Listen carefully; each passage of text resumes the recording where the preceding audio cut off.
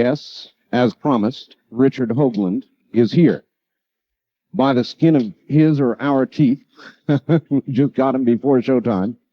And he'll be here in just a moment. And he's, of course, author of Monuments of Mars. And an awful lot more these days, and he's got something to say about the moon. And so we'll be talking with Richard Hoagland in just a moment. First, a programming note, and I know a lot of you are going to jump up and down when you hear this. But beginning 1 week from this Sunday, the latest, the 56th affiliate for Dreamland, KOGO, K-O-G-O, in San Diego, is going to begin carrying Dreamland live. That's 1 week from this coming Sunday. And I thought a lot of you down in Southern California would want to know that, San Diego, Los Angeles, and on up the coast. So I'm sure you're pleased to hear that. In one moment, Richard Hoagland. Now, let us go back east. I forget where he is. I think New York. Where are you, Richard? No, hold on, Richard. Just hold on. Let me get you on another line here. And let's see. Here. Richard, where are you anyway? Weehawken, New Jersey. Weehawken, New Jersey. All right, a lot of people don't know who Richard Hoagland is. We've got a lot of new affiliates, that sort of thing, Richard. So without my having the bio, tell us yourself. Who are you? Oh, dear. Well, let's see. I'm currently leader of a research project called the Mars Mission, which involves a range of astronomers, scientists of persuasions ranging from geology to image processing to mathematicians, anthropologists, even some artists and psychologists. And what we're trying to do is to figure out a set of objects discovered on a set of NASA images about 20 years ago, taken of the planet Mars by the unmanned Viking mission. And it's kind of the first extraterrestrial archaeological research project in history, I guess you could say. Mm-hmm. Before that, I was the head of astronomy departments at museums. I was at the Hayden Planetarium in New York. I've been a NASA consultant. I've been a consultant to Walter Cronkite at CBS News, science advisor at CNN.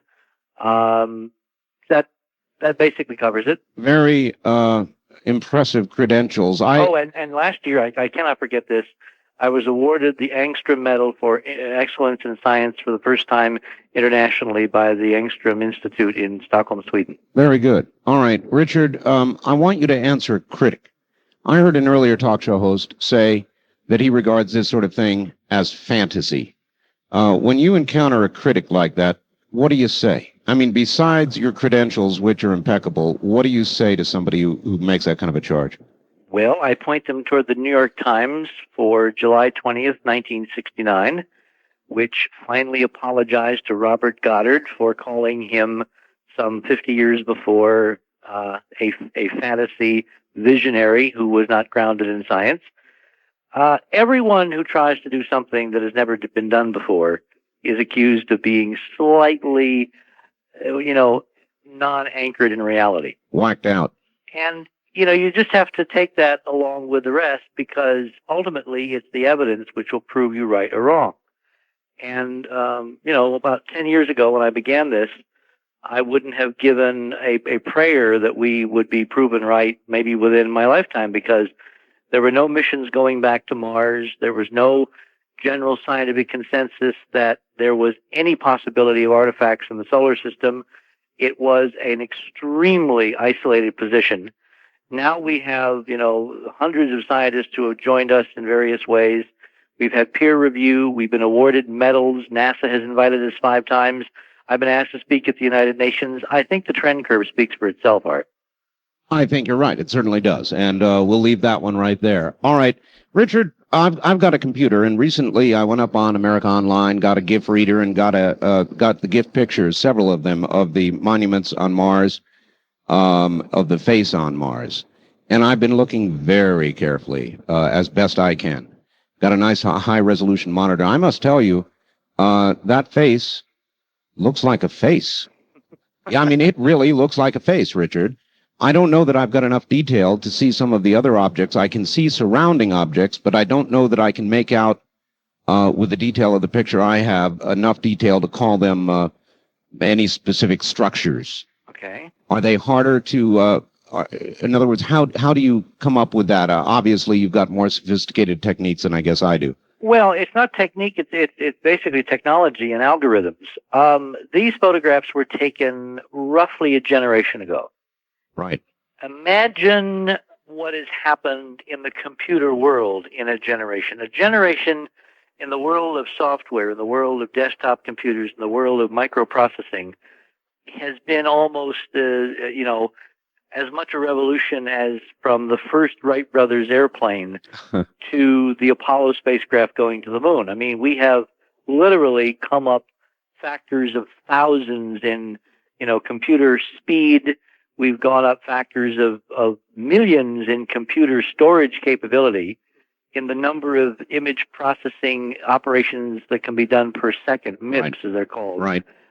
You have more computer power on your desk, Art, now in 1994. And I checked this with an engineer the other day because as we get into the discussion on the new part of our research, you'll see why this is very, very, very relevant. An ordinary, let's say, half meg hard disk, 30 megahertz DOS-based system is more computer power in one machine on a desk than all of NASA had 30 years ago. God, that's incredible. One machine. That really is incredible. One little machine. I've got a That all of NASA spread all over the country in a dozen centers had just 30 years ago, a little over a generation.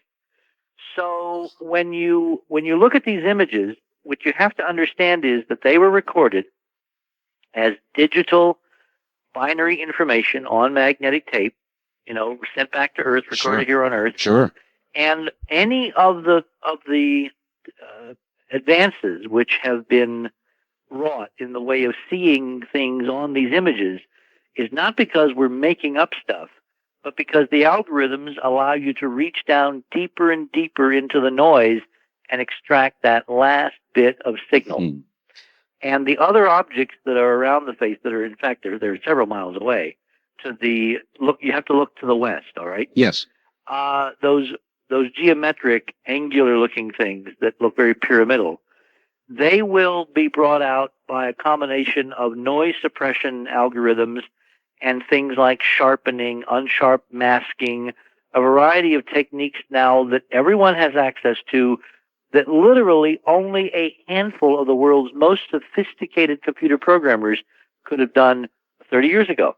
The democratization of this technology, Art, is absolutely incredible. It's the beginning of the superhighway, and what you're looking at is only the beginning of that highway for you, so keep going. All right. Well, my question is, without yet going into what is on the moon, how does the imaging quality of the photos we've received from the moon compare to what I'm seeing from Mars?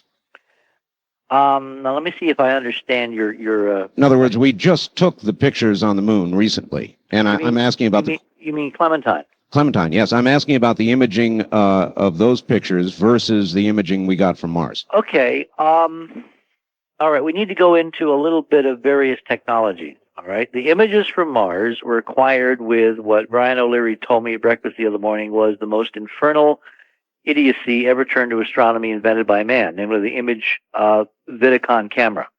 He was the deputy team leader on Mariner 10 that went to Mercury and Venus, and he had a devil of a time with the technology. We were kind of comparing notes in Albuquerque the other morning when I was down there for a conference. Mm-hmm. The same kind of camera was flown during Viking to Mars. An imaging Vidicon is a little pencil, actually cigarette-sized vacuum tube, which writes an image on the front faceplate of the tube by means of an electrical current, a beam of electrons, and various magnetic fields. Or put another way, it's a TV camera. It's a very tiny, but it's a vacuum tube TV camera. Right. Now, the modern TV cameras that you have in your camcorders, yes, and you have in your studio cameras, top of the line, and you have in your space missions, those are not Vidicons. Those are solid-state CCDs, charge-coupled devices. They're chips.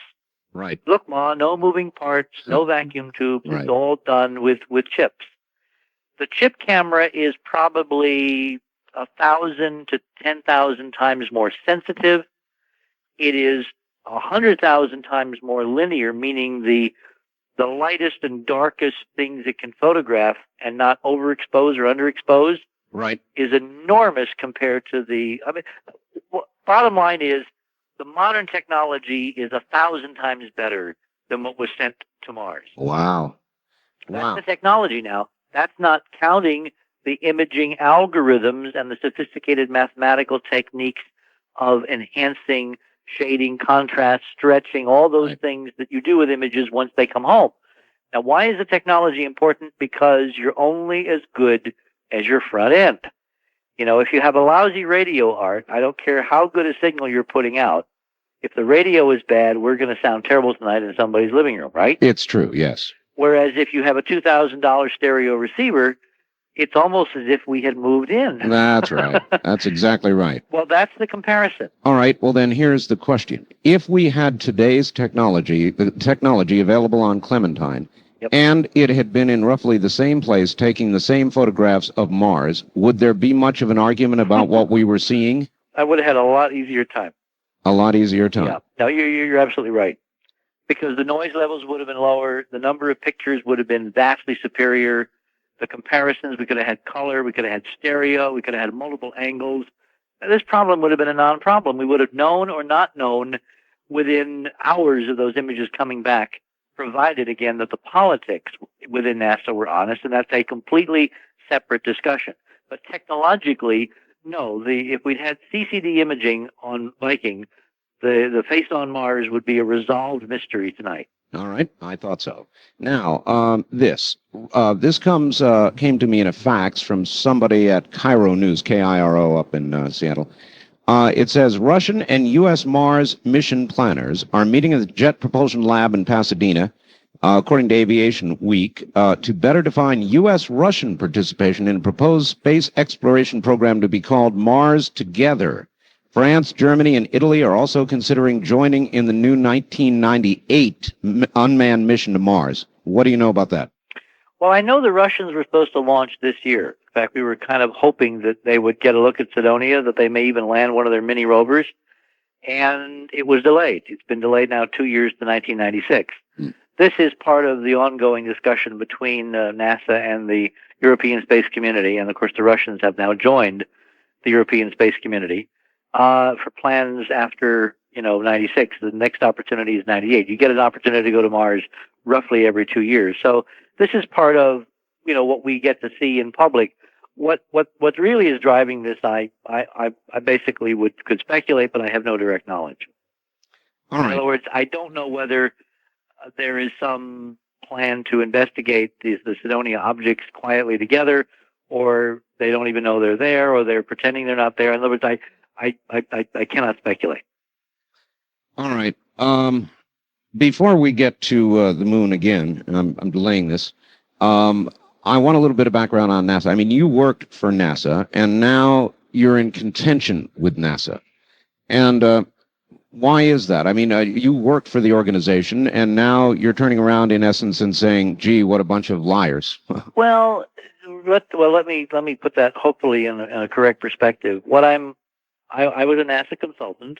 I was a NASA fan from the beginning. I mean, when I was at the museum in Springfield in 1964, I created a transcontinental project between the Museum of Science in Springfield and the Jet Propulsion Laboratory in Pasadena with an NBC affiliate named WTIC in Hartford, Connecticut. It was owned by the Travelers Insurance Company. We did an all-night program with everyone from Carl Sagan to Alan Hynek. We broadcast the program by laser as an experimental technology for communication, foreshadowing ultimately someday what would be occurring across the solar system or between the moon and Earth or Mars and Earth and all that.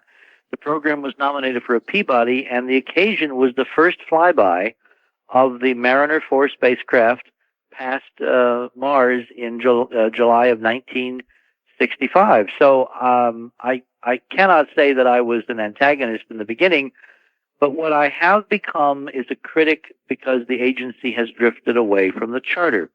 When you go back and look at how NASA was formed in 1958 as a unique government agency that was to be of service of, by, and for the people of the United States, if you read the charter, it says in one paragraph that there shall be all appropriate and widespread dissemination of the process and results of NASA's activities in the field of science and inquiry into the universe, et cetera, et cetera.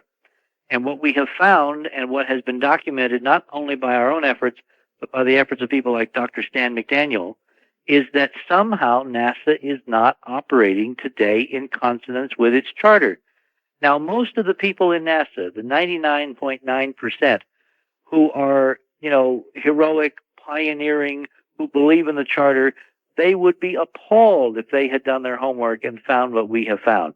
So it's not that I'm opposed to NASA. What I'm opposed to is the tiny handful of people who, over the last 30 years, as we are now unfortunately able to document, have caused the agency to diverge more and more from its ideals, its goals, its vision, its principles, its ethics, on which the American people have depended.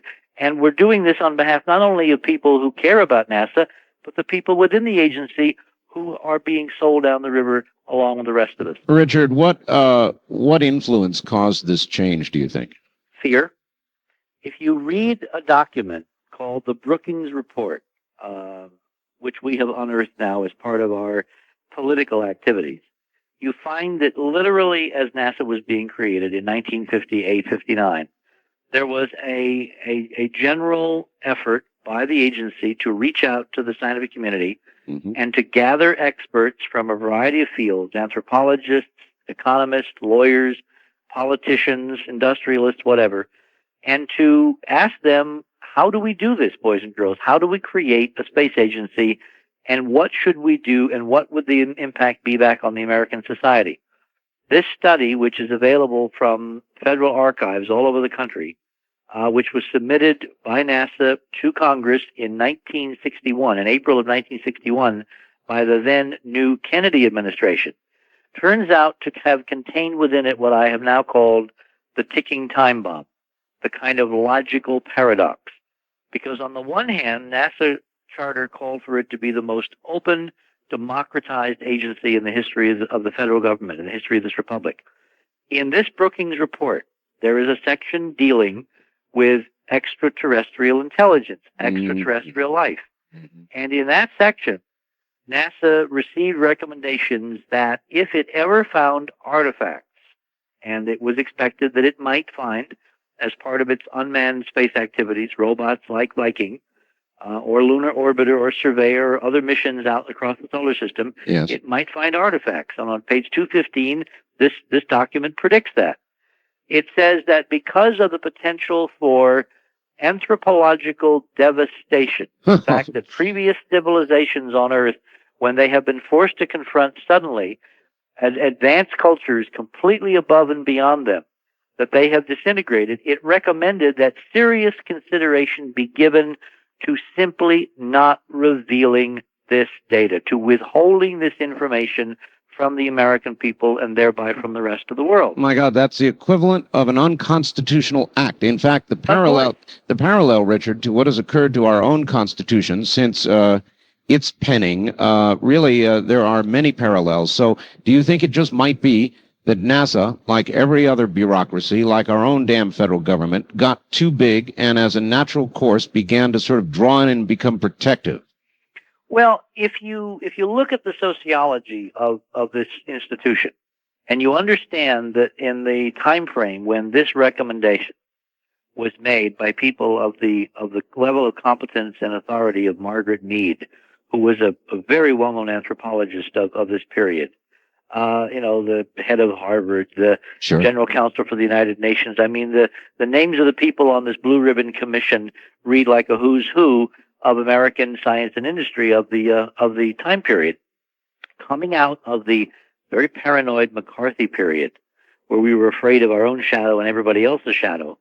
The idea that a bunch of very respected academics would basically say to NASA, look, if you find ETs, you could destroy civilization if you let it out, I think had a profound chilling effect on the scientists and the administrators and the engineers who have been running NASA for the last 30 years. What about the contention itself, Richard? Well, that's a separate issue because, remember, politics is mostly perception. Yes. Politics is the art of of dealing reality, spinning reality, not reality itself. So regardless of whether you now look back in hindsight and say, oh, they were crazy to have thought that, the fact that, and I want to in a moment get into a couple of other governments that are in the same position kind of sociologically that we were 30 years ago, Right. and that I've now dealt with. I've had representatives come and stay with us and talk to me about how they would respond to this kind of information, given that their treatment of academics is very different than ours is now. It's more like it was 30 years ago. So we've been doing our homework into why this apparently was taken so seriously. The upshot is that a lot of the people who created NASA, who commissioned this report from, remember, Brookings is one of the world's most prestigious think tanks. All right, very short on time. You got to understand that these were well-meaning men, and they were men. They were not women, because we're dealing with the 50s and 60s.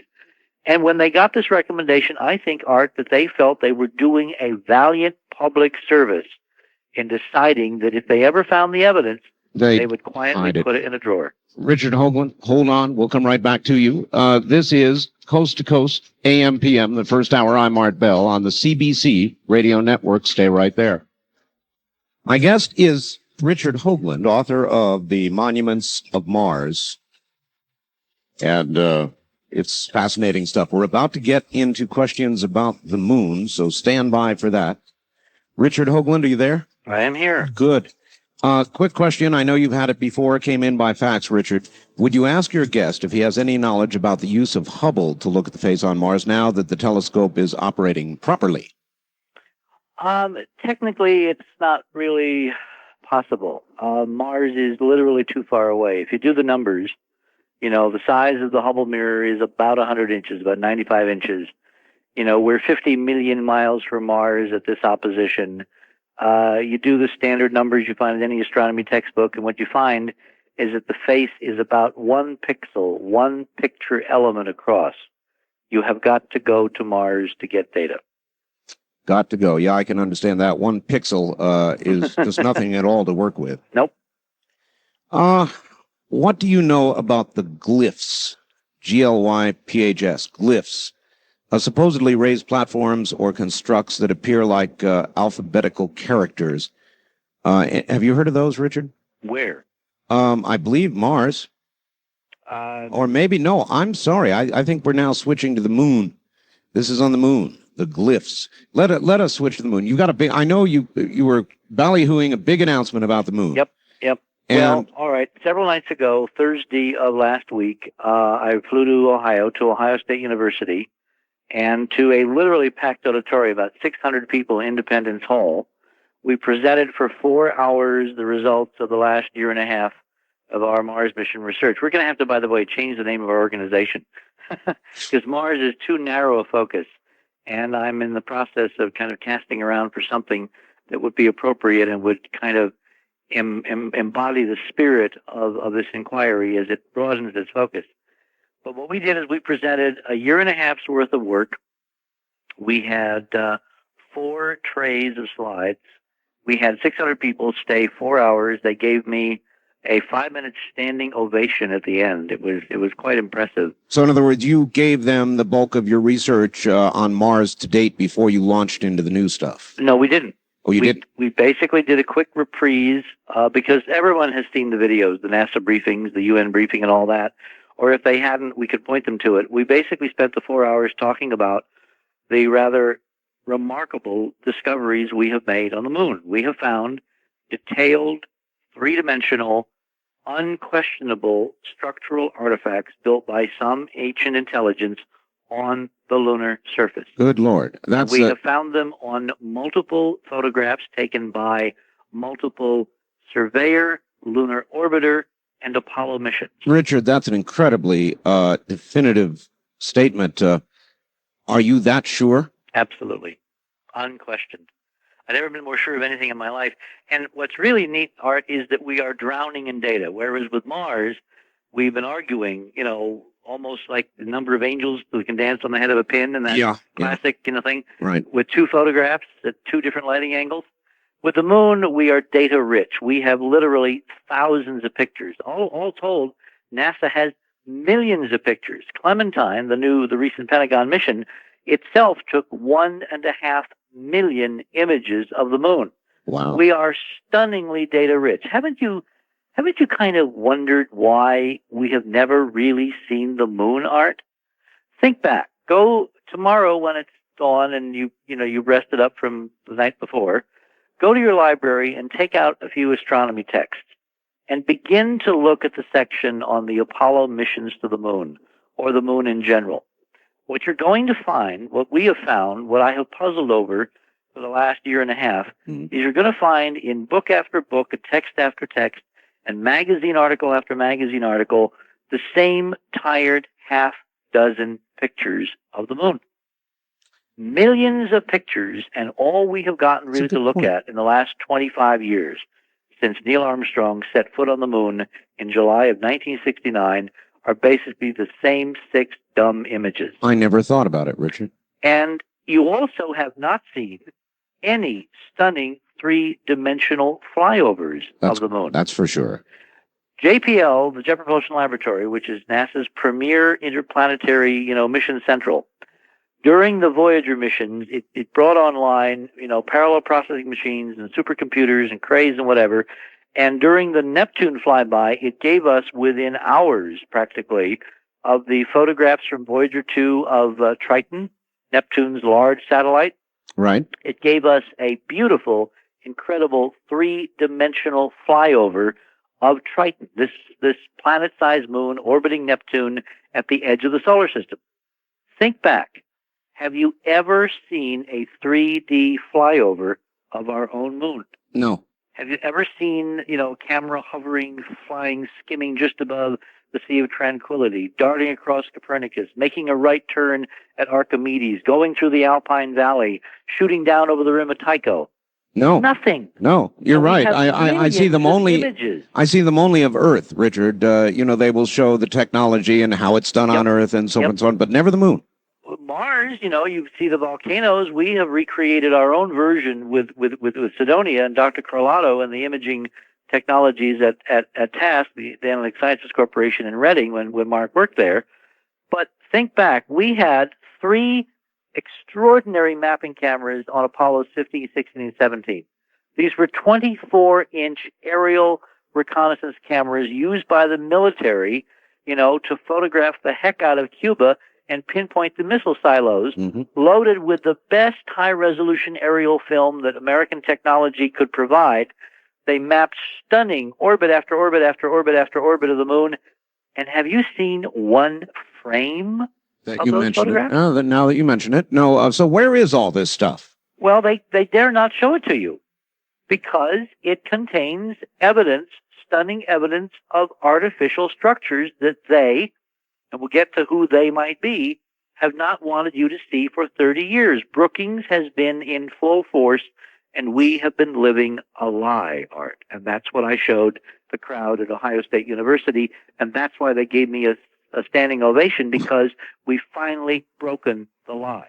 Richard, the moon is not 1 pixel from Earth. Nope.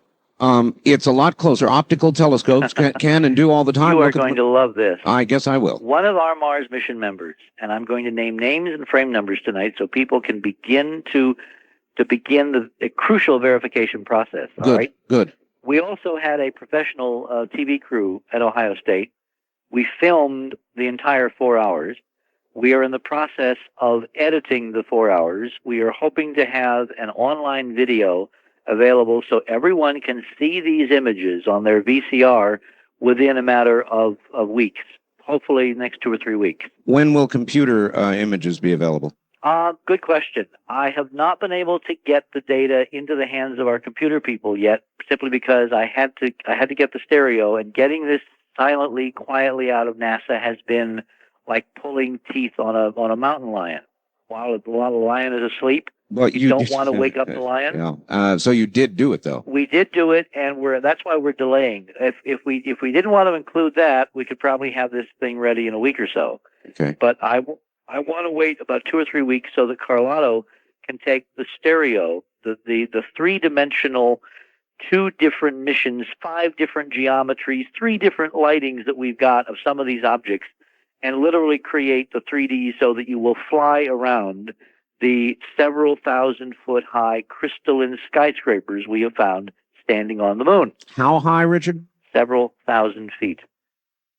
Several thousand feet.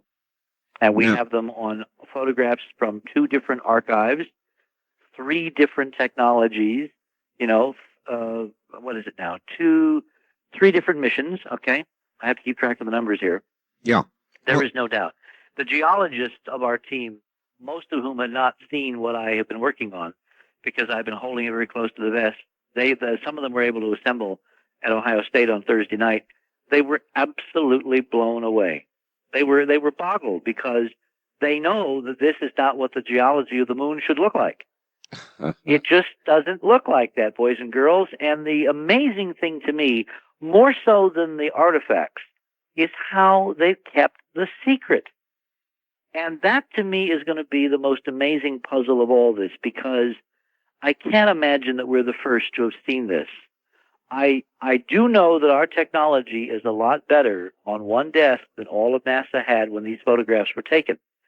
But I also have now been seeing clues in the Lunar Science Conference papers, in the proceedings of the scientists get together every year in Houston, where they gather and present papers on the lunar studies, the rocks, and the photographs and all that. I see lots and lots of clues that other scientists have seen some of this before and didn't know what they were seeing. I also know that some scientists had to have known what they were seeing, because there's just the fingerprints of their manipulation of the of the rest of them away. It's like the 99% who are honest can be manipulated by the 1% who are not, because the 99% believe that everybody is honest and they don't think anybody would ever lie to them in NASA, and that's why this weirdness has succeeded. Okay, that accounts for this country, but what about other governments, other countries? Well, that gets into very speculative territory, Art. For one thing, we're the only nation to send stuff to the moon except for the Russians, right? Right. Well, but we're not certainly the only nation to do careful photographic work of the moon. Well, yes, we are. We are? Yeah. Now, there is one weirdness in that statement that I must tell you. What about the British, Richard? They do quite a bit of the British have not been to the moon. Not been to the moon, but they do a lot of photographic looking. No, but you need to be in lunar orbit. Again, to see the level of detail, to know with absolute certainty what you're seeing. I see. You have to be in lunar orbit. Now, let me tell you one weirdness that I don't know where to put this on the landscape, and so I'll just lay out the evidence and you can decide what it means. All right. About a year ago, a Japanese television network came to us wanting to film me for a program vis-a-vis the monuments of Mars. Right. And negotiating with the Japanese is an art form all unto itself. Yes, I know. Particularly when you do it by fax, long distance between here and Tokyo. Oh, I know. So, I mean, I wasn't so much interested in the money as I was interested in the leverage that having a Japanese television network working with us could give us to answer a major mystery in my own mind. In 1991, one of the major car companies in Japan, I believe it was Honda, put a spacecraft in orbit around the moon. Were you aware of that? No, I was not. Well, see how quietly it occurred? Honda put a space... Honda. Yep. When was this? In 1991. It was a 2-component mission. One part of the spacecraft went into a high Earth orbit, and the other was placed in lunar orbit. Now, let me pose the question. Have you ever known the Japanese to go anywhere without a camera? No, of course not. Have you seen any pictures from the Japanese moon orbiting mission? Richard, I didn't know they went to the moon. Well, I did, so I asked long distance my colleagues in Tokyo. Who launched this thing? The Japanese space agency, ISA, I believe it's called, ISA. Wow. But it was primarily, remember, the corporations over there are driving the train. Shimizu is planning an orbital Hilton and a Japanese moon base. Are they really? Yep. When do they project that? Well, they're fuzzy on the dates, and I now know why, all right? Because the politics aren't ready. I see. Anyway, so I am interested in getting hold of these pictures that I imagined had to have been taken by the Japanese mission, right? Of course. So rather than the normal international exchange of, dollars for rights and all this, I basically propose we do this for a very modest amount, but I want access to the Japanese lunar pictures. Ah. Okay? Yes. Because I'm beginning to build the data file, and I'm trying to get a handle on what in the world we got on the moon that no one wants to talk about. So what'd you get back? Sosadi Hoagland-san? How much time we got? Yeah, we're all right. All right. The day after I sent the fax, remember, when you're dealing with fax between the U.S. and Tokyo, you're dealing into tomorrow. You're crossing the international date line, so it's already tomorrow over there. That's correct, yes. So the fax machine rings at very weird hours when you're trying to do this. Right. Literally within hours of my sending this fax, where that was the condition for my going ahead with this arrangement, yes, my contact sent me a copy of the Tokyo Times back by fax that morning, which announced that the Japanese spacecraft had crashed on the moon. Oh, my. Within hours. And further, it stated that it only took 2 pictures, neither of which was usable. Yeah, right. Incredible. I hate to say, Art, but I think the fix is in. The international fix. Exactly. Mm. We have one world. One world, one space agency, yeah. eh? Mm. And the last vestige of competition vanished when the Soviet Union collapsed in all its glory, a couple of years ago. Right. The fact that the Russians have now delayed again going on the wake of Mars Observer disappearing, if it weren't for the fact that we've now got them by the... Uh-huh. Well, this is family radio, so I can't tell you what we've got them by. So, Richard, we are now the gatekeepers. We are the gatekeepers, and fortunately, the Constitution still prevails, and fortunately, we've got the data, and fortunately, the American people can take back their space program, but they've got to get mad enough to decide this nonsense is high time it ended. Enough already, huh? And you're convinced of this? I mean, you're sure of it? There's no question about it? It's not just me. When I send you the tape, you're high on the list of getting the first copies next week of what we call the preview copies. Great. I had a meeting this afternoon with our production people, and I've set aside in the budget 100 copies, freebies, to be given out to media, political people, scientists, colleagues, kind of high priority targets, because once you see what is there, what we have found, your life will never be the same again, and you will demand that Bill Clinton do with NASA what he's done with the Atomic Energy Commission. Open the damn file. Is he likely to do that? We are talking with the Clinton administration even as we speak. We had a conference call yesterday with one of the president's closest friends, someone who has taken the McDaniel document into the Oval Office, and I am going to try to set up a situation where Bill Clinton either can become a hero, a la the man that he, venerates, John Kennedy. Yes. Or history will write something different. Evidence is there. More like a Richard Nixon. There are 2 ways you can write history. You can either lead or you can follow. Mm-hmm. In this case, leadership is demanded.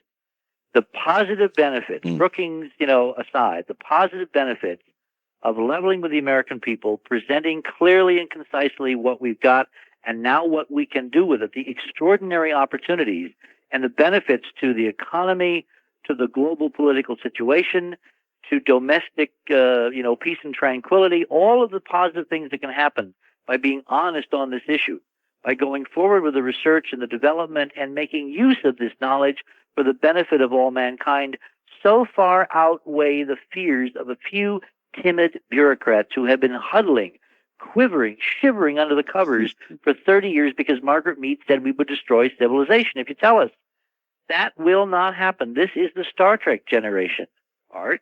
We have been raised on going where no one has gone before, and I frankly think it's high time that we all grew up and we went ahead and made known what a few have known and have seen while the rest of us wondered. Richard, maybe we're ready, but what about the rest of the world? We are not alone. In other words, we've come a long way, you're right, with the Star Trek generation, but I'm not sure they are in Argentina or in Britain or in Australia or in Japan or in a lot of other places. What about the rest of the world? Well, look, we lived on this planet from the 50s to a couple of years ago where children in every culture, every race, every creed, every color, every country went to bed at night, and if they had access to any kind of media, at some level, as they went to bed, they thought, maybe I won't wake up in the morning because there'll be a nuclear holocaust. That's true. A global nuclear war. That's right. And this planet survived that insanity. Nothing else could possibly compare to suicide by our own hand, the idiocy of the military and industrial complex run amok. Mm-hmm. I think that this is where leadership has to assert itself.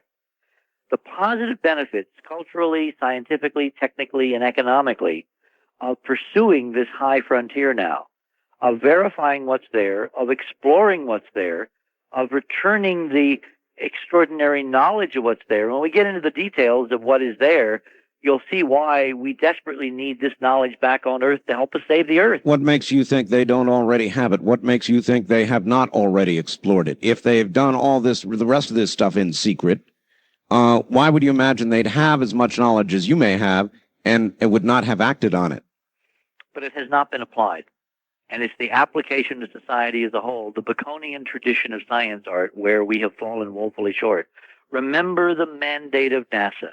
NASA's charter was to explore space and to create the technologies and the knowledge base to apply that wisdom and knowledge for the benefit of all mankind. There has been a woeful gap between that vision and what in fact has taken place. But so maybe the science has been done by somebody, but it has not been applied to the benefits of society on this planet, and that's what has to happen now. We have to reinvent the Earth using this knowledge which someone has been sitting on for over 30 years.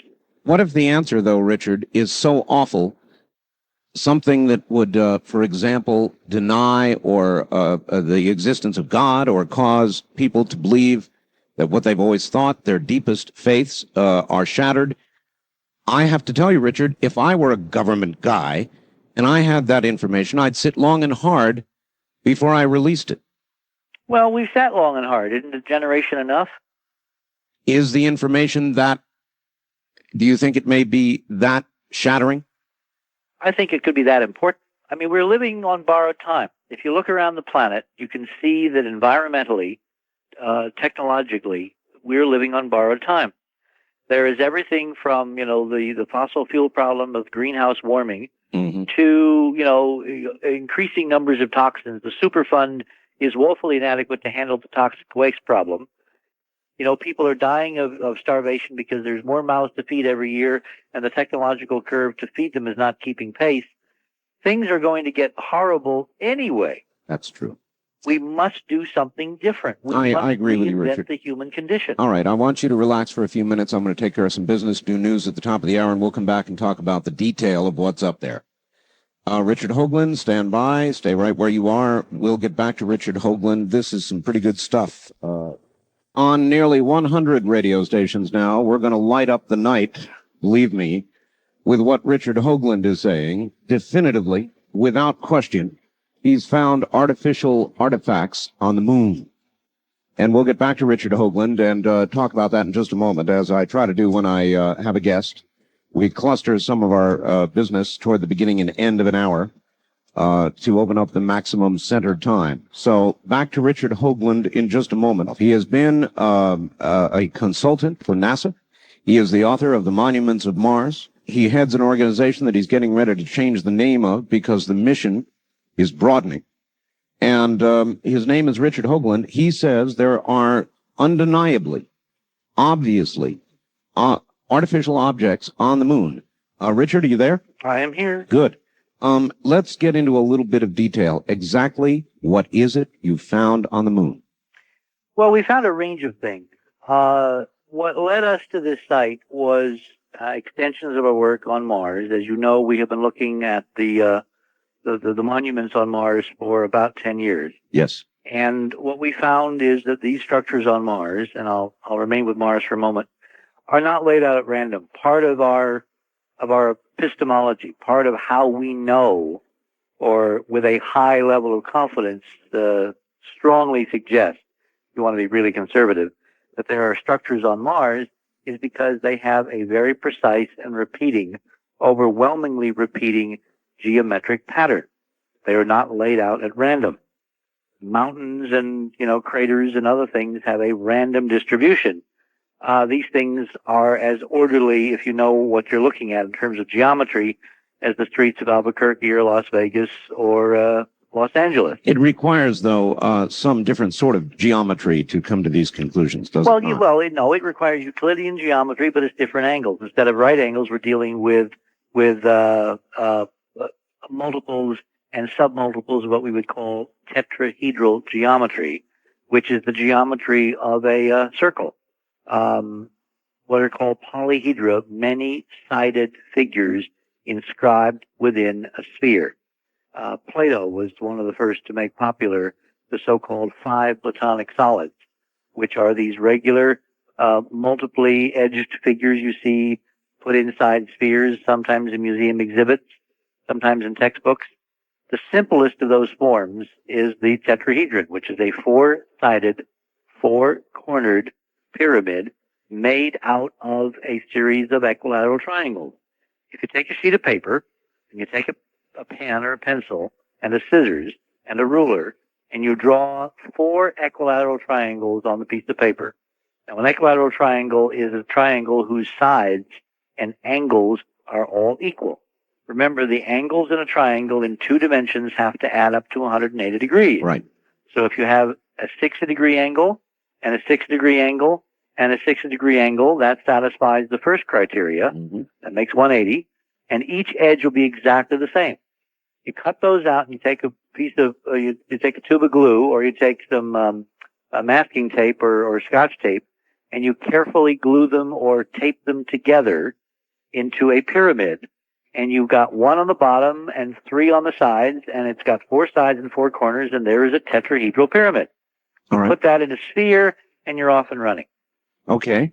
In 2 dimensions, not in 3, but in 2 dimensions, an equilateral triangle is the symbol, is the stand-in for this tetrahedron.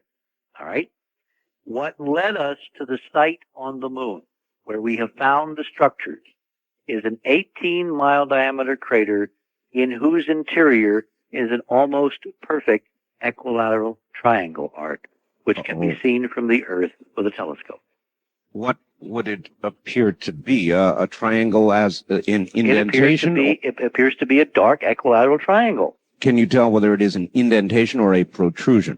Well, you can't tell from the Earth-based photographs. We've now acquired photographs taken by the Lick Observatory about 50, 60 years ago. And these were available from NASA. They were picked up by a colleague of mine at an archive in Hawaii, of all places. We tried to get some full moon photographs from Lick directly, and for some curious reason, we couldn't get any. I don't know whether it was because the people we were dealing with were kind of dumb, or they are not available, or I don't understand why, but we finally had to track down full moon pictures through a NASA archive out in Hawaii. And when you scan them and put them up on the computer and enlarge them, lo and behold, this crater called Okhurt has this stunningly perfect equilateral triangle inscribed within it. It's the only crater on the moon that we've examined. We've now looked at thousands of them that has this. Now, what makes this pretty interesting is that this crater at certain times is the closest crater to Earth on the moon. It is in the center of the lunar disk. It's right smack dab center of the visible side of the moon, facing the Earth as the moon orbits around the Earth in about a month. It's the place where if you were putting something for intelligence on Earth to see when it developed telescopes, Art, that's where you'd put it? That's where you'd put it. So, of course, this is kind of interesting. Now, when we did the computer processing, what you can do in the computer is you can measure very carefully light values. If you've been looking at your GIF images, yes, you know you can call up what's called a histogram. Yes, absolutely. And you can actually measure on a scale of 1 to 256, right, the grayscale. That's correct. The bright and dark pixels. Right. Well, on the rim of the crater, we can look at the brightness of the rim in various parts. If you think of a crater as a circle, as a clock, right, and you have the clock at, let's say, midnight with the hands directly up, right, 3 o'clock would be with the hands at right angles, 6 o'clock would be with the hands at the opposite, and so on and so forth. Think of a clock face, all right? Okay. The equilateral triangle in Okhurt is basically midnight to 4 to 7 and back to midnight. Huh. That's the edges. It's straight up and down. Now, on the rim around the crater, there are 3 bright sections, which are at 2, 10, and 6. So it forms another equilateral triangle if you connect the edges outside of the interior equilateral triangle. Right. Precise one, yes. Like a double inscribed equilateral triangle, which of course is the 2-dimensional equivalent of the double inscribed tetrahedron we have decoded through the monuments of Mars, if you looked at my UN tape 1,400 times, as some people in fact have. Yes. You see why we got intrigued? Of course. So, as Indiana Jones said in The Last Crusade, X does not mark the spot. It turns out to be an equilateral triangle. So we began pulling out of the files, or trying to pull out of the files through various sources and contacts, mission photography from the U.S. space program going back 30-plus years around this site, smack dab in the center of the moon. And there are 3 sets of missions that obviously we wanted to look at. Right. How do you go about that, by the way? I mean, do you call up NASA and say, look, I'd like... No. Not if you're heading the Mars mission, you don't. I see. Because the first thing that I thought would happen is there would be a wholesale fire if they knew I was looking at negatives for a particular part of the moon. I don't want to sound a little paranoid, but, with the weirdness that has been documented by McDaniel and others now over the Mars data, I wanted to play this real cool. So the advantage of having a membership organization is you can have John Q. Public write very nice letters to the National Archives, which NASA has set up, and they can order photographs and negatives and things, and they never know that it is going to the research until it is too late. So you basically were hoping they were hiding this in plain sight. The purloined letter. Yeah. We had some indication that, in fact, this is what was going on. And let me tell you one piece of evidence. I was able to get hold of a catalog from the Apollo 10 missions, published in 1971. Apollo 10 was the precursor to the lunar landing. It literally was a year ago, 25 years ago, a couple weeks ago. Right. May 25th, 1969 was the successful orbiting of Apollo 10. And of course, I vividly remember it because that was my, I was involved at CBS. I was science advisor to Walter Cronkite. Young kid at 23, the power of being advisor to the most powerful television network in the world. Yes. You can imagine how you felt at that time. Well, I felt that way. So I remember vividly where I was, what I was doing, and what we were all doing during this mission. Little did I imagine, Art, that a quarter of a century later, I'd be looking at photographs acquired by that mission and finding stunning stuff that A, proves that there's somebody else out there, and B, that our government has not leveled with us for a quarter of a century. I would never have imagined, ever, that I would be in that position. But that's where we are. Mm-hmm. So anyway, I got this catalog from one of our Mars mission members, and in going through it, I noticed something peculiar from Apollo 10.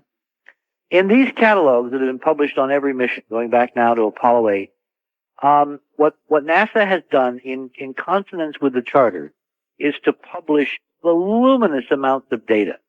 It's almost like one of those old Johnny Carson routines. Everything you ever wanted to know about an Apollo mission is contained within these covers.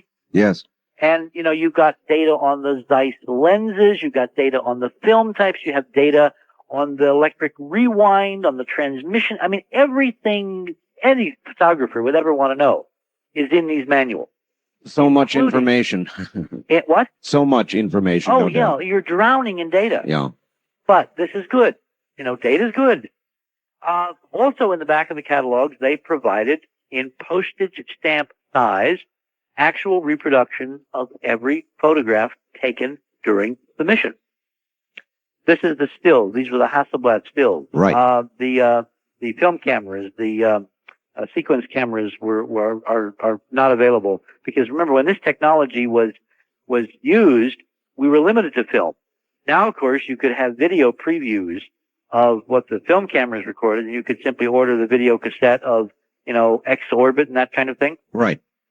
Anyway, in the back of this catalog, Apollo 10, published in 1971. Mission took place in 69, catalog published in 71.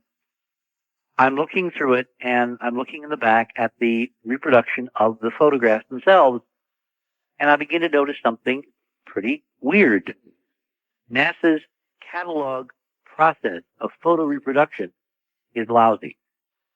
If you go from upper left to lower right, there's about a half a dozen pictures on each page. Mm-hmm. And you would have overexposed, blank, underexposed, okay, underexposed, blank, blank, overexposed. Mm. So, underexposed, blank, blank, blank, overexposed.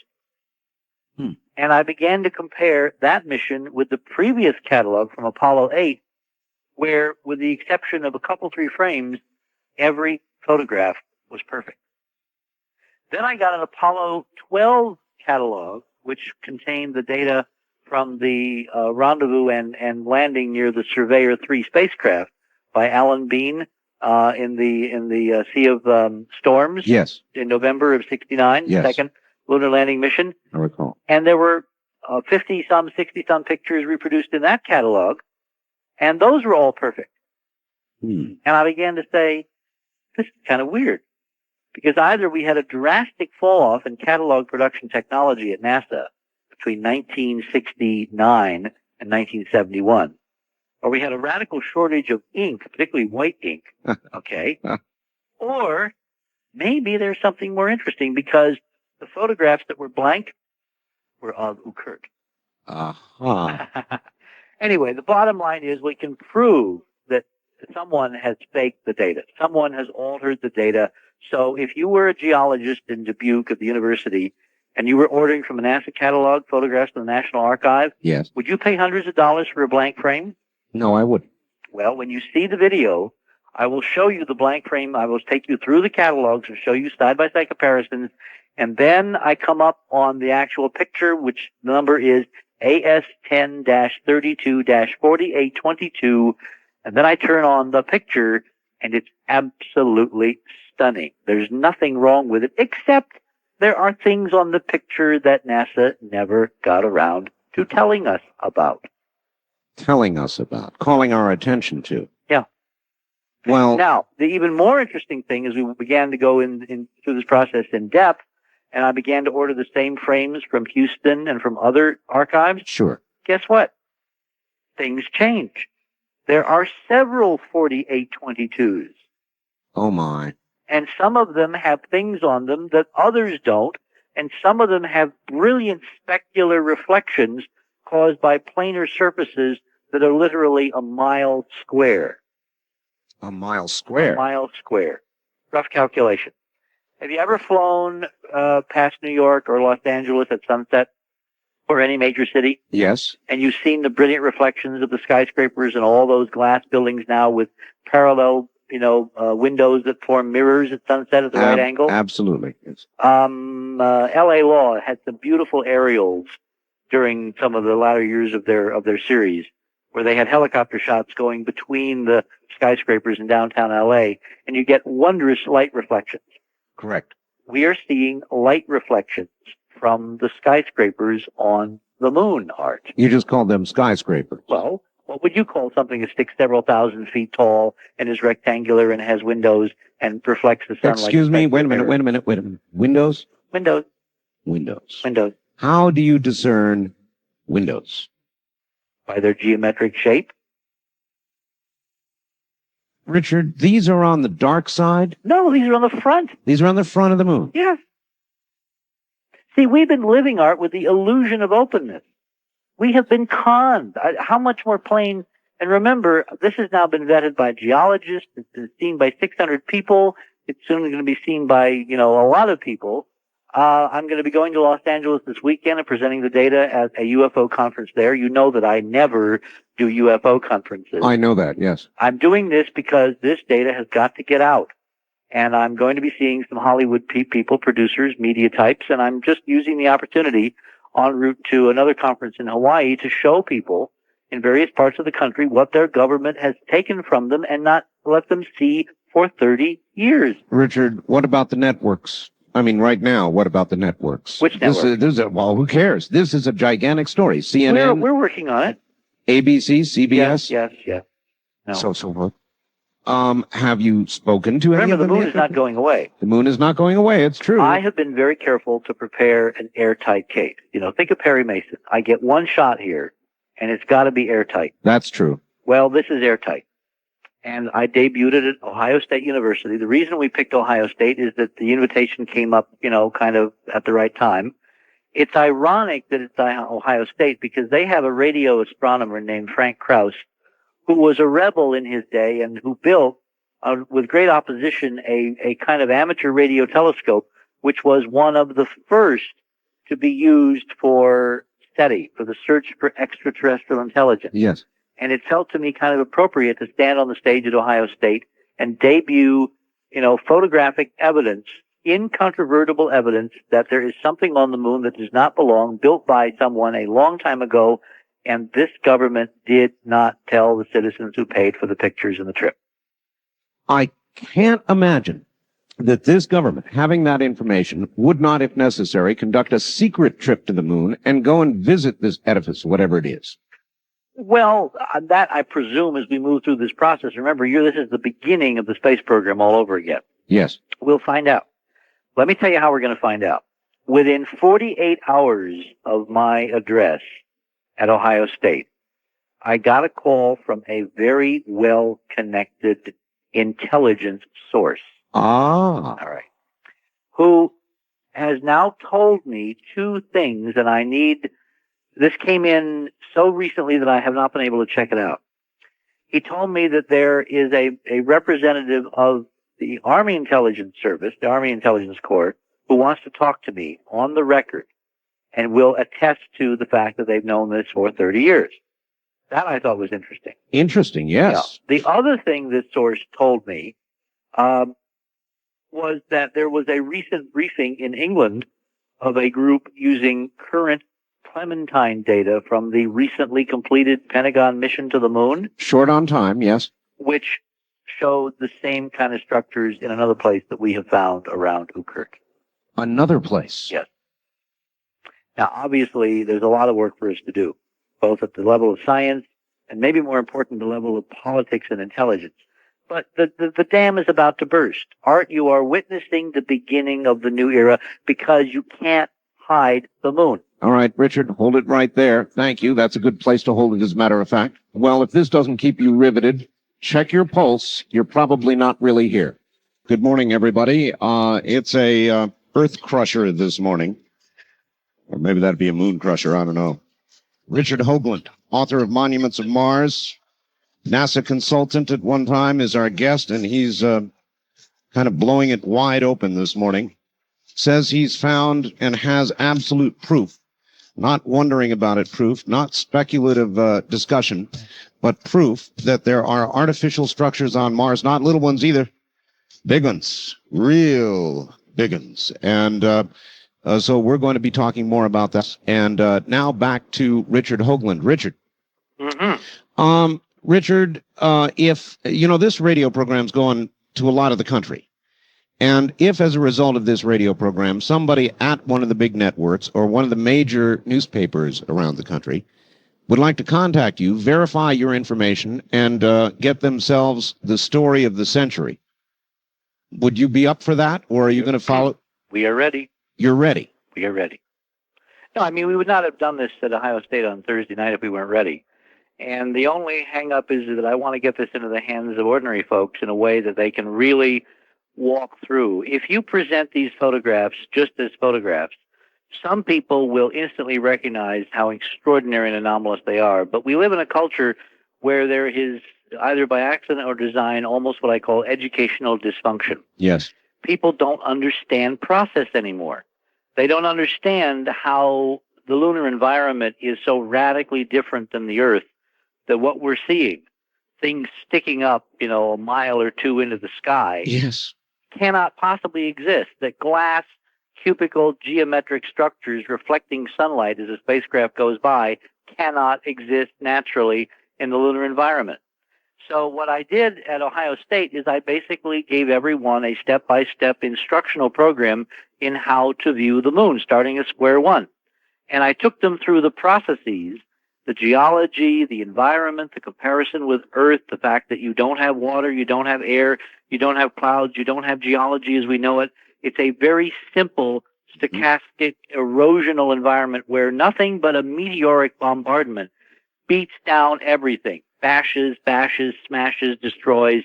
So you basically have rounded terrain eventually with lots and lots of rounded craters. Sure.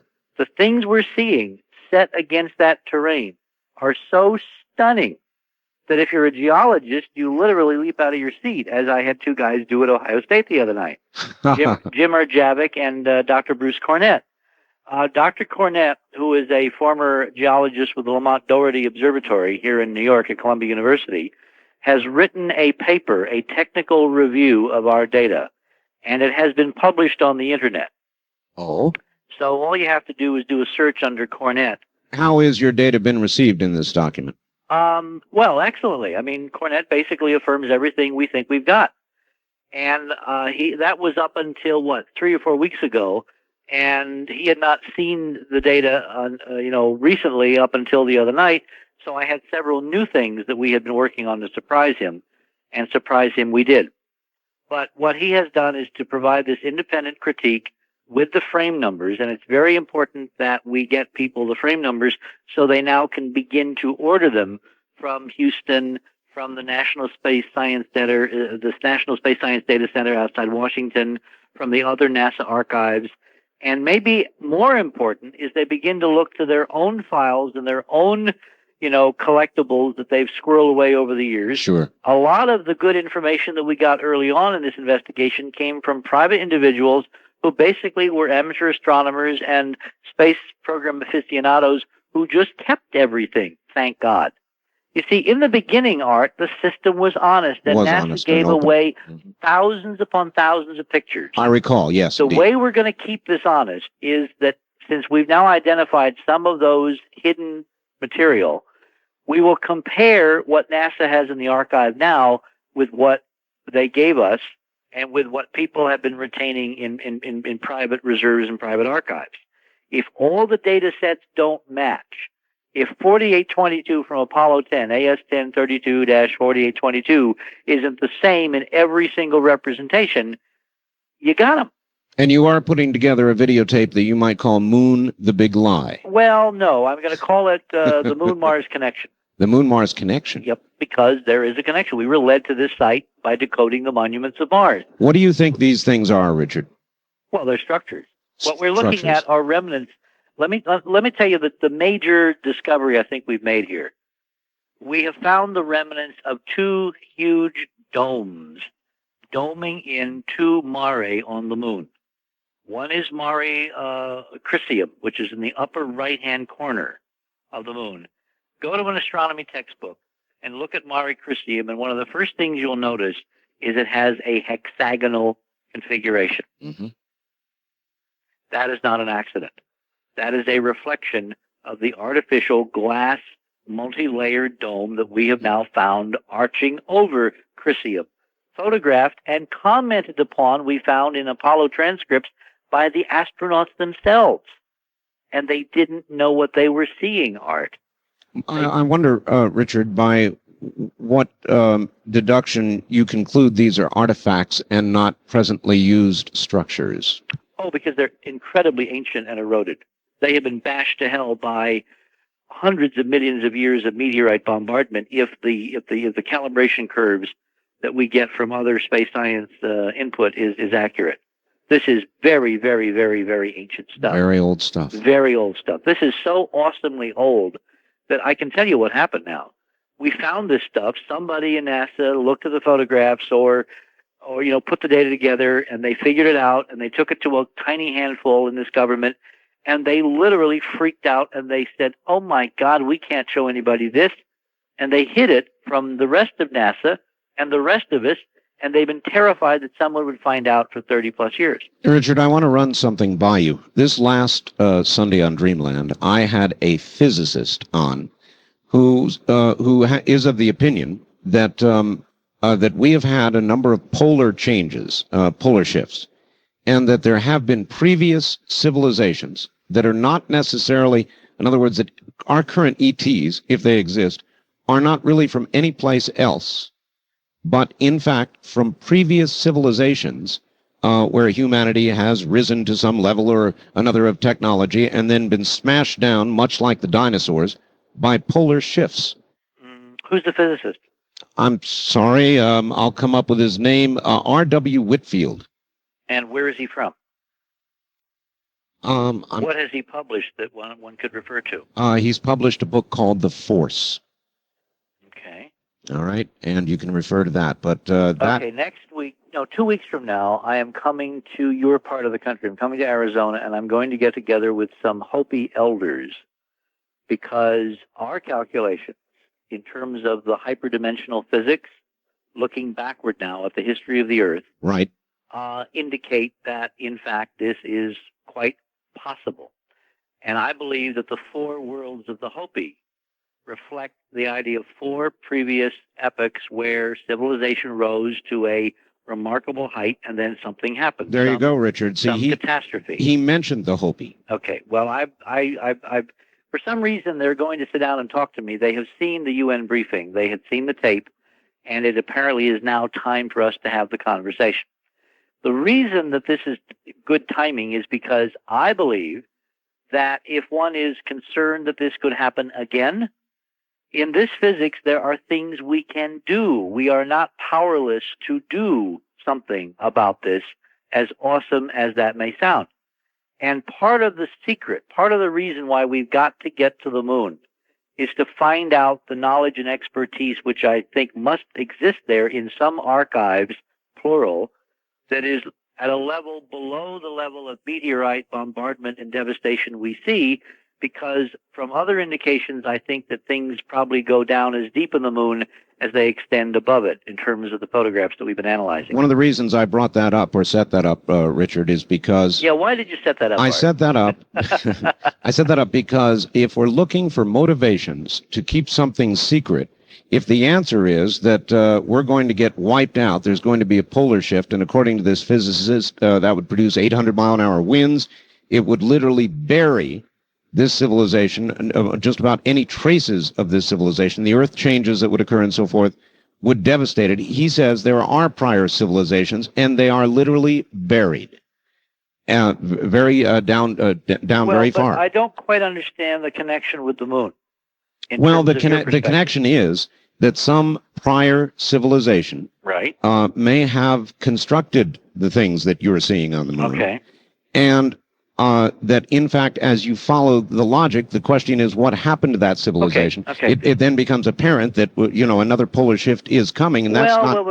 It's not good news. What we're looking at is and now we're really at the boundary of speculation. Yes, I understand. Remember, we're looking at they're very good photographs. We're seeing detail down to the order of meters, all right, feet on these photographs. One of our geologists believes that some of the photographs that I'm showing are the footings in the northwestern area of the actual dome. That the erosion has been so severe that we're now seeing the foundations.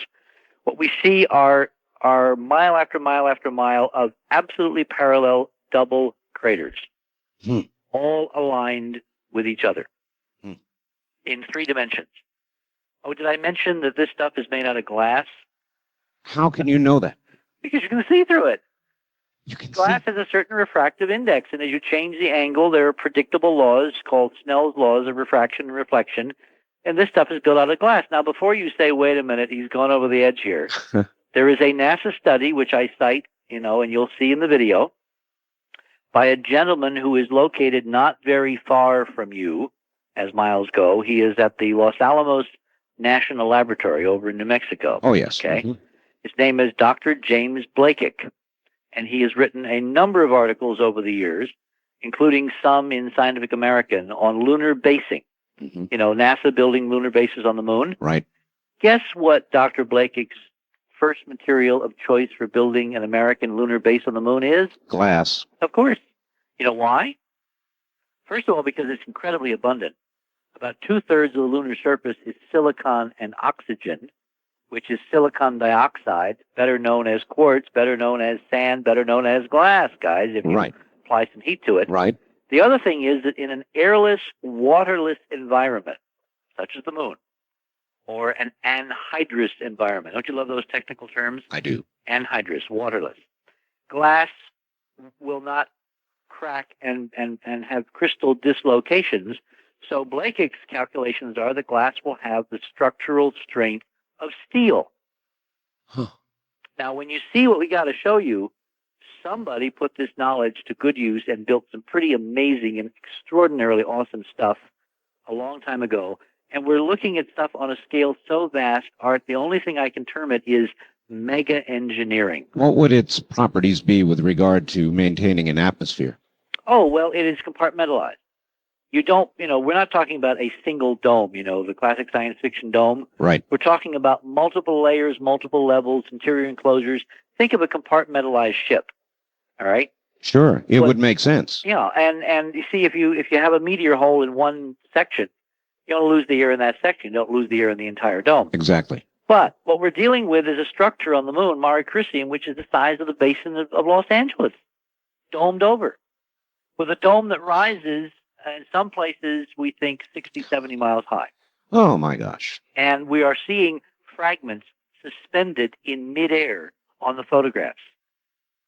Fragments suspended Geometric fragments of glass reflecting in the sun with shadows and 3D structure and the associated rebar, the matrix, the dark, probably titanium iron matrix that held them together. The kind of, have you ever seen close-up photos of the Biosphere 2 in Arizona? Well, yes, I have. But wait a minute. There is no air on the moon. So suspended, but perhaps. Well, suspended by the structure. I see. All right. Framework. Oh, I've got you. All right. Yeah. Mm-hmm. And you're looking at parts of it, because most of it's been destroyed. I mean, we're looking at something that's so incredibly ancient. And I know to people tuning in, this sounds like we're talking about a science fiction novel. No, we're talking about photographs taken by the astronauts of structures that they didn't get around to telling you about. And we debuted them last Thursday night at Ohio State University. And I'm going to go to Los Angeles. And if you want to come and see them, simply find the conference at the airport Hyatt at the airport there. Mm-hmm. And, come in, and we're going to do it in 3 parts on Saturday and Sunday. And we'll show you lots of pictures, 3D views, different lighting, different geometries. And I guarantee you, your life will never be the same. This is real. This stands still.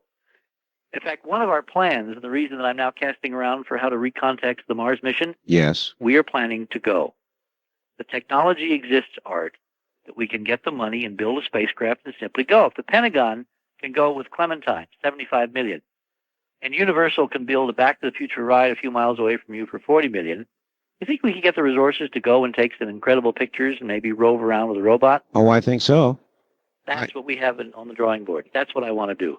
It's time for the space program to graduate and get back to the hands of the citizens. But I guess I say again, Richard, unless you force this wide open, which of course is what you're trying to do, if they've kept it secret and they knew it was there, I would have to say they went and took a look. They know exactly what's there. I'm sure they did. They've got close-up pictures. Which is why President Bill Clinton has got to do with this what he did with the AEC. I mean, look, what is more horrible?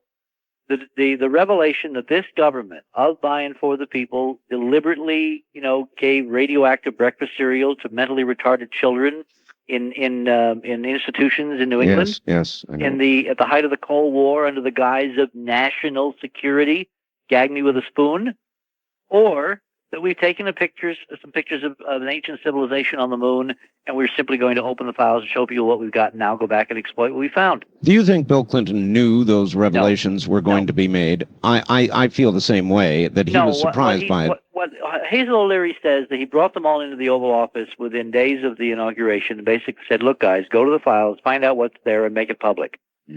What bothers me is that Dan Golden, head of NASA, holdover from Bush Quayle, is still head of NASA. Yes. My close sources to the Clintons tell me that the reason is that they've been very busy with a lot of other stuff, and NASA, frankly, has not gotten the attention that it deserves.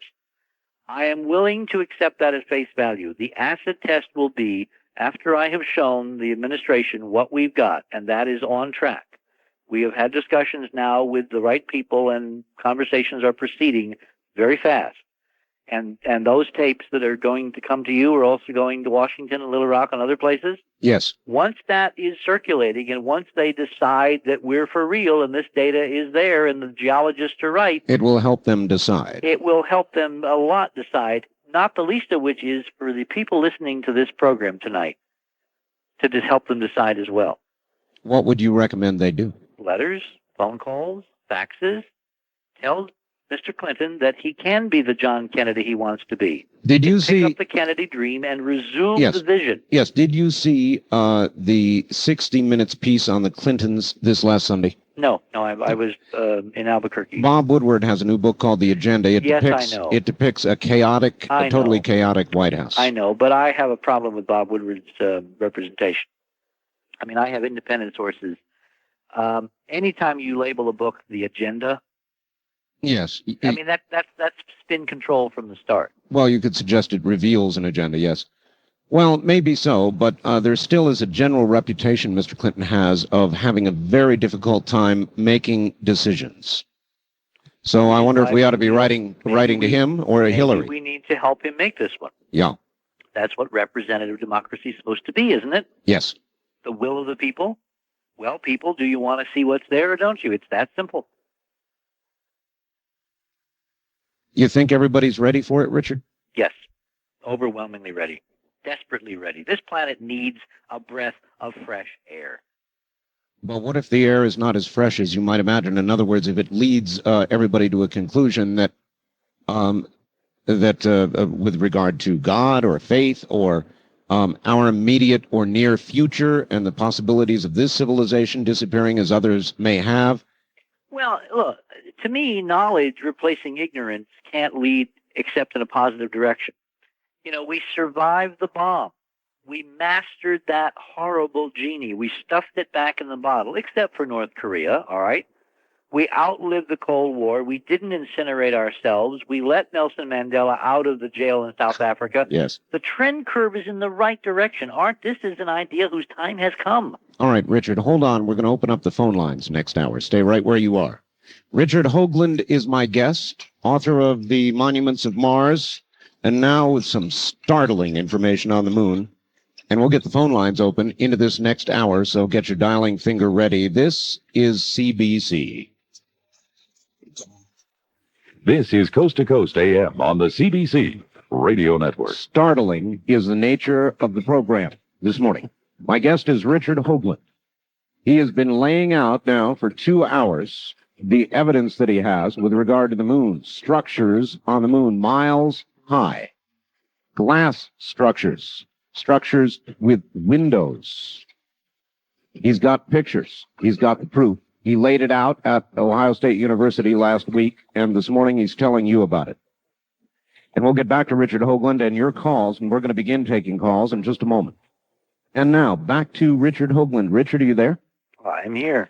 All right. I just had a fax come in from someone that I kind of want to answer obliquely on your program. That's fine. Let me, because it brings up a point that people might be curious about. This is someone who's been listening to your program, and he had a thought that the safest place on the moon to build would be in the center of the disk, because the spot enjoys the maximum amount of shielding by the Earth, in paren, from random meteor impacts. Mm-hmm. He says, I'm not suggesting that this would be the only reason to locate there, but it would be a nice, if marginal, perk. Unfortunately, that's all dead wrong. Oh. See, the celestial mechanics of this are very intriguing. What we have found is there's a range of structures on the moon now, and there are regions where things are really in horrible shape, bad shape. Right. Then there are other regions where they're in much better shape. And we've been trying to understand why. Yeah. And it turns out that there are regions on the moon that are more protected from meteor bombardment than others. Why? Okay. This is going to be difficult to do without the pictures, but let's try.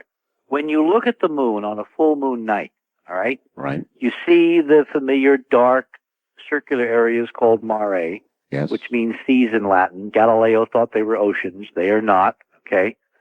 Modern astronomers think they are lava plains caused by upwellings of lava. I'm beginning to suspect that they are not, all right? They might, in fact, be the remains of these cities with glass domes over them. All right? Oh. Yeah, except for our Mare Imbrium. Mare Imbrium, which is the one in the upper left-hand corner, appears, by the way, to be an upwelling of lava. And by accident, as I was going through these lunar science conference papers, Yes. I found papers that were decrying the lack of what they call wrinkle ridges on the Maria. Right. A wrinkle ridge is a geological term for a lava flow. Like if you have lava coming out of the ground. Yeah, as it cools. As it cools, it forms these little wrinkles. Well, these papers were these are from geologists that have been looking at the lunar data for 30 years. They're decrying the fact that on the orbital pictures, they can't find the wrinkle ridges that they're supposed to exist if the Maria are lava lakes. Surprise, guys. And so instead, you're beginning to conclude it may be the remnants of a city? There may be these regional areas that were the remains of cities with domes over them, and that's what the Maria are. Just in two areas we found strong evidence now. That's where these structures are located. One is Sinus Medi, which is the Maria in the middle of the moon, the central bay, the middle bay. Sinus Medi means middle bay in Latin. And then in the upper right-hand corner, there's Mare Crisium. You know, the Sea of Crises. Yes. Kind of metaphorical for NASA. Anyway, on the left-hand side of the full moon, when you look at the moon on a full moon night, on the upper left-hand side, there's this huge circular basin called Mare Imbrium. Okay. That does appear to have been filled with lava. It's the only mare on the moon that these guys, this paper, found that had actual wrinkle ridges and lava flows and all that.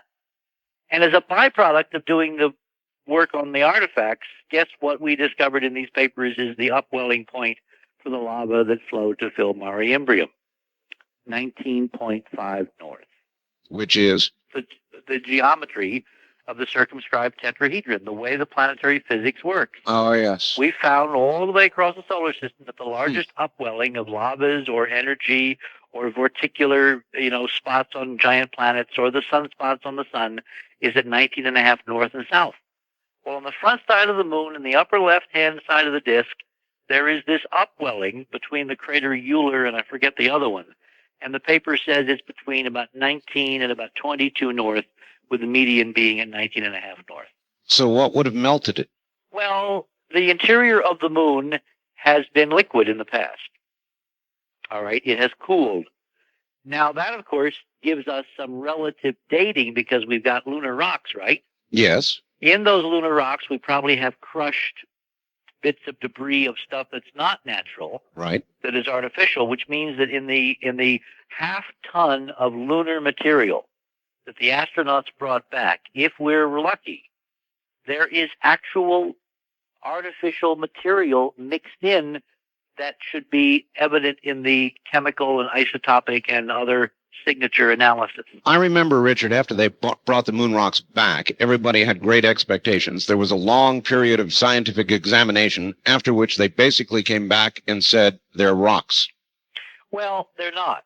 I mean, that's a very, very, very outside perspective. When you really get into the papers, and I have now spent a year and a half going through the papers, there are wondrous clues that in some of the material returned by the astronauts, we have actual samples of beaten, smashed, previously manufactured stuff.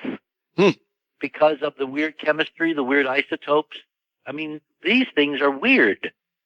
All right, here's a relative fact, perhaps. Several years ago, comes from Phoenix. I heard from a source that I cannot disclose, of course, that sonar buoy-type detectors were put on the moon. At a later time, a hard landing was made in the vicinity of the buoys, and an echo was detected that would indicate the moon was not solid. Does your guest have any knowledge of that incident? Okay, very perceptive fact. Let me try to, again, do this in context.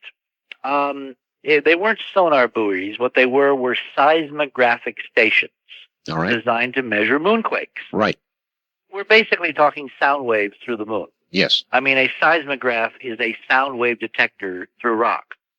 And when you have an earthquake in China, during the Cold War, we put up a lot of networks of seismic instruments around the world to kind of catch the Russians, to see if they were banging off nuclear tests as part of, the violation of the test ban treaty. Yes.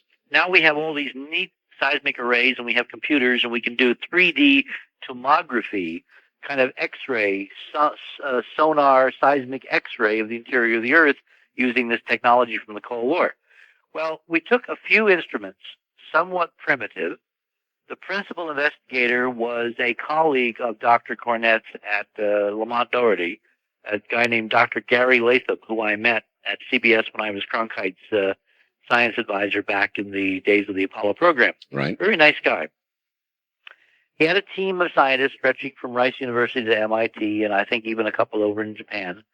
And they fielded about 5 or 6 instruments in various places around the moon during the Apollo program. The Apollo 11 astronauts left the seismic instrument, the Apollo 12 astronauts, and so on and so on. Some of them lasted for the full program. Some of them, crapped out 2 weeks after they were left. The Apollo 11 instrument died about 2 weeks after the astronauts came home, I think. But they were powered by a nuclear battery, and they basically ran until NASA turned the whole network off for some mysterious reason. I mean, they claimed they couldn't afford it. You know how much it cost to run the Apollo seismic network and all the other instruments that were left behind? How much? $300,000 a year. Why in the world would they turn it off while it was still... 300. I'll tell you why I think, Art. It's because the seismic data is a major clue to artificial structures on the moon. Your listener with his facts is onto it. Let me try to explain this, because this is important, because we have not only looked at the pictures, we've also looked at all of the other correlative data sets, all of the other, instrument readings and observations, and we've got one hell of a picture, which is converging on, we've got it. We've got it nailed. There are things there that are not natural, and they're large, and they're extensive, and they affected the seismic instrument readings. And this is how it worked. Huh. During the several years that the network survived, that it was allowed to run and return data, Yes. from 69 to 1977, when they suddenly turned them off, all right? Mm-hmm. Miles and miles and miles of computer tape are recorded of instrument readings from 5 or 6 sites around the front side of the moon where the Apollo astronauts had left these instruments. Yeah, it'd be a lot of data. That's right. They recorded internal quakes. They recorded external meteor impacts. And during the Apollo program itself, NASA directed the final stage of the Apollo moon rocket to crash land on the moon. And the ascent stage of the lunar module, when the astronauts came back up and rendezvoused with the command module, right, and transferred everything to come home, I recall, they left the ascent stage, which was the top of the lunar module in orbit. It then could be commanded by radio to deorbit and impact on the moon. And the idea was, on Earth, when you're doing seismic surveys, you need a powerful source of sound waves. If you wait for a natural earthquake, you may wait a long time. So what do in the oil business? You create your own earthquake. Sure. You set off a packet of dynamite. And you're right. And the shock waves go out, and then you can listen to the reflected sound waves with this instrument called a seismograph. You can literally map with it. You can map the underground formation. Yeah. So the same technique was applied to the moon, except the astronauts did not bring dynamite, although in fact they did bring some shaped charges that they set off by remote control after Apollo 17, when the astronauts were safely en route home. What they did was they would direct the third stages, the S4B stage, the upper stage of the Apollo stack, as it was called. Remember, you leave the Earth at 25,000 miles per hour. Yes. If you don't slow down, you will impact the moon at something like 6,000 miles an hour. Now, what do you think a 23-ton vehicle impacting at 6,000 miles an hour would do in the way of creating a big sound wave? Oh, big sound wave. Exactly. So it would be like, it was about the equivalent of 11 tons of TNT, if I remember my numbers. All right? 11 tons of TNT. All right. When these things hit, and they were directed to land in very precise areas so that the sound waves would reach all of the seismographs. Right. You basically got instantaneous profile, or not instantaneous, but with this sound travels at a certain velocity through the moon's crust. So by watching the delays and which seismographs were activated first and second and third, right, you get a beautiful mapping of the surface composition and velocity and structure and all that of the moon.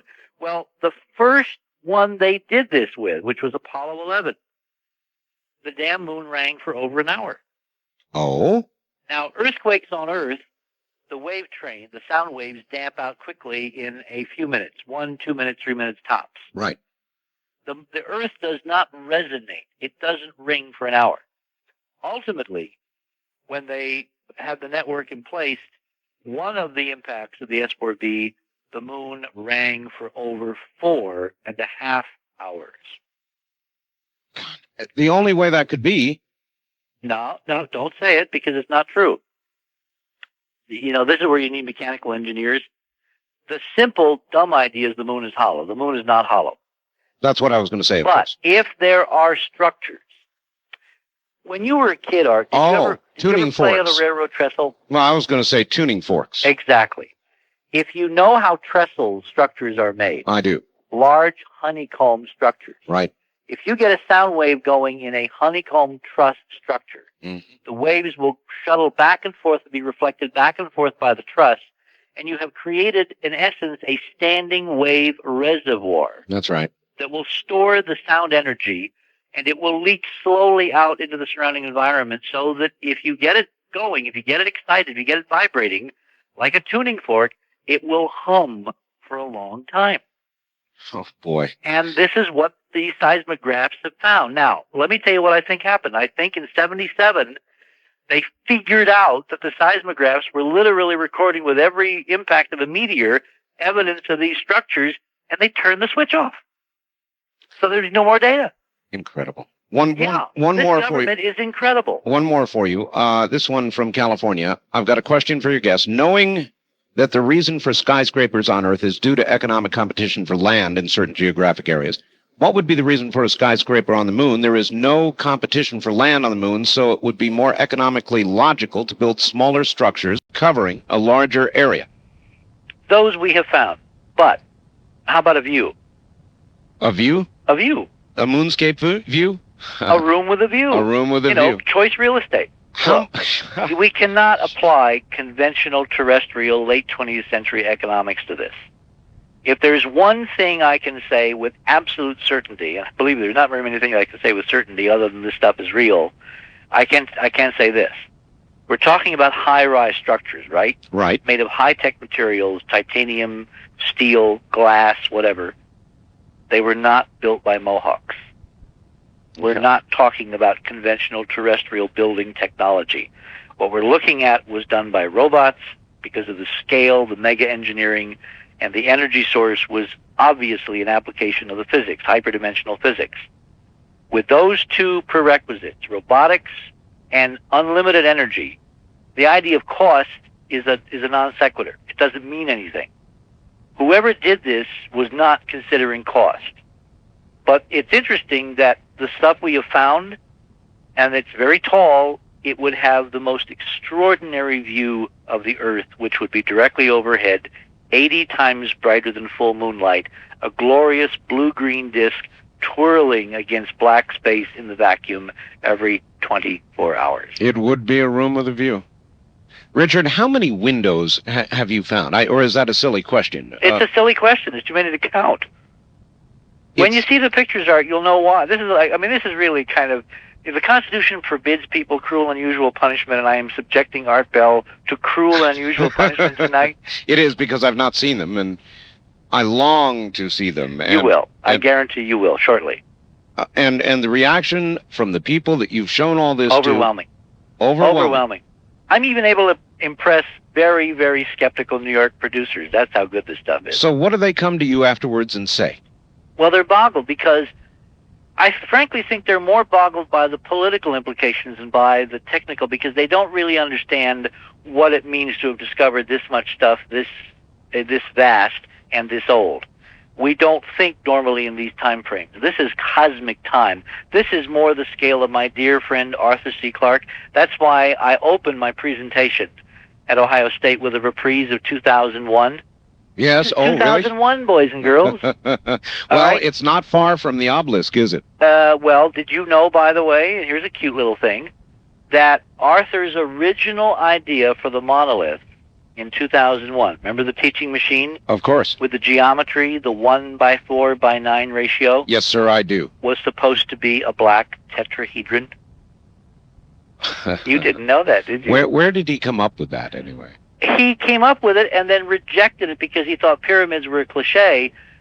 But I'll tell you where this is going. I think that a lot of our science fiction is really the Jungian collective unconscious memories, because somehow we're plugged in and some of us know some of this stuff at some deep level, and it comes out as good science fiction. Now, I can't prove that yet, but it's a hell of a model to start working on. No, it really is, Richard. I really think that it is. The physicist that I had on this last Sunday said that he believes that we have some sort of genetic or collective memory that is largely blanked out by the noise level of today's society, but some are in tune, and some know that a drastic change, in his view, this polar shift, is coming, and that somehow collectively we feel that coming. Well, I don't know whether I agree with it that we feel that, but I think that we may have memories of previous epochs when the environment suddenly radically changed. And what I am hoping to do with this research project is to get a handle on the physics of those changes and simply prevent them. Now, why would we possibly be able to even consider such an awesome feat? I mean, isn't nature too big for us to handle?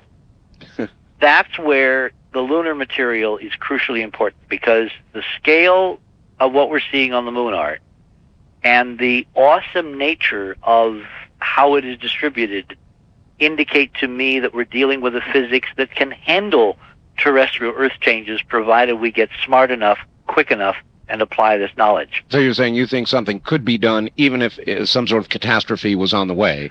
Well, we have some models, and they're just the beginnings of models, and they're not rigorous mathematical models yet. They're basically qualitative.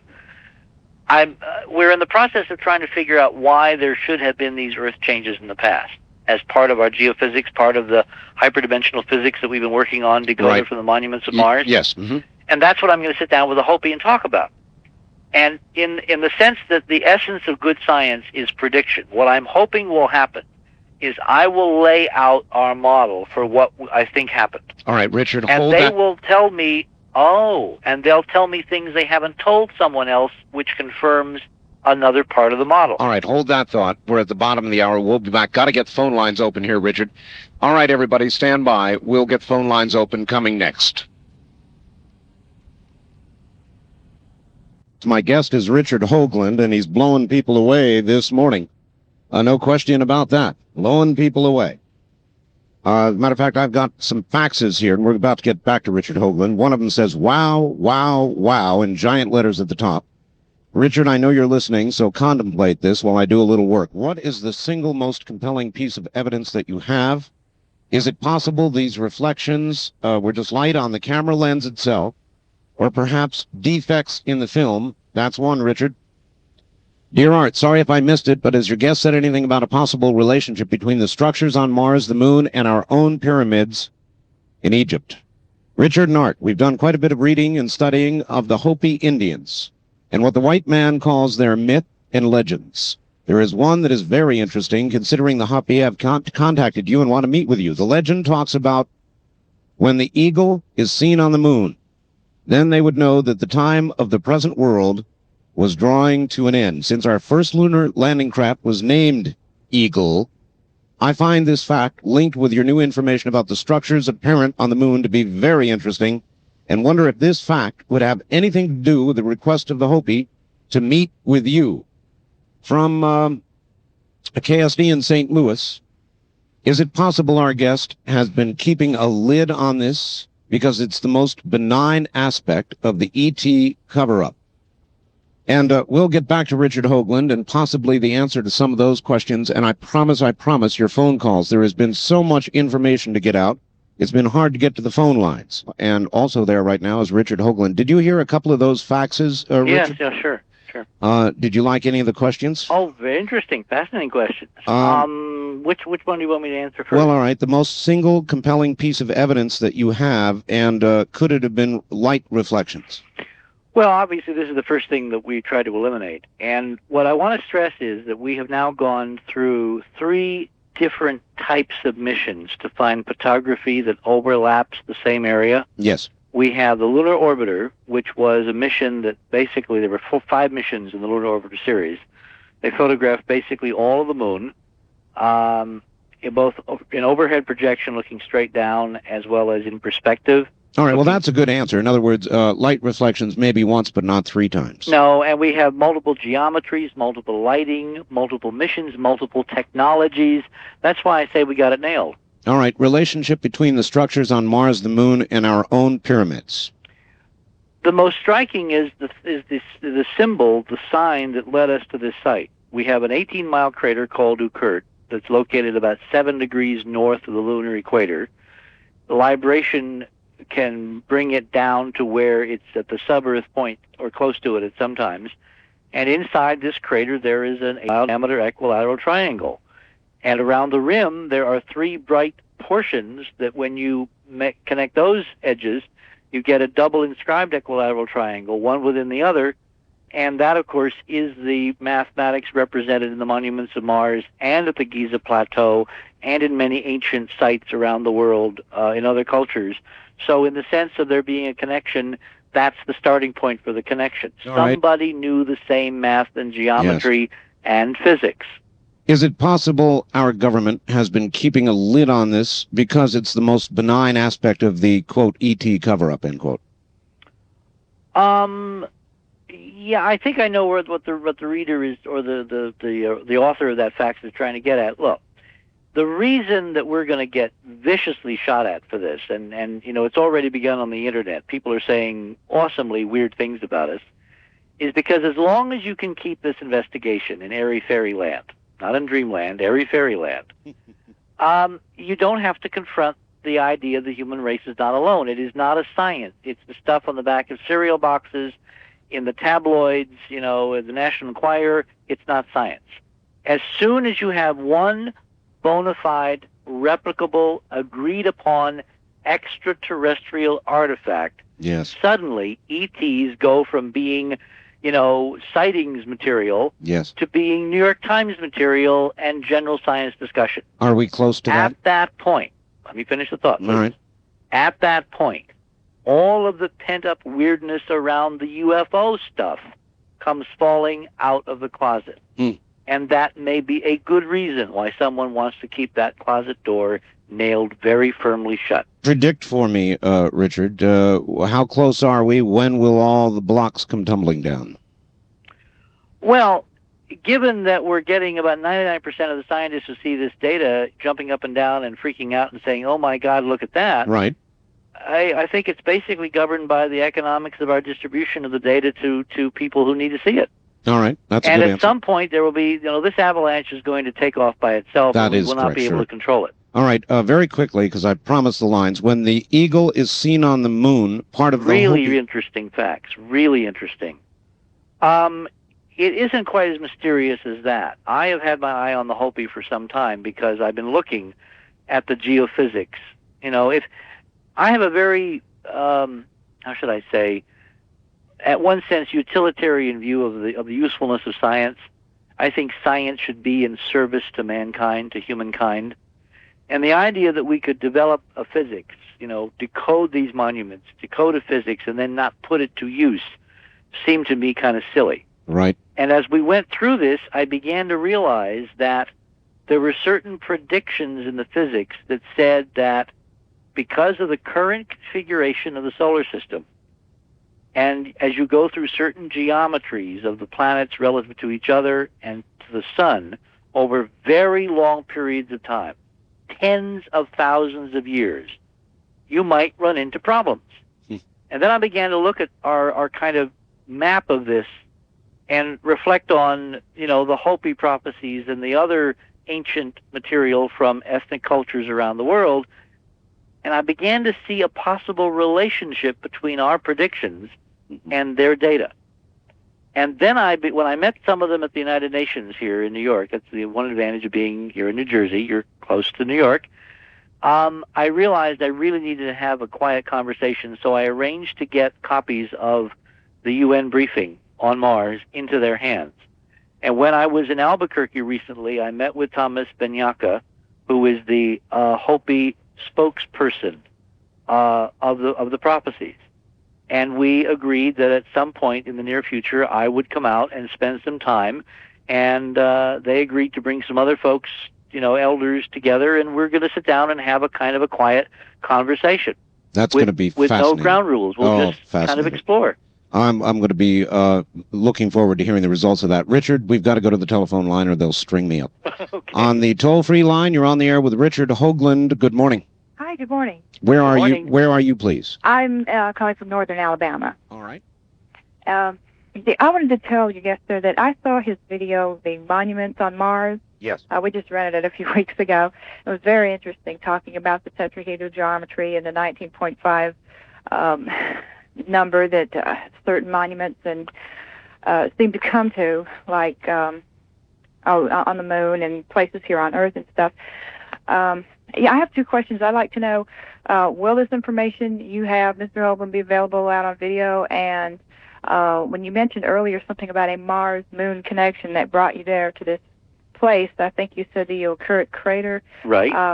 Is there a 19.5 latitude or measurement or something in that connection with where Mars is in this particular area that you've been talking about? No, Occult lies about 7.5 north and about 1.5 east in the current lunar mapping coordinate system. It wasn't the latitude, it was this huge symbol. Occult is an 18-mile diameter circular feature we call a crater. But at high noon, at full moon, when the sun is directly overhead, the bottom of Occult has a stunning, perfect equilateral triangle.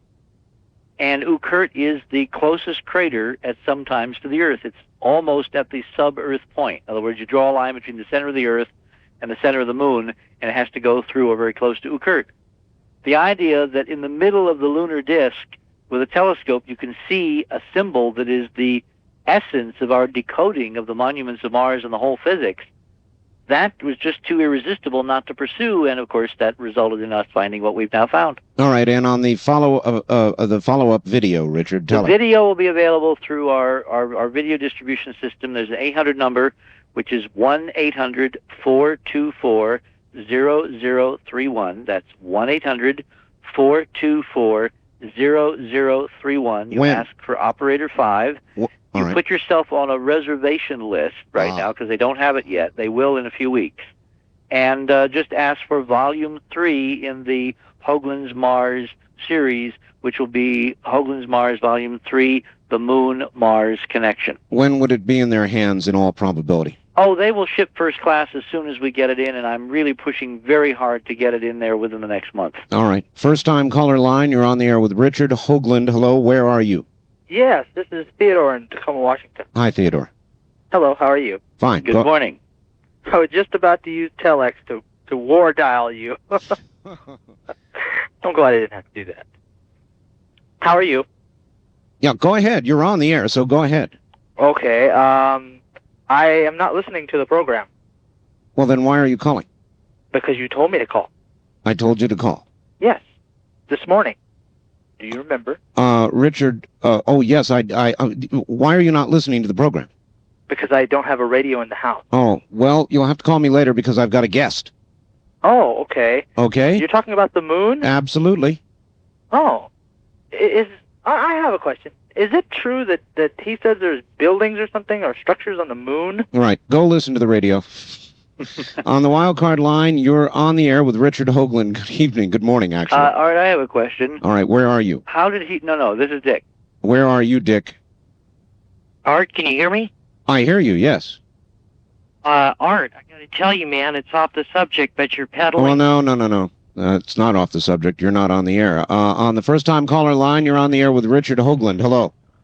Hi. Hello, where are you, sir? I'm in Goleta, California. All right, good. Listen to you on 990. I just wanted to tell you, Art, thanks God that you're out here, that we actually, this is America, and that we actually have this information available to us, and that you broke the story, and Thank you very much. Well, thank you. I don't know that I broke it. Actually, it broke in Ohio. Isn't that right, Richard? Yeah, Ohio State University, and I did Laura Lee's show the other night, and it was kind of a preview to set things up. But we're getting into a lot more detail, and I can give out the frame numbers tonight.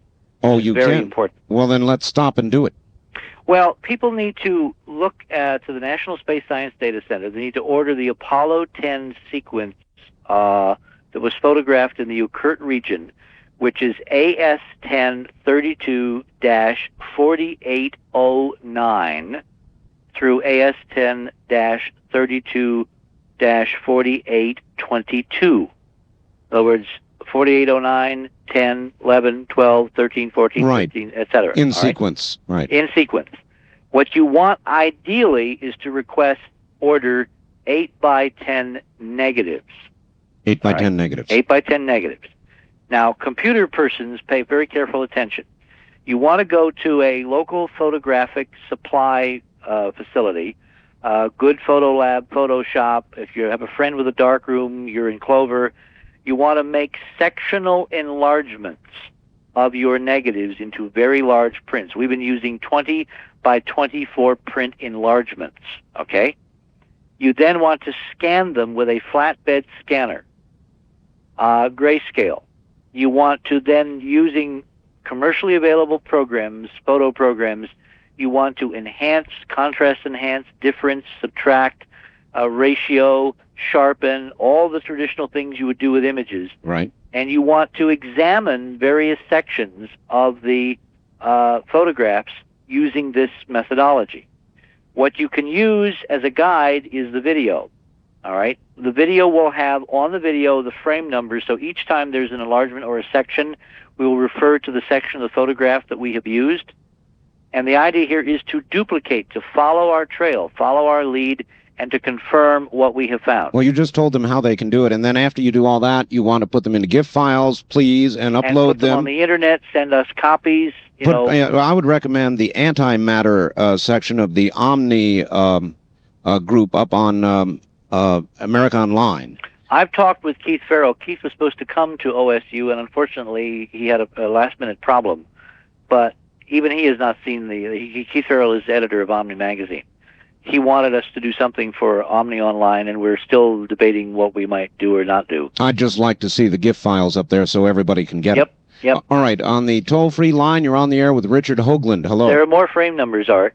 There are more frame numbers? Oh God, yes. Caller, yes. Hold on a second. Yes. Hold on. Go ahead, Richard. You also want to request the Lunar Orbiter series, Lunar Orbiter 3, the convention for ordering photographs from NSSDC, which is the National Space Science Data Center, which is at the Goddard Space Flight Center in Greenbelt, Maryland. That's all you have to write. National Space Science Data Center, Goddard Space Flight Center, Greenbelt, Maryland. Right. Okay. You want the Apollo 10 series, AS10 32 4809 through 4822.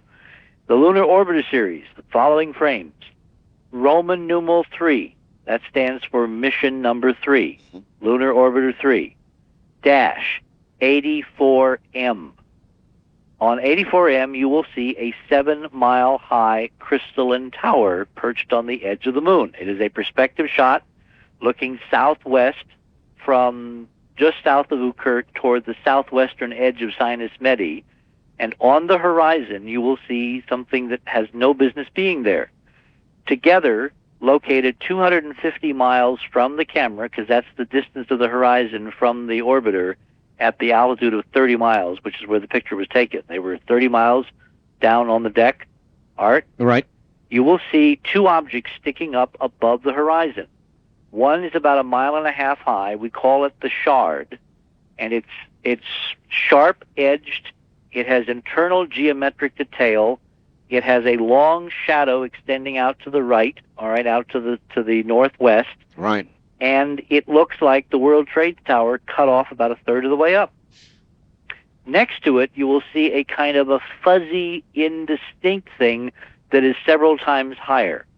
When you do the proper enhancement, that turns out to be a mile-wide mega cube of glass crystalline cubes perched on a tower extending 7 miles down to the lunar surface at the edge of the moon's disk. All of this, Richard, on Roman numeral 384M? That's it.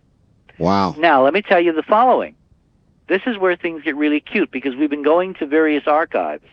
We had my friend Joe Gill, who is the head of, or was the head of Sotheby's in New York, moved to Hawaii recently, asked me, what can I do to help? And I told him to please go to the Hawaiian archive, NASA's archive at the University of Hawaii. You're being heard in Hawaii right now. And try to get copies of some of the photographs from the Hawaiian archive. Well, a lot of Hawaiians, what would you say to them? Go to the Hawaiian archive. Go to the Hawaiian archive. Now, this is what you're going to find when you get there.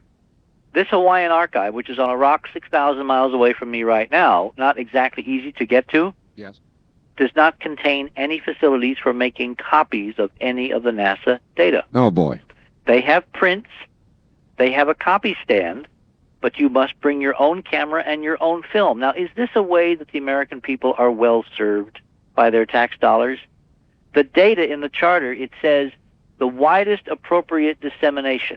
Is that the widest appropriate dissemination where I have to bring a brownie camera to photograph a print that my astronauts took on the moon that's my data? Anyway, Joe went there and he photographed a series of photos and he sent them back, and I thought it would just be useful to record that, in fact, the data exists there. And then I began to look carefully. Their 84M exists in Hawaii. It is mounted upside down, first of all. Oh, that's disturbing. Well, it means that you will not recognize what you see on it if you're not used to standing on your head on the lunar surface. Probably hard enough to recognize the right way around. That's exactly right. Yeah.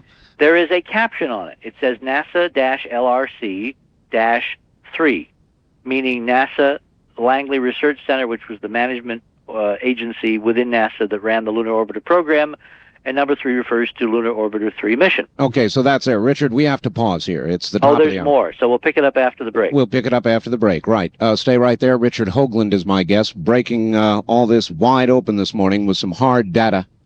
Data you can go and retrieve and look at and decide for yourself. This is Coast to Coast AM. Here's one from a St. Louis news service, wants to know how to get a hold of Richard Hoagland by telephone. Here's another one from Kogo, Los Angeles. Fascinating. How long has Richard Hoagland been working on this? Can a laser be used to detect odd reflections off the surface of the moon? Art, ask Richard, Central California somewhere, I guess, ask Richard if an Egyptian pyramid could be a survival unit for a polar shift. From Sheldon in Santa Barbara. Great show. Curious about the concept of windows in a structure that is made of glass to begin with. Also curious about how directly it is known that the high-tech materials such as titanium were used. Is this actually visible?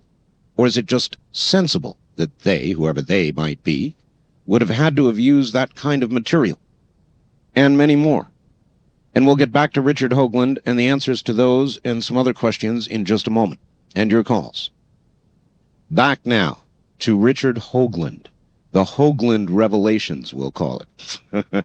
Richard, I want to finish up covering what people should have, the numbers of the photographs. Okay, well, let me finish telling you the story of 84M, Lunar Orbiter 3 84M, because it's really revealing of the process that's been going on and how it's taken some clever detective work to figure it out, to find it. Yes. It says in Hawaii, remember, we got one in Washington, one set we're supposed to have, and there's supposed to be a duplicate set of the same picture in Hawaii. Right. So my friend Joe Gill goes in with his camera. They give him a copy stand. They give him the prints. He takes the pictures. He sends the negative to me. We have them developed at the lab. We blow them up, and I begin to look at them just as a kind of a, trying to touch every base. The caption says it's one of one. Very important. Lunar Orbiter 3, picture, image, 84M, one of one. It says the date when it was taken, which is February of 67, the date when it was read out of the spacecraft. You have to understand that this was actual film art that was loaded into an unmanned satellite by Kodak, sent to the moon, photographs taken with a high resolution and medium resolution camera, 2 lenses, 2 different cameras on the same film. Right. The film was then developed in the spacecraft. All right, physically developed in zero gravity in this. For '67, this was pretty sophisticated. Right. Then it was read out. It was dried with thermal dryers. They snipped it apart. They then scanned it with a pre-laser light source. This was not even laser scanning. This was, a 6.5 micron mirror beam that was scanned. It was then converted into digital information, sent back to Earth, reconstructed with television equipment on the ground at the Goddard Space Flight Center, photographed off the TV screen. Those photographs turned into little 35 millimeter negatives. The negatives assembled by hand into master 20 by 24 inch negatives. Those copied, those turned into prints, those made into negatives that were used to make the copies we eventually got. Quite a bit of degradation there. Oh, yeah. And the amount of detail we're seeing on what we're seeing is so incredible, you can only drool to imagine the first generation. There were several different places that put these mosaics together. One was the U.S. Army Mapping Service, part of the U.S. Army Corps of Engineers. The other was Kodak. The other was the Boeing Company up in Seattle. The Boeing Company, when Dr. McDaniel asked them very innocently at my request about photographs, yes, claimed they have none. None. A Boeing employee, when I did Laura's show the other night, he has called me and he has offered to get me whatever I want out of the Boeing archives. Now, why did Boeing lie to Dr. McDaniel? Why did the Public Affairs Office absolutely lie? Who else would have them, Richard? What other avenues can you pursue? All right. The National Space Science Data Center, NASA, has them. Kodak should have a set. The Smithsonian should have a set in Washington, all right? There are archives at Brown University which should have a set. Have you been pursuing these other avenues? Not really, because I didn't want to alert the guys that we were looking. We had to be very judicious. But let me go back to Hawaii, because Hawaii has a set. So Joe photographs this set, and it says 1 of 1, gives the dates when it was read out. You have to understand that the fact that this is real film we're talking about. Right. This is not an electronic image. This is actual film scanned in the spacecraft. When the spacecraft crashed on the moon, eventually, because of the lunar orbit perturbations, right, the film and the spacecraft were destroyed. That film is somewhere lying in a crater on the moon. But the electronic version of the film is back on Earth. Before Kodak sent the film in the spacecraft, it pre-exposed a pattern of little crosses, registration marks, right, which are used to correct out any geometric irregularities. This is where things get really interesting. On the photo we've been getting from Washington, the shard, the 1.5-mile tower cut off at the knees like the World Trade Tower lopped off in a nuclear war, yes, has one of these little registration marks right above it, sitting in the dark lunar sky, to the left of this glass cubicle tower complex located a few miles to the south. When I examined the photograph that Joe Gill sent me from the one in Hawaii, the little registration mark has moved to the south of the tower, 7 miles to the south on the image. Good Lord, how can and that is impossible. That can't happen. When you expose the image in the spacecraft, it was exposed indelibly relative to those registration marks. They can't move. Now, here's where things get really weird. On 84M, there is a splotch of water droplets arching like a kind of a fake rainbow halfway down the picture. What?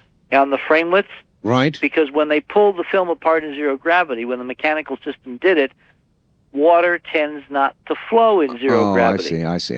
So these are like fingerprints, all right? Sure. You can identify this frame in the dark, upside down, by this splotch of droplets left on the negative. The frame in Hawaii has this splotch in exactly the same place. But when you examine the image, the little registration marks are not in the same place relative to the structures we found on the surface. Utterly impossible. Impossible. Unless someone put together the mosaic of framelets and they made a mistake and they put together part of another frame where the registration marks would have moved because it would have been a few moments between the first picture and the second picture, and parallax and triangulation would have moved the objects relative to the frame and the lunar surface. Absolute evidence of tampering. Tampering. Plus, confirmation that this tower and the shard exist on 2 pictures taken by the Lunar Orbiter series. Then I went back to a book I've got, which is impossible to get. NASA publishes gorgeous, or they used to, gorgeous catalogs of everything it was doing. Sure. And freely gave them out. I mean, I've got a book that weighs 25 pounds, is about 2 feet by 1 foot, all right? Enormous scale. You know, will give you a hernia carrying it around. It's everything you ever wanted to know about the Lunar Orbiter missions. It's got stunning photo after photo after photo after photo after photo inside. Early PR investments. Early 1967 this came out. Yeah. Blue cover, gold embossed. I mean, the first cabin, you got it from the U.S. government printing office. You paid all of, get this, $19 for this priceless document. One of our Mars mission members tried to get a copy because he's an amateur astronomer of this same catalog in the last half year. What he got, they charged him $85 for, and guess what, Art? What? It was a black and white Xerox. Oh, my. They claimed that the original was no longer available. Now, why is that? You mean we've forgotten how to print catalogs? Very odd. So when we went to the original, that's when I found these registration marks cannot be moved, and the whole mechanism of the photo transport and embossing and all that. So it said in that little documentation that came with this huge, huge catalog of photographs, which are 400 dot per inch, you know, halftone screening. Mm-hmm. It said that the spacecraft could be commanded to take photos in a sequence of 4, 8, or 16 images in rapid-fire sequence. So you would never have one of one. Well, you could have one of one. But if you have more than one of one, you've got 4 or 8 or 16. So somewhere out there, my bet is there are 14 other images we've got to find. You see how NASA has lied to us? Mm-hmm. And we've got absolute proof that this is not one of one. Very good, Richard. Back to the phones. Wildcard line, you're on the air with Richard Hoagland. Hello, where are you calling from, please? Hello there? No, you're not. First-time caller line, you're on the air with Richard Hoagland. Hello. Yeah, this is Matt from Portland. Portland, yes. Yeah, thanks, Richard, for all the work you're doing. Thank you. What I wanted to know is about the space probe Clementine. How it got mysteriously lost, and that asteroid it's supposed to photograph in the solar system in August, I believe it is. Geographos, right? Right. All right, Right. that is a wonderful question. I meant to ask it myself. What's going on? What happened to Clementine? Well, gentlemen, with all due respect, I think you're asking the wrong question. The real question is, why Clementine? Why did the Pentagon, the Ballistic Missile Defense Organization, the folks that brought you SDI, that are trying to protect us from the onslaught of Russian missiles, nuclear warheads, Right. why did they suddenly get a bee in their bonnet and decide to go to the moon and photograph the hell out of the moon in only a year and a half? It is a good question. Well, the answer is they're looking at what we found. Look, in Washington, think of Washington as a medieval kingdom where you have a bunch of barons and fiefdoms, and to sit at Arthur's round table, you know, you've got to have power. To have power, you have to have knowledge. Various parts of the government are not cooperating. They are at war with each other, you know, in this barony fiefdom model. So let's say that, you know, BMDO, the Pentagon, suddenly realizes one day that it's been snookered by NASA all these years. But it can't get access to the real NASA photographs, so what does it do? Goes up itself. It goes up itself, and it shoots the hell out of the moon. 1.5 million stunning CCD images of the moon, Art. Now, here's something interesting. When I asked the chief scientist, who's a friend of mine Right. from NASA, who was supposed to kind of orchestrate the science for the mission, I said to him very innocently, because I knew the answer before I asked, I said, Gene, why aren't you going lower than 400 miles? Remember, the lunar orbiters were put into orbit down to 30 miles, right down on the deck. Right. So the astronauts orbited at 70 miles. Every mile presumably gives you a great enhancement. Oh, absolutely. Yes. Well, I mean, it's directly proportional. Of course. You know, so 400 miles, even with current state of the art, seemed to be a little standoffish. You know, to get good data. Right. You know what he told me? Orbital instabilities. Orbital instabilities. Yeah, which is crap. Pardon my French. It's a nonsense answer. All right, because the lunar orbiters experienced orbital instabilities, meaning that the orbit changes a little bit because of the uneven mass concentration in the moon. Yes. But since they were monitoring microsecond to microsecond, you could correct that out by thruster control, so there'd be no danger you would crash. What about the continuing mission? Would that perhaps bear? That's a very good question, and I did look at that, but it you know, that additional 300 miles would buy you so much more, and it wouldn't really damage you, because remember, the moon is 2,000 miles across. Right. The gravity goes as 1 over r squared. So if you're 200 miles, 300 miles closer in an 1,080 mile radius, it's about what, 0.1%? In other words, it doesn't really eat into your fuel budget. Okay. But it gets you an awful lot of increased resolution.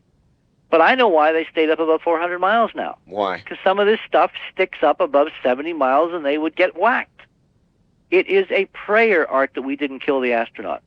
I will show you. When you see the video, you will see something sailing by outside the window we call the castle that is big enough and close enough to see the pigeons on it. Good Lord. So they were actually in danger of hitting. They were in danger. They were, and the astronaut, I've got the verbal debriefings where they were looking at things before sunrise, and they saw the glints off the structure, and they obviously didn't recognize what they were seeing. They took time-lapse photographs for coronal studies, where we can see bits of debris above the spacecraft altitude, because this thing had towers, all right? When it was new, this was a stunning, wondrous tour de force in architecture. It was a mega engineering of a scale that is almost mind-boggling to begin to comprehend, and what we're seeing is a pale shadow, an ancient shadow down through unimaginable millennia, millions, hundreds of millions of years. Well, I'd call this the amount of erosion we're seeing. I'd call this a mega cover-up, is what I'd call it. It is. It is nothing less than a mega cover-up. Yeah. But it does not have to be all of NASA. In fact, it can be very few people in NASA, because if you control the photographic flow, sure, and you control the access by producing dumb catalogs of black pictures that no one on their right mind would ever order except us, all right? And if you control who gets back, I always kind of wondered why we never went back to the moon. I've wondered about that all the time, And Richard. why the first mission back in 23 years was an unmanned Pentagon mission that photographed the hell out of the place and then promptly dropped dead? Well, it is dead now? Well, to all intents and purposes, this is where things get really cute. The ostensible reason that John Noble Wilford, my esteemed colleague at the New York Times, apparently bought hook, line, and sinker. You know, I am very depressed with the state of reporting in the United States of America. We either have a very dumb class of reporters, or we have people who simply don't want to really know what's going on because, God, it might affect their job. They might have to get another job. Some of it's just lazy, Richard. It must be incredible laziness, because John Wilford, who should know better, published the story, come out of the Pentagon, that the Clementine's purpose was to test SDI technology. Now, SDI, Space Defense Initiative, finding one bullet with another and knocking it down at intercept speeds of 30,000 miles per hour. So how do you test sensors that are supposed to find one little tiny sliver of technology in the dark speeding down with a nuclear warhead with another one? Obviously, you go to a big silvery target like the moon and park in orbit and take pictures. Makes sense to me. Right. It's like training Navy sharpshooters or SEALs to assassinate Saddam Hussein by sending them to, Mother Teresa. Doesn't make any sense, right? Just absolutely kooky. The part of the mission that quasi made sense was the asteroid rendezvous. Exactly. So guess what BMDO did the morning that Clementine on May 3rd was designed to leave lunar orbit? It announced it was closing down operations. It was killing the program. It was pulling the plug financially. New York Times, boys and girls, I've got the clippings. They're on the video. You'll see them. What? And It was only 2 senators and a congressman who hit the warpath when they heard this that saved the program. Because by Wednesday morning, they had forced General O'Neill, head of BMDO, to recant and somehow find $3.2 million to keep Clementine going to the Geographos rendezvous in August. On Saturday, a bad day for a spacecraft in space, by the way. Remember, it was Saturday. It is. Saturdays are bad. Yes, I recall. We lost Mars Observer on a Saturday. Yes. Do not take a mission on a spacecraft on a Saturday. Just a gentle word of warning, particularly if it's run by the Pentagon or NASA. Okay, what happened Saturday? Saturday, we are told that the spacecraft computer on Clementine inadvertently opened all the fuel valves and ran the fuel to depletion. Clementine has no more gas. It can't go anywhere. It's spinning hopelessly at 80 RPM, orbiting forever between Earth and Moon. Oh, and isn't brother. that, as Church Lady would say, precious? Yeah, isn't that precious? Wasn't Clementine supposed to photograph Shoemaker Levy 9 or what's left? No, not really. They might have gotten some flashes or something on the sensors, but we're talking millions of miles, so there'd be no real imaging. It would just be data. So we don't really have anything that'll look at that. Well, yes, we do. We have Voyager and we have Galileo. All right. And then we have Hubble and we have all the. There's a huge array of stuff. But this is what's really important. Why, when they couldn't kill it financially, don't you think it's cute that a couple days later they have a computer problem and it dies and disappears?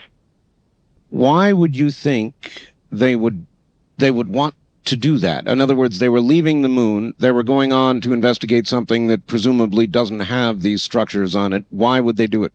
Maybe they weren't going to go to Geographos after all. Maybe they wanted to disappear from public and press view so they can go and look at something interesting. Like?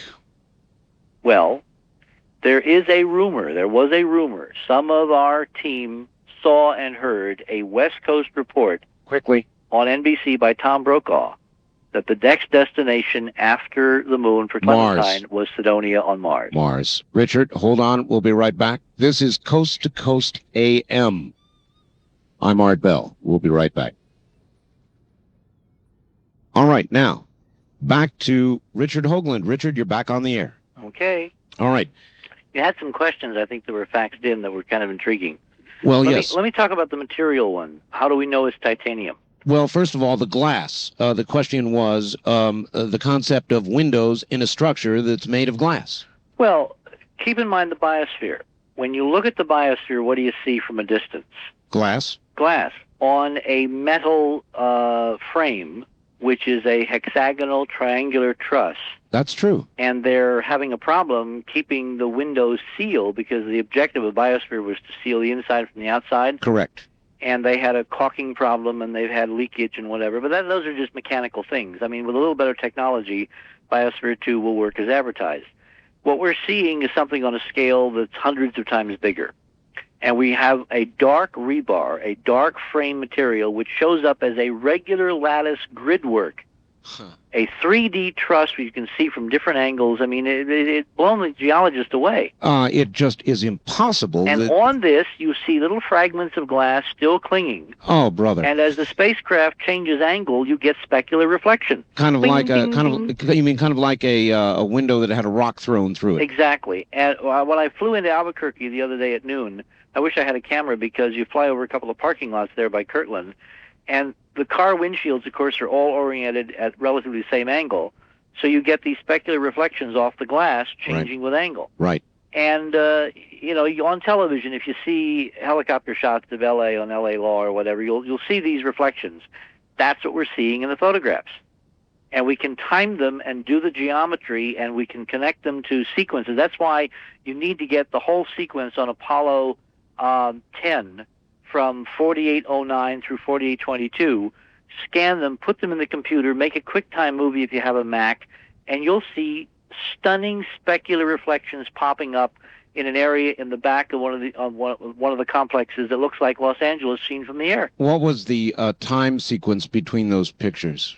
We don't have a record. We don't have a log of how they were not taken at a regular interval, all right? All right. But we know the distance, and we know the orbit altitude, and we know then, because of Kepler's third law, the orbit velocity. We're talking a few minutes. All right. And how do you conclude these other materials may have been used in this titanium or whatever? lunar surface samples returned by the astronauts. Remember, we have actual ground truth. And since you have meteor bombardment, and meteor bombardment tends to toss things out in all directions, since what we're seeing is so extensive in Sinus Medi, some of the meteors had to toss things into tranquility. Mm-hmm. Even if tranquility is what it has been claimed to be, a Mare surface, a natural lava surface, Yes. some of the samples, I think because of the weird chemistry, are samples of the artificial stuff. Remember the first lunar science conference when the geologists were asked to kind of quantify and characterize the moon and its formation process as derived from analysis of the samples? Yes. And they got the idea that the moon had to have been covered with a very high temperature refractory material at several thousand degrees, floating on top, simmering for a billion years or something. Yes. What does that really describe? The structure you're talking about? Exactly. Refined materials put together in a blast furnace and smelted with high technology and temperature and plasma torches and all that. Jeez. Yeah, I mean, this is what's going to be so mind-boggling and rather embarrassing for some of these geologists because they've been snookered. They have been model-driven. I've got papers where now, and I'm fortunate that we have the papers because at least I know they're honest. They see things, they're writing about them, it's obvious they're projecting a geological interpretation on what we now know is a geometric and artificial thing. In other words, they just weren't looking at it the right way. Well, if you're not expecting the unbelievable, will you recognize it when you see it? See, a lot of science is driven by what you expect to see. Of course. And the crucial thing for me, Art, is that it means that most of the system was honest. That they were not lying, they were not faking, they were not deluding, they were basically doing science, but they were doing science constrained with one arm tied behind them because other guys were not cluing them in on the data that would have allowed them to fill in the real picture. No doubt, reinforcing as they went, one patting the other on the back saying, why, yes, that's it. Oh, yeah. How long have you been working on all this? A year and a half. Year and a half. A year and a half. Can a laser be used to detect odd reflections off the surface of the moon? Absolutely. In fact, that was one of the things that we had planned to do. If you get the right telescope and the right combination of wavelengths, I got to tell you the story. Clementine data. Clementine carried a laser in polar orbit, right? 400 miles up. The idea is to bounce the laser beam directly off the ground beneath and time the echo up to the spacecraft and thereby derive an altimetry trace, a profile, around and around and around and around the moon. And in polar orbit, of course, in a month you map the entire moon, depending upon how many times you can pulse the laser per second. Well, you get a very fine grid. Some of that data ought to be fascinating. Oh, let me tell you what we've already got. Remember, I now have NASA people leaking to me, calling me up, faxing me, sending me data because most of the system is honest, Art, and they are as mad and as upset that they've been snookered as the rest of us. So that's how I've been getting some of these photographs and some of this information. Photographic whistleblowers. People are talking, yes. Now, this is one of the things. I got leaked to me a set of view graphs from an official Clementine briefing at NASA shortly after the mission went into lunar orbit. And one of the scientists involved is from Goddard. His name is Dr. Smith. He was the principal scientist from NASA in charge of the laser altimetry experiment. Right. That experiment was to use a telescope that also was used to take the highest resolution pictures, about 10-meter resolution, 30 feet resolution pictures from 400 miles altitude, all right? Right. It was bore-sighted, meaning it was co-aligned optically with the laser. Poor Dr. Smith reports in this meeting, and I get the report, like a few hours later, that unfortunately the telescope is fine, but he's got bizarre scattering in his laser return signal. You mean Translation? Gigantic blips that he can't account for? He's getting reflections off the glass, and he didn't know it. Oh, Richard. And what they had to do was they had to computer process like crazy the data, massage it like hell, to get rid of all the extraneous reflections so he could get some kind of mean profile. So there's stunning data which gives us 3D structure of the glass structures as the spacecraft orbits overhead, and Dr. Smith, because he's got one arm tied behind his back... Have you talked to him? Not yet. Not yet? We will. Are you're going to suggest this to him? And of course, we already did. I already actually did. had a colleague of mine send a fax to his office suggesting during Clementine that there was some work on anomalous photometric properties that predicted curious scattering. Yes. Because I didn't want them to turn off the instrument and think it was not working.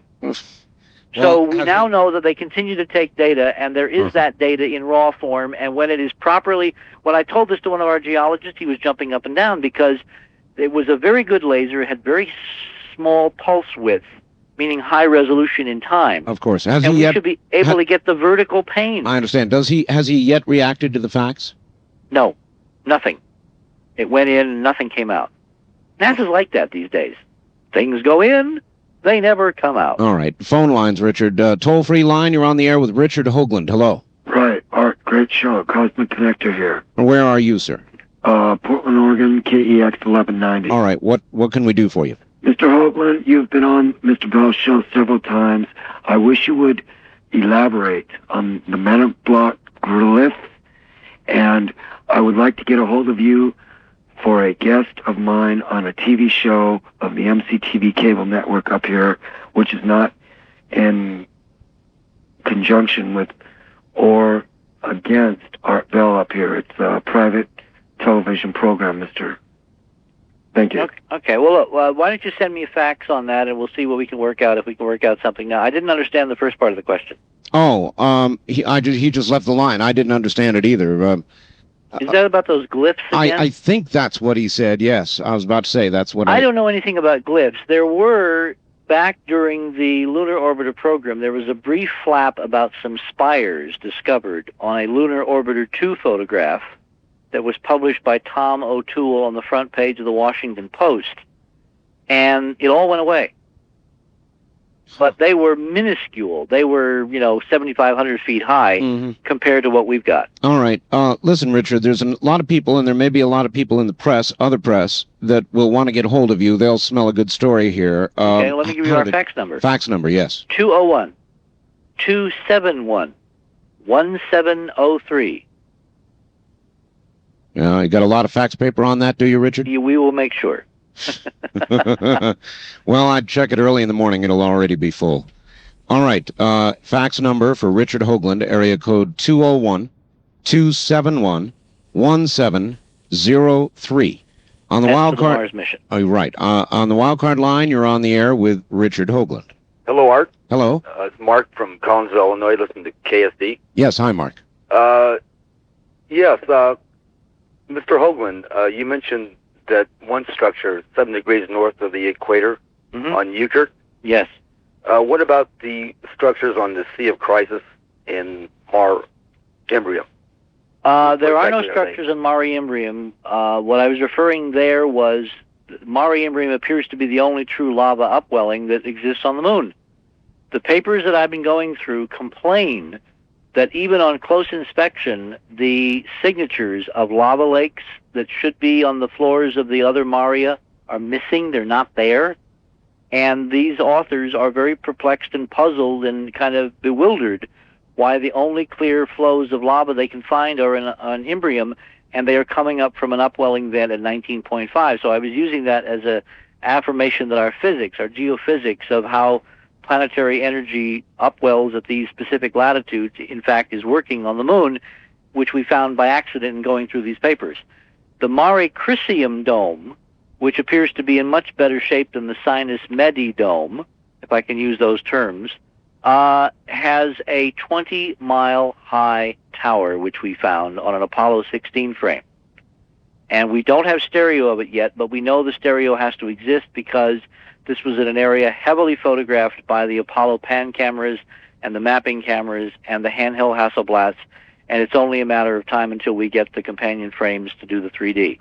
I got one more question. Go ahead. The federal people did a sting operation against NASA not too long ago. Is that anything to do with leaking information? Oh, that's an interesting question. He's right. There was a sting. This was in Houston. It had to do with crank biomedical stuff being taken up on the shuttle with kickbacks and all that. I don't think it's related. This is, these archives are 30 years old. They've existed in various parts of the country for a long time. The interpretation is in Washington. It's not at the NASA field centers. NASA headquarters is at the root of this problem. If we're going to clean house, we've got to start at the top. Ask COULDN to open the files. If he doesn't, get rid of him and get somebody in there that will live in adherence to the charter. Hey, Richard, should there be a sting operation? Well, it certainly would be interesting to see what you could find if you don't go in the front door. Mm-hmm. I mean, we have tried to be somewhat circumspect in asking through other sources for negatives.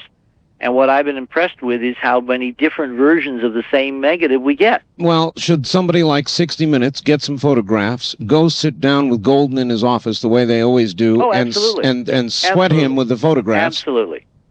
And we will do that ourselves eventually. Remember, this is the beginning of the process. We unveiled this after a year and a half at Ohio State. My colleagues, some of them have not yet actually seen the data. It's that brand new. But I wanted to come out on record with it so that if the archives are tampered with, there will be a way to trace it. We have Visa card numbers, order numbers, lab numbers. We have documented everything we got from NASA. What I find interesting is that our lab people here in New York were in Houston and tried to have a meeting with the head of the photographic lab to see the original negatives, and spent several days fruitlessly and has spent several weeks now playing telephone tag, unable to make contact with the head of the lab in Houston. Right. Which is absolutely absurd. Richard, your scientific neck is out a mile on this one, so I presume that you've been very careful. And I feel supremely confident. You must. Did you think of this really hard before you said we're going to all put it on the line? Of course I did. Look. The data is there and is so robust, and there's so much more we haven't had a chance to look at. I am strongly suspecting that the scale and scope of what is there is going to be so mind-boggling that if NASA had a wholesale book burning tomorrow, they couldn't get rid of all the evidence. All right, try this, Richard. Let's say that you were on the outside looking at the presentation that you're making, trying to dig holes in it and shoot holes in it. Have you turned around and tried to look at it from that? Of course. I mean, the obvious thing is that we're looking at aberrations on the photographs. We're looking at single versions. And you can go through systematically, and when you realize, as I lay out, we're looking at 3 different technologies. They're actual film and lunar orbiters scanned and sent home by electronic means, lunar surface photography of this stuff from the surveyor television cameras, which were Vidicon on the surface, and then lunar orbital photography from the astronauts, from the command module and the lunar module with handheld Hasselblads. You have 3 different technologies, 5 different geometries. All right, I think that blows that right out of the water. Yeah, I mean, we have really covered ourselves carefully, and we're not speculating beyond the data. I mean, I could sit here for the next hour and get into who, what, how, why, and when, and I will not do that because I want us to go back to the moon and find out who, why, how, what, and when. All right. On the wildcard line, you're on the air with Richard Hoagland. Hello. Good morning, Art. This is Greg, KVI. In Seattle. Yes. Tacoma, actually. Tacoma, all right. Richard, what an honor to speak to you. Thank you. In your book, you laid out 3 possibilities of the origin of the monuments of Mars, and it seems now that you're kind of changing your mind on that you're opening yourself up to the possibility of maybe there was a technical civilization here before. On Mars, you mean? No, here. Well, no, I'm not changing. We're looking at a different world. We're looking at a different class of structures. We're looking at a different time frame. You know, when you look at the solar system, and again, I want to go back to Brookings, what really impresses me is how perceptive the Brookings document, in hindsight, was. How perceptive Carl Sagan was. He's changed, he's gotten dumber in recent years, but he used to be a pretty bright guy. He said back in 1962 in a paper that relativistic spaceflight, visitors from some other solar system colonizing, staking out territory, doing incredible things in the solar system might be anticipated and discovered through NASA's activities. It's amazing how Carl has kind of gotten a little bit slower since he wrote that paper. I agree. But if you take what was that guest you had on Dreamland, R.W.? R.W. Whitfield. Yes. If you take the theory that he had, which I really don't want to agree with because it just seems so astounding anyway, but if you took that theory and you applied it to the moon, and let's say that at one time, or throughout many times, according to him, that maybe man did achieve some sort of technological advancement that would have put him on the moon, where he could have built those structures. Let me stop you there. All right. Thank you. Let me don't go away. He's gone. Did you lose him? No, wait a minute. No, he's still there. I'm here. All right, good. The provisional dating. Now, everybody hold on to your seats. Better sit down for this one. The provisional dating of the structures we're seeing on the moon. Again, if the meteor fluxes as measured by the last 30 years of spaceflight are nearly correct.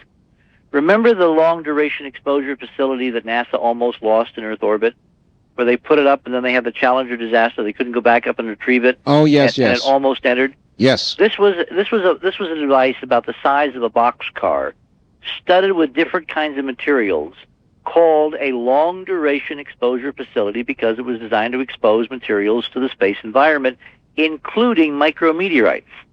It stayed up much longer than it was intended, so we got a much better database for how meteorites whack the hell out of, structural materials above the atmosphere. Using that data and applying it to the amount of degradation we're seeing in the lunar materials, the lunar structures, if these things are not 500 million years old, I'll eat my hat. Now, why do I pick that time? Now, right away, that means they're not human. They're so far before. The only thing existing on Earth at 500 million years, guys, was blue-green algae. Well, pond scum. Of the present generation of humans. Well, but let's keep that for a moment on the shelf. What I'm getting at here, and I didn't pick the 500 million year thing just by accident. If the erosional curves are real, and if this stuff is that awesomely, achingly, incredibly old, that means these guys were there when life on Earth was not. Now, look at the coincidence, because that 500 million year time frame is suddenly when life on Earth took a dramatic and startling and stunning upturn. Less than a minute, Richard. Do you begin to get my drift? Yeah. Are we possibly looking at a race of cosmic engineers who, in fact, created the context for the eventual evolution of life on this planet in this solar system?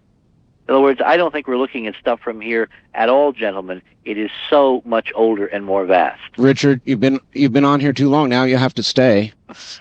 One more hour, Richard. 1 more hour. All right? What do I feel like? I'm in a Rod Serling movie? Just say yes. Okay. We'll be back. Good morning. I've got Richard Hoagland. He's been with us the whole way, and it looks like he'll make it this morning. He's back on the East Coast, where it's already after 6 o'clock in the morning, so this guy has a real constitution. That's what I think. Anyway, we'll be back to him, and I've got a fax for him that's a devil's advocate sort of fax that I think it's from somebody who works for, is director of something called Horizon Technology up in the Seattle area. So that's a coming, Richard. A little bit of station keeping. KOGO Radio just announced that beginning not this Sunday, but next, they will begin carrying Dreamland in its entirety. That's San Diego LA market beginning to carry Dreamland beginning a week from this coming Sunday. Congratulations, everybody in Southern California. You're going to really enjoy it. One other thing, there have been so many inquiries that I'm just going to go ahead and do it right now. If you want a tape of this program, the one you're hearing right now, you can call 24 hours a day and order it, and I can understand why you would want it. There has been so much detail in this program that it is a document of its own. The tape ordering number is area code 503-664-7966. Area code 503-664-7966. Copies of this program. Now, Richard, I want to read this to you, and then I'd like you to try and answer it, all right? Okay. It's from Horizon Technology, Gary Hawkins, the director of Horizon up in Seattle. All right. I'd like to play the devil's advocate and state what many will quietly think, so that Richard can counter those silent critics. I digitally altered a photo of a space shuttle liftoff so that the face of Christ could be seen blended into the photo. It was good enough I could likely collect from the National Enquirer. What can he say to the conspiratorialists who would say he's part of a scheme putting altered photos forward as real? The natural question, why would anyone go to the time and trouble? Several answers. One, for the same reason there are over 300 books on the Kennedy assassination, money. Two, for the Zephyr principle, which all governments know that the more falsehoods that people believe, the easier they are to manipulate. And three, as a diversion from other government projects. Please don't be mistaken, I'm a Hoagland fan. Well, the obvious counter to that is go get the data and look at the photographs yourself. And NASA gave out, see, the thing that's going to keep the system honest is NASA gave out so many free copies of the original that there's a lot of photos all over the world, not just the United States, but in Canada, in England, in France, in Germany, and Italy, and, the Far East, the Near East, archives, museums, private, collections. We need to, with the internet and with CNN and with global telecommunications, find those people who have original material, particularly if they have documented the source, and simply compare the various generations of pictures.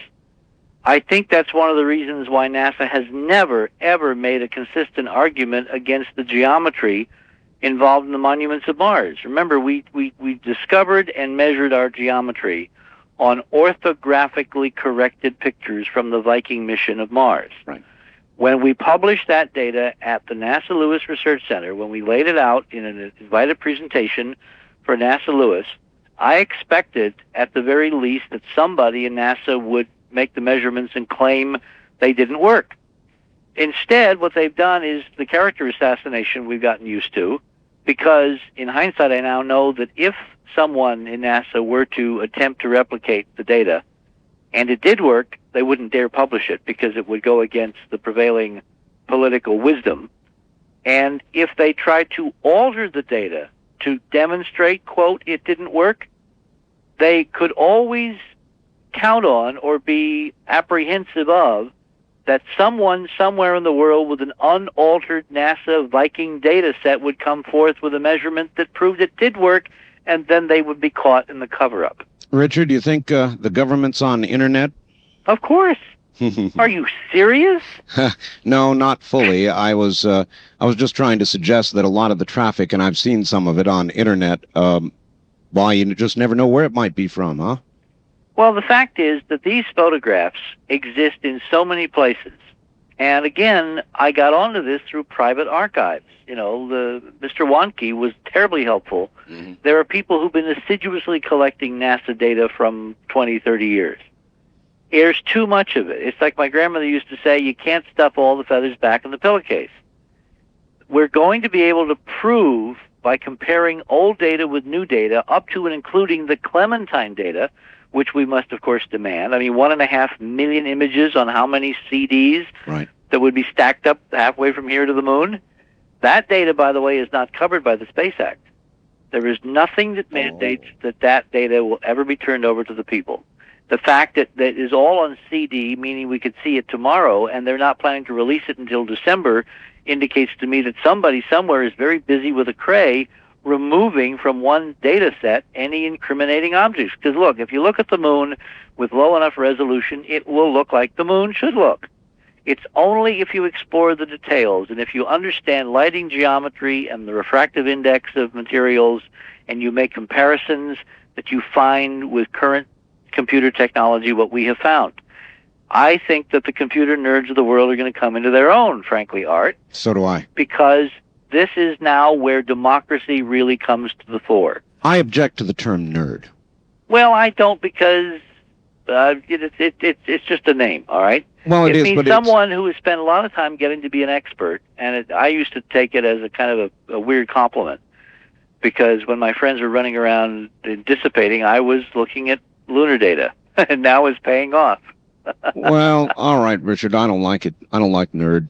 It's insulting, and it doesn't do justice to the work that's been done by the individual who has the knowledge that's being scoffed at. I don't like nerd. Hello there on the wildcard line. You're on the air with Richard Hoagland. Hi, Art. Hi, Richard. This is Gary in Tacoma, listening on KVI. Yes, Gary. If you remember, I'm the guy who said he stumbled onto the unified field theory a while back. I've called your show a couple times. Yes, I recall it.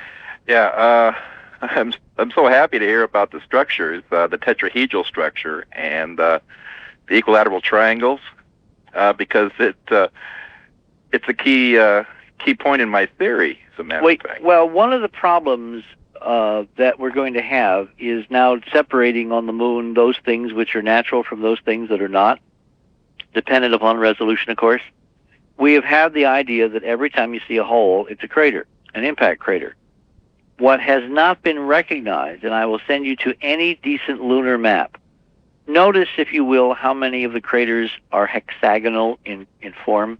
Right. It's the hexagon is the center of the cube, which is the key part to my theory. Well, the cube, of course, is two interlocked tetrahedra. Yeah. And you know 27 lines on the general cubic surface, hyperdimensional solution by Coxeter and others.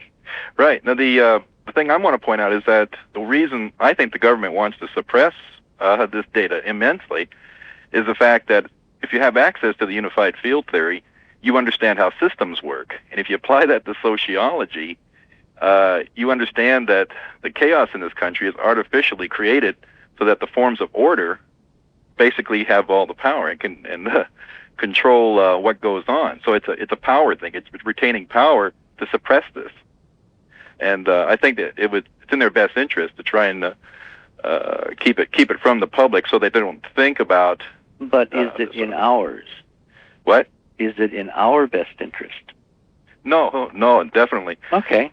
So let's that's why change it. I'm so happy to hear about what all you've done, and I know it must have taken years to It has taken almost 2 years, and the hardest part, you know what the hardest part has been, Art? What? Not telling anybody.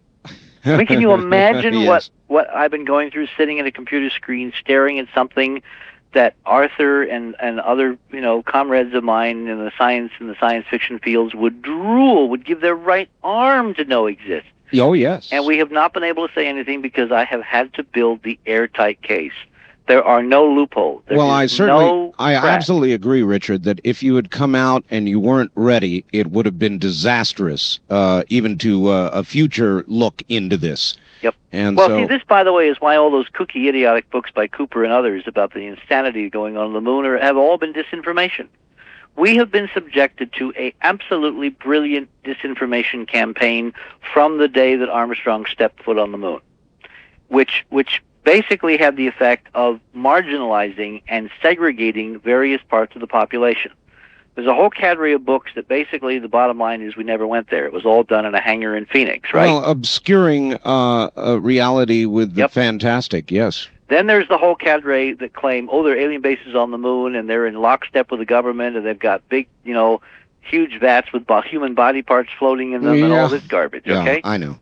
Then there's the group which claim that there's top secret, incredible super science developed by the Trilateral Commission, and the brain drain is stealing all kinds of British scientists, the alternative 3 scenario. Yeah, sure. Each of these, I now believe, is absolute claptrap designed to keep the New York Times from ever looking at a lunar photograph and saying, what's that? So the media is manipulated that easily? Well, because they're lazy. I know it's true. I worked with them. I was part of it, and I know they're awfully, awfully lazy. All right, on the wild card line, it's Richard Hoagland you're on the air with. Hello. Hello, Art. This is Kevin from Phoenix again. Hi, Kevin. Hi. Listen, I've got a bunch of notes here, and I was curious, Mr. Hoagland, good evening or good morning. I was wondering if you could tell me again the equilateral triangles in relationship to the clock again. The relationship to the clock. Yeah, you were saying that one triangle was... all right, if you imagine a clock with midnight at the top and right, at the bottom and all that, the Occult triangle is roughly, as I remember it, I'm not sitting here looking at it, but as I remember it, it's about straight up and down. It's a line relatively parallel to the lunar spin axis. Okay. So that the one point is on midnight and the other point, the points are 120 degrees apart, right? Okay. And then the other triangle, which is formed by taking the bright highlight parts of the crater wall and connecting those, are upside down. In other words, the point is at 6 o'clock and the other 2 points are midway between. Okay. And you'll see this on the video very clearly because we did a false color where we substituted color for grayscale. Well, that was what I thought you had said, and I had drawn that out. And oddly enough, that appears to me similar to the Star of David. Exactly. It's the flag of Israel.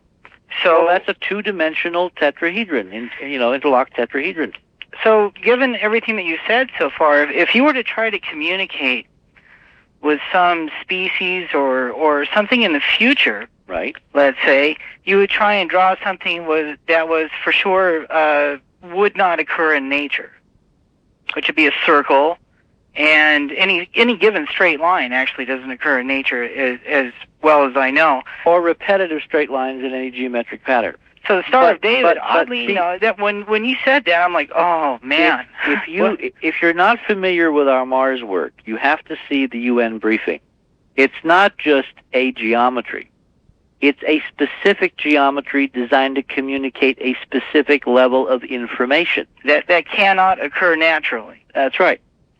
So, okay, having said that, the other thing that I have in my notes was that NASA seems to have a mission or a rationale of denial. There has to be a reason that they're not telling us this. Well, at what point in the morning did you join us? At about 12 o'clock local time. Okay, so which you is missed about an hour, I believe, after you started. Yeah, you missed my discussion of the Brookings Report. What we have found is a NASA study that was commissioned very early in NASA's history, a few months after it was formed in '58, which basically told the agency that if they discovered artifacts or evidence of ETs, they should hush them up because if they didn't, they might destroy civilization. Exactly.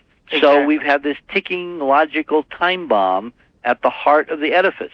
So we have a whole bunch of honest, visionary, dedicated people, and deep inside, they're serving a structure which basically can't fulfill their dreams because if it does, they've been told they will destroy that which they hold most dear. All right, caller, one comment. It's like Hal in 2001. The metaphor. Remember Hal went crazy because he had two conflicting programs? Yes, oh yes. Caller, listen, we've got to go. Any final comment? No, sir, I don't have time. I'll talk to you tomorrow. Right, take care. Thank you. Go ahead. Yes, I remember Hal, of course. On the toll-free line, you're on the air with Richard Hoagland. Hello. Yes, I have a couple of questions I'd like to ask. All right, where are you, sir? Anchorage, Alaska, sir. All right. Do you know of an FTP site where I can get some of these high-resolution images, or is there a way I can subscribe to some kind of fact file through the internet? Because I got an email account, and I was wondering if I could get some kind of... All right, what's his best shot, Richard? The best shot would be to, on the internet, find the government internet address for the National Space Science Data Center, which is at the Goddard Space Flight Center right outside Washington, D.C. That is the NASA-designated archive of all this data. And that's where we've been getting our data from. The other possibility is the Manned Spacecraft Center in Houston, Texas, which is another NASA center. And then there are other archives scattered around. There's one in Hawaii, the Planetary Data Science Center in Hawaii. There's one at the at Brown University in Providence, Rhode Island. But I would start with NSSDC because I know they're on the internet. And the librarians there are very friendly and very helpful, and you just ask for the frame numbers, and you order them, and they'll be a few dollars per frame, and you'll want 8 by 10 neg. Yeah, do you actually have an internet address for them? I don't have it in front of me, all right? But it's so easy to find. Okay. On the wildcard line, you're on the air with Richard Hoagland. Hello. Oh, and I'm delighted. Good evening, Art. Good evening, Mr. Hoagland. Hi, where are you, sir? This is James, KSBN, Spokane, Washington. Wonderful. I called you a while back about the artificiality of Phobos and Deimos. Yes. Being placed in orbit around 1877, discovered by Asa Hall. Yes, I recall. I didn't go along with the explanation that I received from, I think his name was Mr. Flanderer. Oh, Tom Van Flandern? Yeah. That's right. I had him on Dreamland. Uh-huh. Mr. Hoagland, it's been long observed there's been lights in craters. Arcturus comes to mind. That's right. You mean Aristarchus? Yeah, excuse me. No. And that it's seen at certain times when the librations of the moon are just right, and you can look directly dead center into the crater. Mm-hmm. And well, William Herschel, who was a brilliant astronomer, in fact, he was kind of the grandfather of big-time astronomy in England. He observed an eclipse of the moon with his big reflectors. He built big reflectors. And he described Art seeing like bonfires glowing about 150 points of red, deep red light during a total eclipse of the moon. Wow. Blew him away. Couldn't understand what was causing because he thought they were volcanoes. Glass reflections. Glass reflections that was my thought, of exactly. the atmospheric refraction of the sun behind the Earth. Mm-hmm. A couple other thoughts. Bill Gates would be, I think, an excellent source of funds for having $6 billion that he wants to give away for any kind of... Mr. Gates? No. We need a private mission to the moon. Tell you what, Richard, a lot of people listening do know Mr. Gates. Well, if Mr. Gates wants to go down in history as opening the system, exactly, and providing a renaissance for the American century, this is the way to do it. The space program, gentlemen, was stillborn. The Kennedy vision never got off the launching pad. It was choked off by a bunch of timid wimps. Right. And we've got to take it back. There's two things that come to mind in listening to your... Very quickly, Colin. Yes. About one, in Genesis, it talks about the Lord looked down and he saw that there was nothing impossible for man when he was watching them build the Tower of Babel, and that they were using very advanced materials like bituminous byproducts for the mortar and whatever else, and that by scrambling their tongues and whatever else like that, they had to disband their project. And also another one... All right, as a caller, there's not going to be time. Thank you. And Richard, I want you to hold on for a moment. It'll be back now to Richard Hoagland. Richard. Mm-hmm. You ready? I guess. You holding up? I think so. Good. On the toll-free line, you're on the air with Richard Hoagland. Hi. Hello there. Hi there. How you doing? Okay, sir. Where are you? Oh, this is Brian from Sacramento, KSDE. Indeed. Welcome to the show. Go ahead. Oh, I just have a question for Richard there. It's, do you have a book out, and what, if you do, what the name of it is, and how can I get it? Oh, good. Hit your book, Richard. Okay, well, this work, of course, began with our Mars investigation, and the book is titled The Monuments of Mars, A City on the Edge of Forever. We revised it in 1992, including the material we presented at the United Nations. We also have a series of video briefings of NASA. Remember, we've been invited in the front door at NASA to show our Mars work now 5 times. The NASA Lewis presentation is on tape, the UN presentation is on tape, and our lunar work is going to be volume 3 of the video series, and it will be available through the 800 number probably within about a month. Go ahead and give that out again. Okay, 1-800-424-0031. Ask for operator 5. That's 1-800-424-0031, operator 5. She'll be busy. Operator 5's going to be busy. All right, on the wild card line, you're on the air They will put you on a reservation list because it's not there yet, guys. Just be patient. With Richard Hoagland. Hello. Hello, Art. Yes, where are you, sir? This is Mike in San Diego. San Diego. Okay, Mike. Oh, wow, there's some pretty fascinating stuff tonight. Yes. I wanted to ask Richard what his opinion on what happened with the Phobos 2 satellite from Russia a few years ago. Funny you should ask. Doesn't it strike everybody as kind of curious that as we get to the end of the process, we get so dumb and stupid and can't do anything straight? In the beginning, when space was brand new and we didn't know what we were doing, we had problems, right? Right. Rockets went down instead of up, spacecraft went over instead of out. Right. And then we got very good and we had stunning data. And we got late data live. Even the Russians were able to give data. And now suddenly nobody can do anything straight. Now, It is. Obviously, I think that's not what's going on. I think that there's major political tampering and there is desperation because it's almost like we're in quarantine.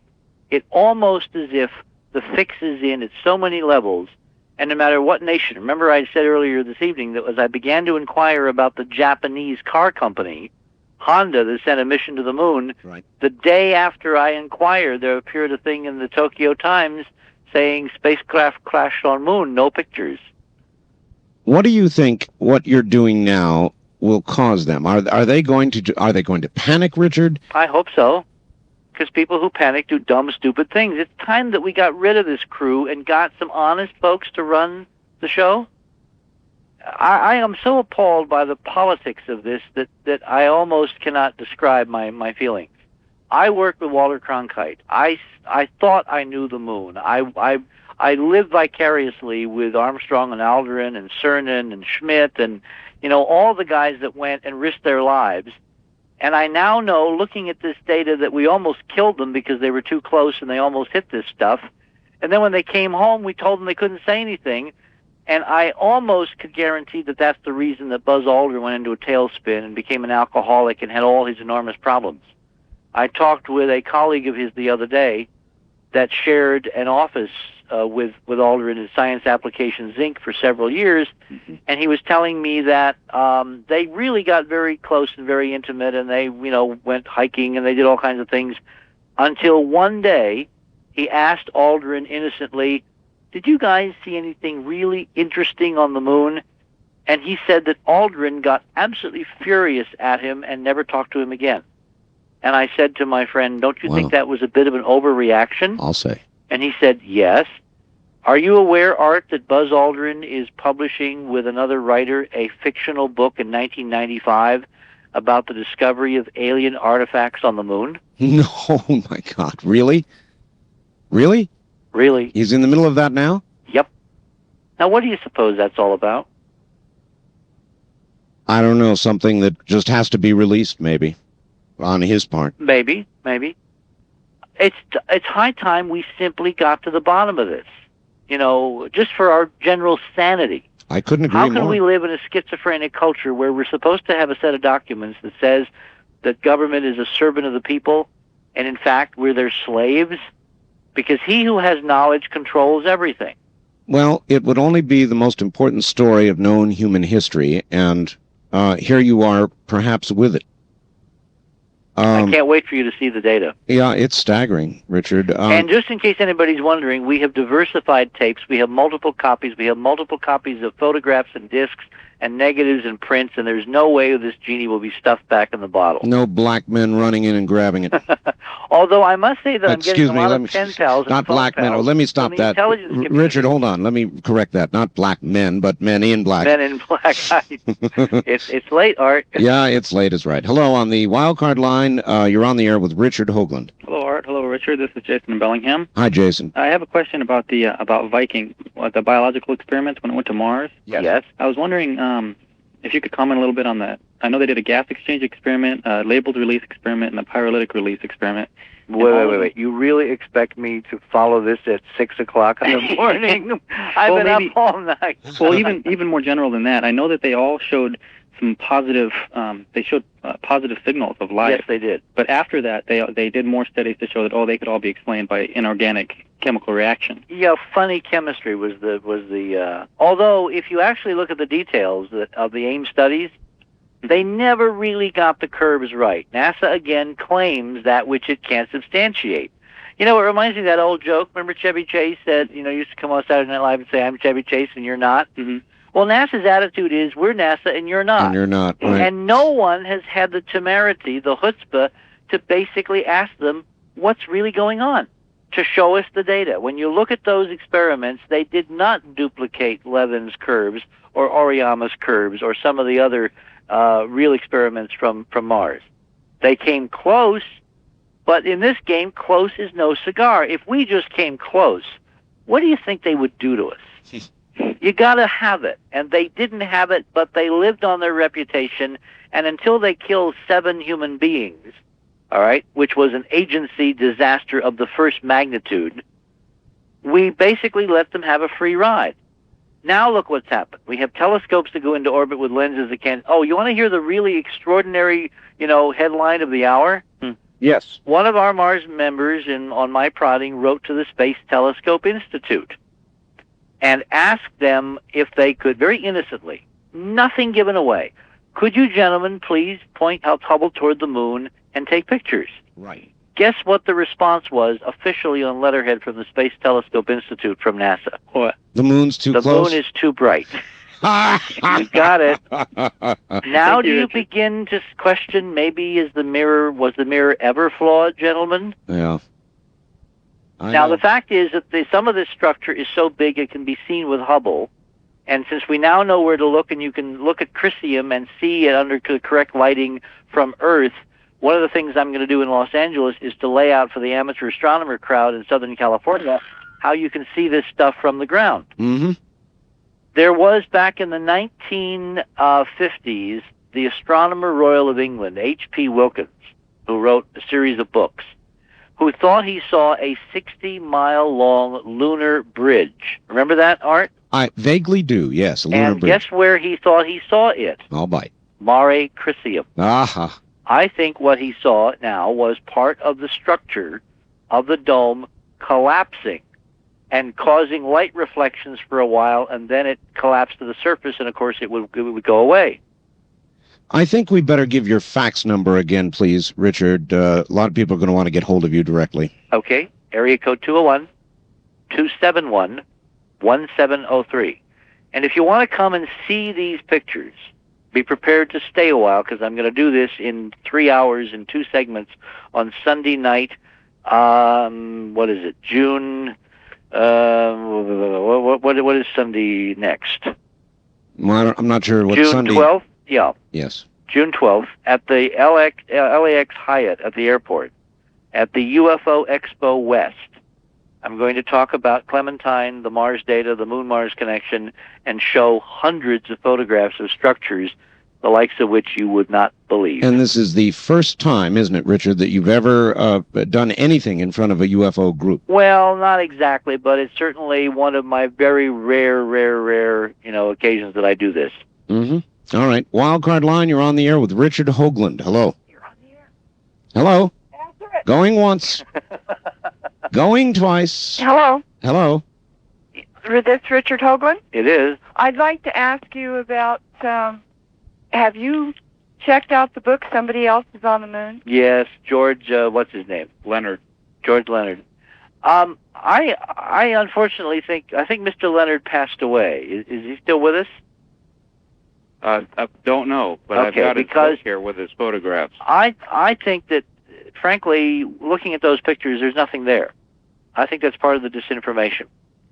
If it isn't, I think Mr. Leonard was incredibly naive, and I think what he interprets as what he calls them X-beams and drillers and all that Right. is massive mega engineering that no one in their right mind would ever have proposed. But in looking at his photographs, they're so bad in quality compared to what we've got. And plus the technology, all he had was basically prints from NASA headquarters or from Goddard. And then he would photographically enlarge them. We have applied the state-of-the-art computer technology, and frankly, I think that's our edge. You know, when you can redo and re-enhance until you can actually bring out subtleties. That's right. So you can see it, you've got basically the edge that the government has had all these years. All right. Wildcard line, you're on the air with Richard Hoagland. Yes, Santa Maria, California. Yes, sir. Got a couple of questions. What do you think these structures are? What were they used for? And what are these aliens like? And do you think there might have been an atmosphere on the moon at one time? Well, if we have domes, if we have sealed environments with multiple compartmentalization, no, there wasn't an atmosphere. Whoever was doing this was trying to create an artificial environment, very much like the biosphere or Paulo Soleri's arcologies. What they were like, I haven't a clue. Remember, we're looking at structures, not people. We can go there and find out, which is absolutely what has to happen. And what was the third question? Oh, he's now gone. Were they living structures? Yeah, we're looking at living structures. And you can get into some pretty amazing scenarios to even cover the extent of what we're seeing. In other words, Richard, for example, you can look through one of the clear portions of, say, one of the windows and see the other side of the structure, Yes. or something internally in the Yep. structure, or what? Well, what you see are multi-level planes reflecting and scattering light at different angles.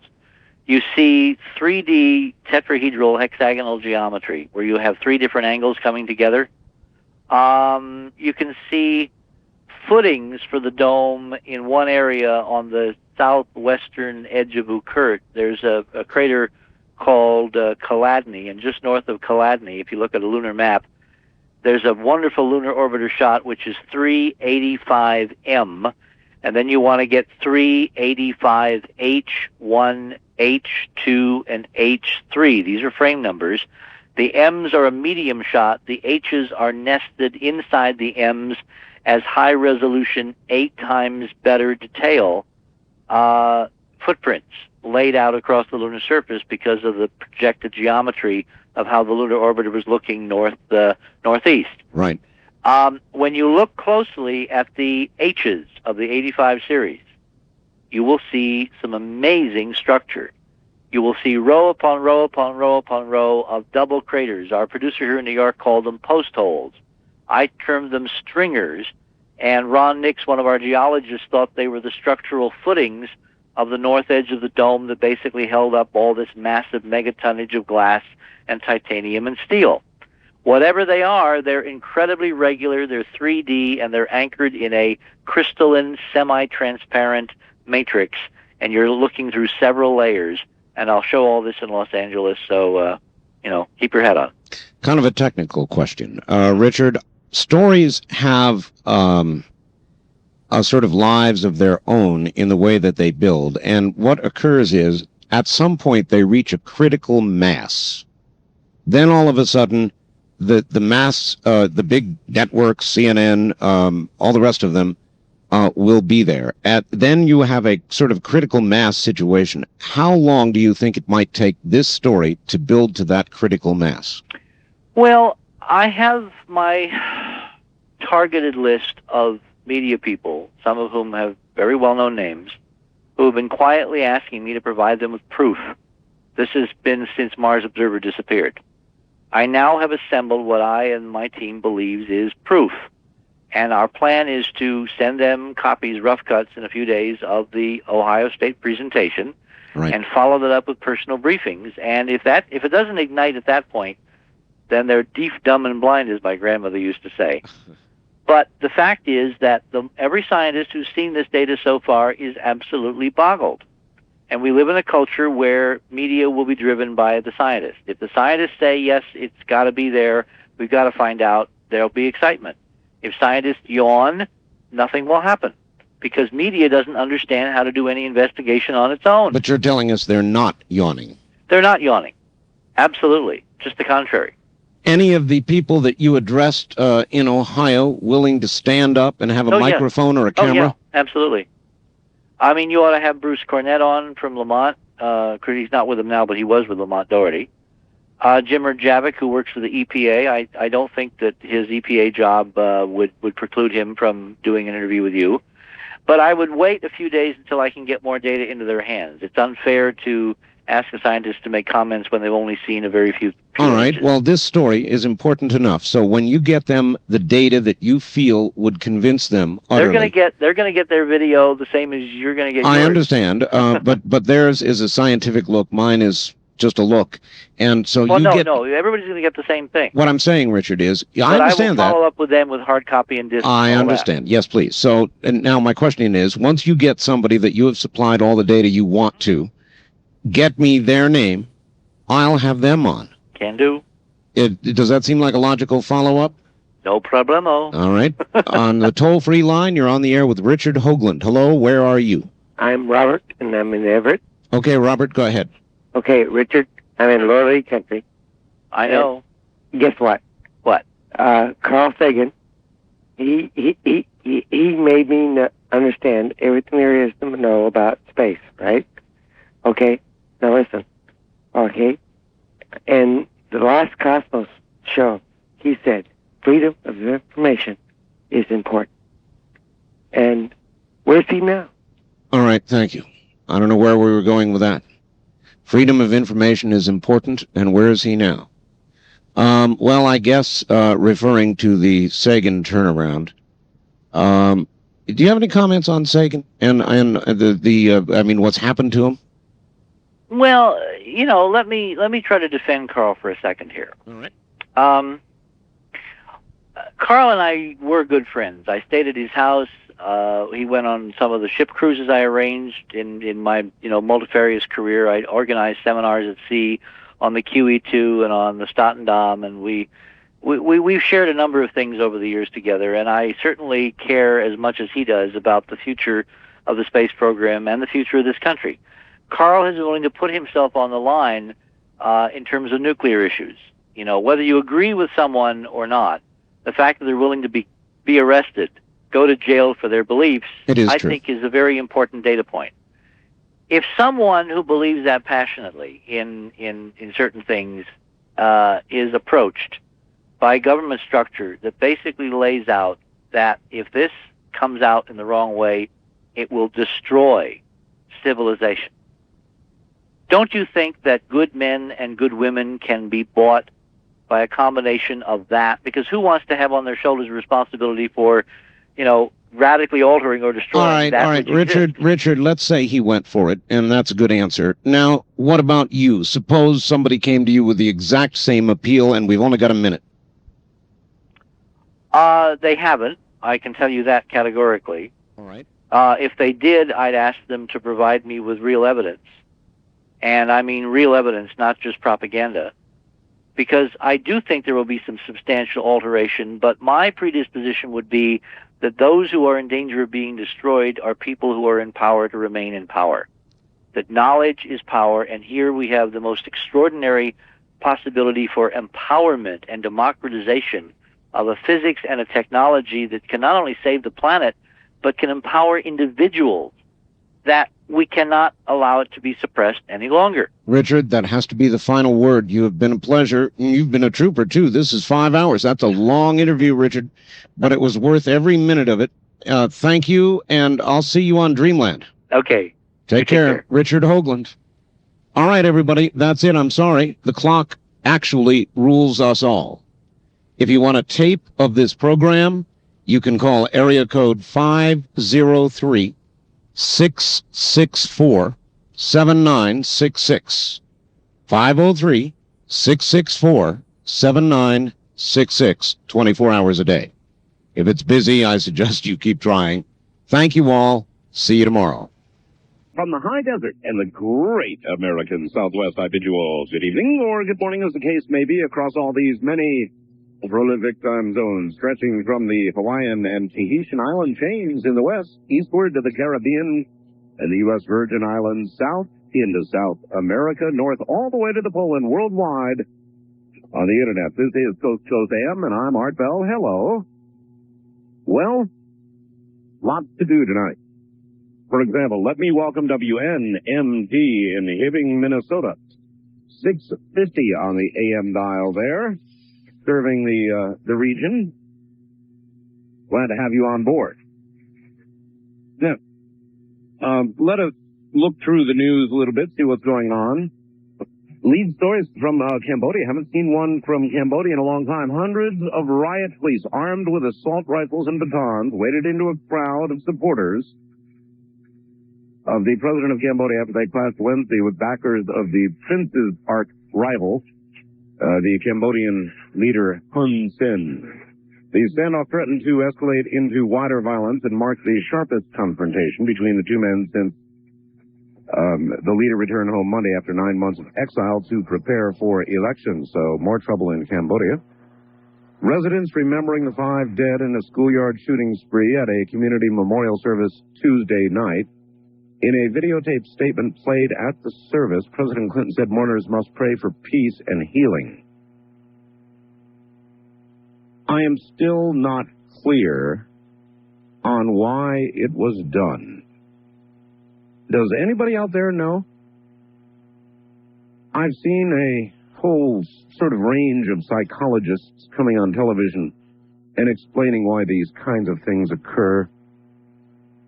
I saw brain scans earlier today, but I haven't really heard either one of the boys quoted as suggesting that they did it for this reason or that. I heard an early statement only they were confused or they didn't remember it, which seems crazy. You know, there was too much plotting going on, cars, escape routes, breaking in to an area to get the weapons and the bullets and the whole thing. So, you know, that still has me very confused. The judge hearing Paula Jones' sexual harassment lawsuit against the president has ordered lawyers in the case not to name any more women who have requested anonymity in their court filings. Must have been a long line. There is an Arkansas woman who denies allegations now that Clinton sexually assaulted her in the 1970s. The Institute said its lawyer would have advised that identifying her was inappropriate. I told you yesterday about... Oh, before I get on to this, there are several items on the website you might want to see. We are bracing for another storm here in the desert, which actually will probably begin, I would think, during the course of my program tonight. The rains will once again fall upon the desert. Earlier today, I had promised you, I've got a really unique system here with a satellite receiver and a special card in my computer that takes weather photographs, actual weather photographs. And so I sent one off to Keith, and you can see the approaching storm. It's on the website right now. It says Art's weather satellite image of the Southwest. And I did zoom in on the Southwest. And in Nevada, where the little asterisk is, that's where I'm located. And you can clearly see the weather patterns extending out into the Pacific. But I get those photographs, 20 times, 30 times a day, something like that. Also, last night, I read to you a news release by Sarah McClendon News Service release. That's on the website because so many people asked for it. Somebody sent me an alien in a jar. And I must admit, it was a little baby alien, sort of a fetus alien baby. And it was in a jar with green liquid and radioactive warnings all over it. And when I first saw it, I kind of freaked out a little bit. I realized quickly it was a toy. But if you were around my house opening mail, and you received something like this, there's a picture of it on the website right now. If you receive something like that, I guarantee for the first few moments, you would be completely freaked out. As a matter of fact, I've got a Geiger counter here, just for exactly such purpose. As a matter of fact, let me get my Geiger counter. Bob Crane has Geiger counters now. Can you believe it? I'm probably not supposed to mention that because I don't think he's ready to sell them, but he sent me a Geiger counter. And so when I get this kind of stuff in the mail, I can actually test it now. I can look at the background radiation. We'll see if we can get any bleeps from background radiation here. It'll kind of give a soft little bleep every now and then. Now, see, I turn it on and it doesn't do a thing. Can you believe it? Is there anything here that radiates? Guess not. I don't even have a radium dial on this watch. Something. Normally, I get a little blip of background radiation. And maybe it's the clouds. Anyway, I tried the Geiger counter on it, and it was cold, so no problem. Quickly realized it was a toy, but it did freak me out. There's photographs of that. The alien in a jar up on my website right now. Now, I also have put up there, for you young people who might not know how to do it, specific instructions on how to build your very own atomic bomb. You will find that on the website as well. In fact, I may read it here in a bit. Yesterday, I talked to you a bit about a new AIDS discovery. A team of scientists is zeroing in on a mystery substance said to fight AIDS, cancer, and anemia, which is distilled from the urine of pregnant women. The existence of the substance has been suspected for several years, but its precise chemical identity has proved elusive.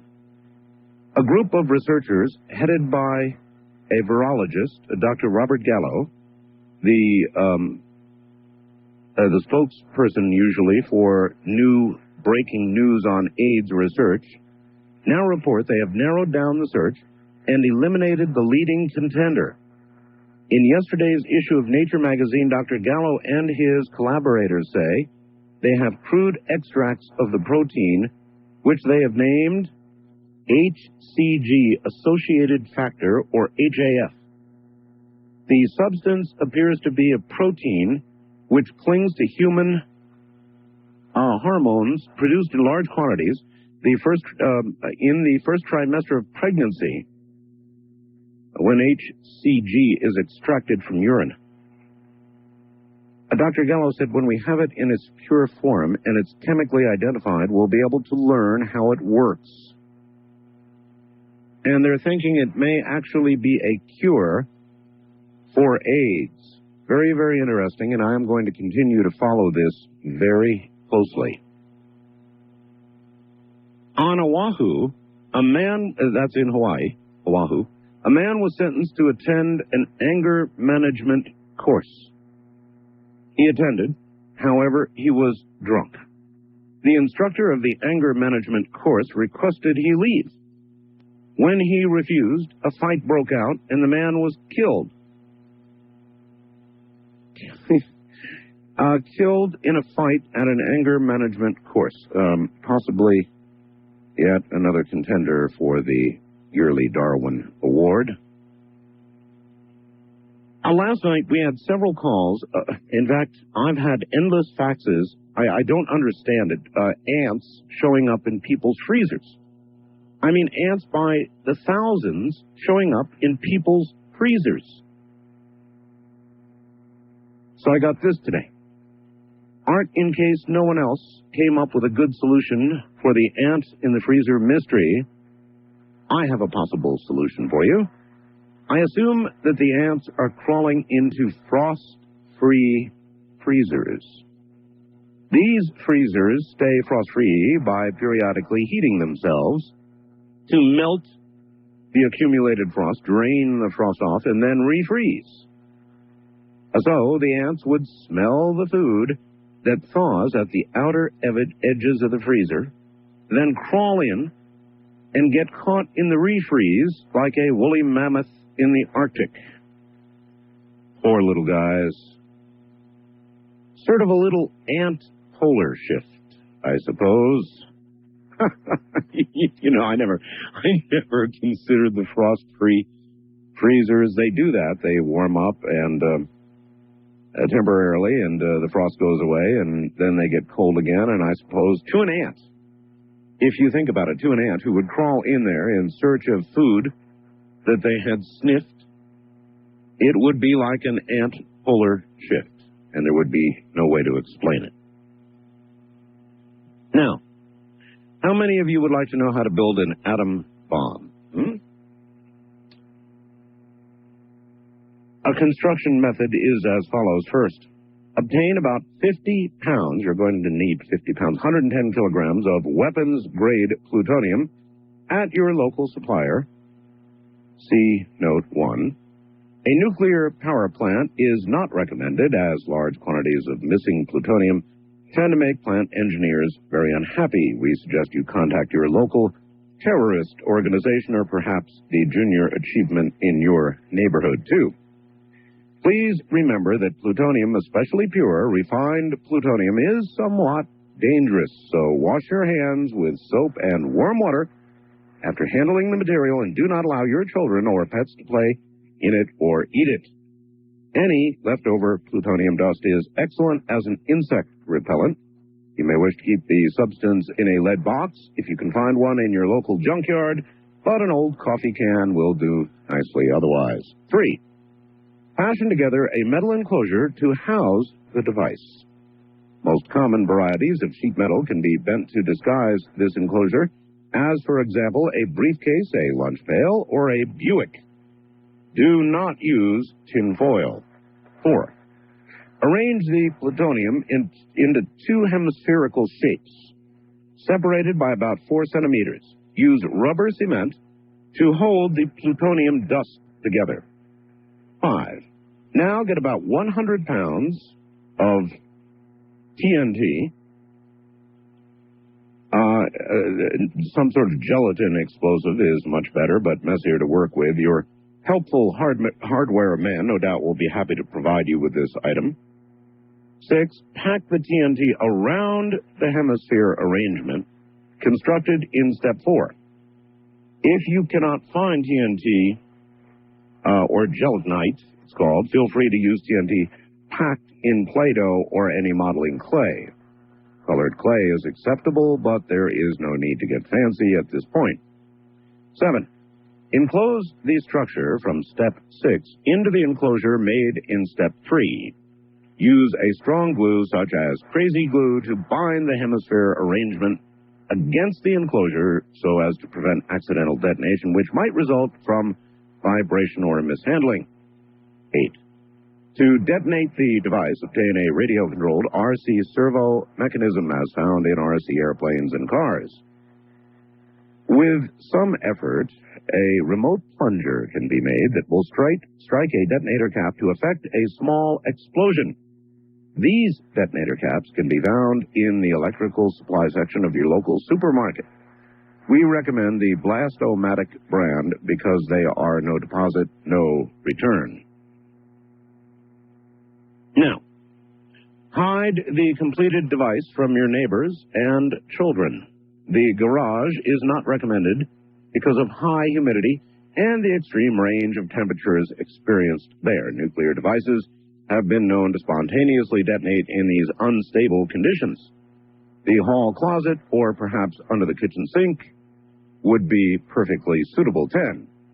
Now, you are the proud owner of a working thermonuclear device. It's a great icebreaker at parties, and in a pinch can be used for national defense. Theory of operation. The device basically works when the detonated TNT compresses the plutonium into critical mass. The critical mass then produces a nuclear chain reaction similar to the domino chain reaction discussed in this column, Dominoes on the March, in March of 1968. The chain reaction then promptly produces a big thermonuclear reaction, and there you have it, 10 megatons. So there you have it, instructions on how to build your own atomic bomb. I've got a note here from the Libertarian Party. You know, they do news releases from time to time. This one is entitled, New Cigarette Tax Could Trigger Deadly Crime Wave in the USA. Warn Libertarians. A federal proposal to raise the price of cigarettes by $1.10 a pack may not reduce teenage smoking, but it will probably leave dead bodies littering America's streets. Steve Dashbach, the party's national chairman, said, quote, "This will be the most deadly tax increase in American history." So they're expecting that if cigarettes go up $1.10 a pack, Americans will be slaughtering each other in the streets to get the money to get their smokes. Remember the cigarette executives that sat there on the long table and one by one said, "No, nicotine is not addictive." Remember that? Listen, another storm is coming in. You can see it on my weather photo, which I took in the afternoon on the website. And when these storms come in, inevitably, the power goes out. A lot of times it's at night, it's dark. You're going to want a couple of things. You're going to want light, and you're going to want information. In other words, you're going to want to know what the hell's going on. So the Beijing Free Play radio, either Model A or B, is for you. Model A does not use batteries, doesn't plug into the wall. It's got a crank on the side. It was invented in Great Britain by Trevor Bayliss, manufactured in South Africa.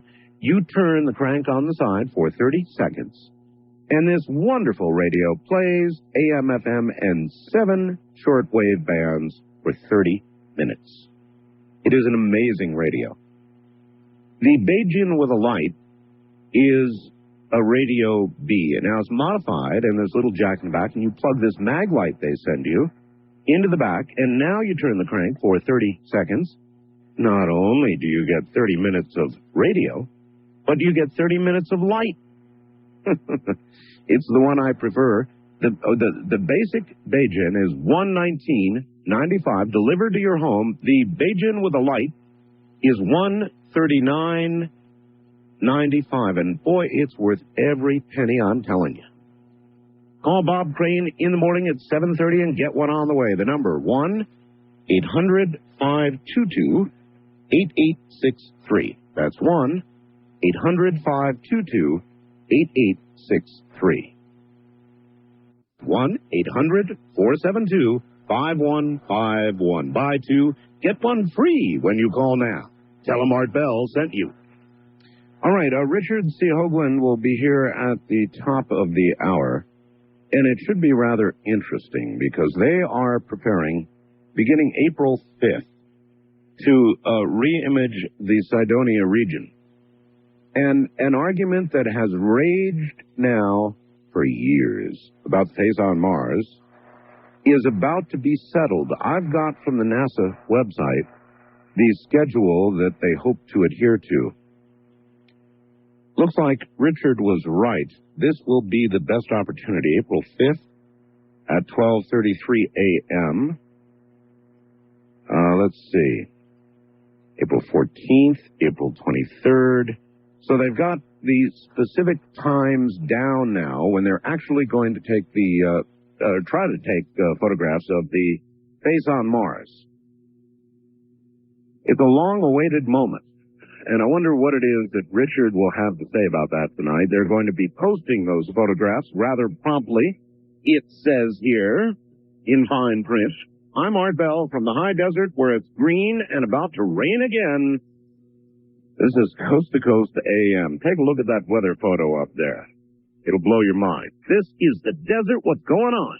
This is very interesting. This comes from Brian. MSNBC and CNBC did special reports about 10 minutes ago entitled UFO Can of Worms Opened. Listen to this, folks. Sarah McLendon received so many inquiries about her press release that she was forced to hold a press conference with a lawyer present because she apparently disclosed info that upset somebody high up. Tomorrow at 10 a.m., she meets at the White House with Gore and Pentagon officials who are upset. Her lawyer says she has been threatened by phone calls. What's going on? Well, now, this is just a fax from a listener, Brian. But isn't that interesting, the Sarah McLendon press release that I read, that I've got posted up on the website right now? And by the way, I didn't read the whole thing, do you? So if you want to read the entire press release, it's up on my website, along with several other interesting, curious things, at www.artbell.com. Well, let me take care of biz here, and then away we go. IRS threat call tax resources at 888-82-AUDIT. And be sure and ask for that Art Bell discount. All right, now what could Sarah have written to have really upset people in high places? And now I'm going to enjoin you to go up and read the Sarah McLendon press release and tell me what you think in it has really pissed somebody off. She's got a lawyer having a press conference tomorrow. I'm going to have to reread it myself, and for that reason, because I got so many inquiries, I did post it on the website earlier today. Thank goodness. Ooh, isn't this interesting? Sarah is kind of a crusty, wonderful lady who I have interviewed on the program. Member of the White House press corps since I don't know when. And she wrote a book called Mr. President, Mr. President. You know, you'll hear her in just about every White House news conference. And she usually gets his attention. Probably doesn't want to sit there and listen to that. But it works. She's a very interesting lady. I wonder what she said in that press release that got their attention. East of the Rockies, you're on the air. Hi. Hey, Art? Yes. Great. I was just calling in. I heard a couple weeks ago on the show that someone you knew was going to do a march on Area 51. Oh, yes. I never really heard much else about it. Yes, I believe it's coming up June 6th. June 6th? And it's spearheaded by troublemaker Norio Hayakawa. Really? Who's really a pretty cool guy. Yeah. Well, just be sure to keep us updated. I just kind of been in the dark, hoping. Are you going to go march? No, I'm in Central Alabama, still in school, so not going to be able to be a part of it. Not this time. So you'll just have to enjoy it from afar. Yeah. hopefully everything goes well. Hopefully Nobody it gets does. Right. Thank you very much. Well, a lot of times people end up in the county pokey up there, and they've got to be bailed out. I wish Norio luck, and if it's a peaceful thing that goes around the perimeter, there's not going to be any problem. If there are hundreds or thousands of people up there that are hell-bent on going in to see the ETs, then there's going to be a problem. West of the Rockies, you're on the air. Hi. Hello? Hi, Art. Yes, hello. Hi, this is Jeff in Washington. I'd like to say, I'm 14 and I love your show. Oh, well, thank you. I'd like to say, to my friend... Jeff? Yeah? Turn your radio off. Oh, I'm sorry. That's all right. I'd like to say hi to my friend, Eric. He's our science teacher. He talks about you once in a while, so... He does, I'd like to say I love your show, and it lets me know what's going on in the world. Thank you. Wait a minute. Yeah? What does your science teacher say about me? Oh, he just talks about, like, Mel's Hole sometimes and stuff like that. Mel's Hole? Yeah, you haven't talked about that for a while. It's been a while. We had another fellow with a hole on here not long ago, and we had a photograph of it up there, too, which I thought was particularly cool. Yeah, your website's pretty cool. I've been on it a couple times. Oh, there's new stuff up there every day. Yep. You've got to go see my alien in a jar. It's really cool. Okay, I'll do that. All right, thank you. It arrived in the mail. It's obviously some kind of toy. But it's cool. It does look like a baby alien fetus. And it is pretty gross. And when it arrived in the mail earlier in the day, Ramona, who generally opens a mail, brought it in to me and said, here, and handed me this jar. And I took a photograph of it, and I think Keith has saved that, and you can also view that up there along with everything else. What did Sarah McLennan say? West of the Rockies, you're on the air. Hello. Hello there. It's just me, Fritz from Phoenix. Hey, Fritz. Wait till Sarah sees the UFO documentary on UPN Monday night, April the 6th.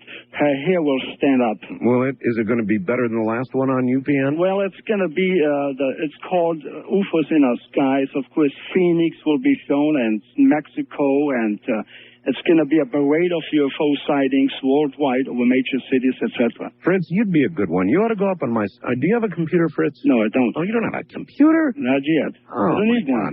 Well, I would like you to read this Sarah McLennan thing and see if you can pick out for me what apparently made a lot of people angry. I'm really curious about that. Maybe somebody made a mistake and gave it too much information. Maybe so. I'm going to read the damn thing right now, Fritz. Okay. All right, thank you.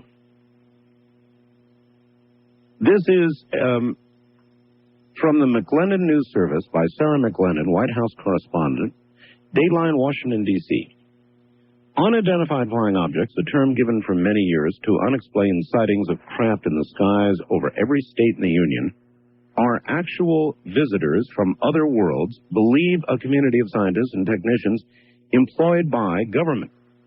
The real danger to the U.S. and perhaps this whole planet is the government has placed such a heavy blanket of secrecy upon this issue. So much secrecy, those in government who have knowledge showing UFOs are identifiable feel the subject cannot be discussed by those in the know without serious repercussions. Others are afraid their friends and coworkers will think they're crazy if they even so much as insinuate that UFOs are identifiable as manned craft from outside the Earth. This particularly applies to newspaper editors and publishers, reporters and analysts. Thus, the U.S. is denying itself the chance to learn more about UFOs or to encourage research, despite the fact that the U.S. stands to gain from any such discussion. Not publicized, but true, is that the Clinton administration, soon after coming to office, had many briefings on the subject. Lawrence Rockefeller provided the information for the President and Mrs. Clinton. Others provided documents and verbal briefings to presidential advisors Jack Gibbons, Bruce Lindsay, Anthony Lake, and Vice President Albert Gore. About the same time, a 3-hour briefing was given to Dr. Stephen Greer, to the sitting director of the CIA, Admiral Woolsey. Subsequently, Clinton instructed Webster Hubbell, when naming him to the position of Associate Attorney General at the Justice Department, that he wanted him to investigate and report back on two things: circumstances surrounding the death of President John F. Kennedy and the existence of UFOs. Hubble, despite his position and the presidential impromptu, was boxed in at the Justice Department and was never able to find out.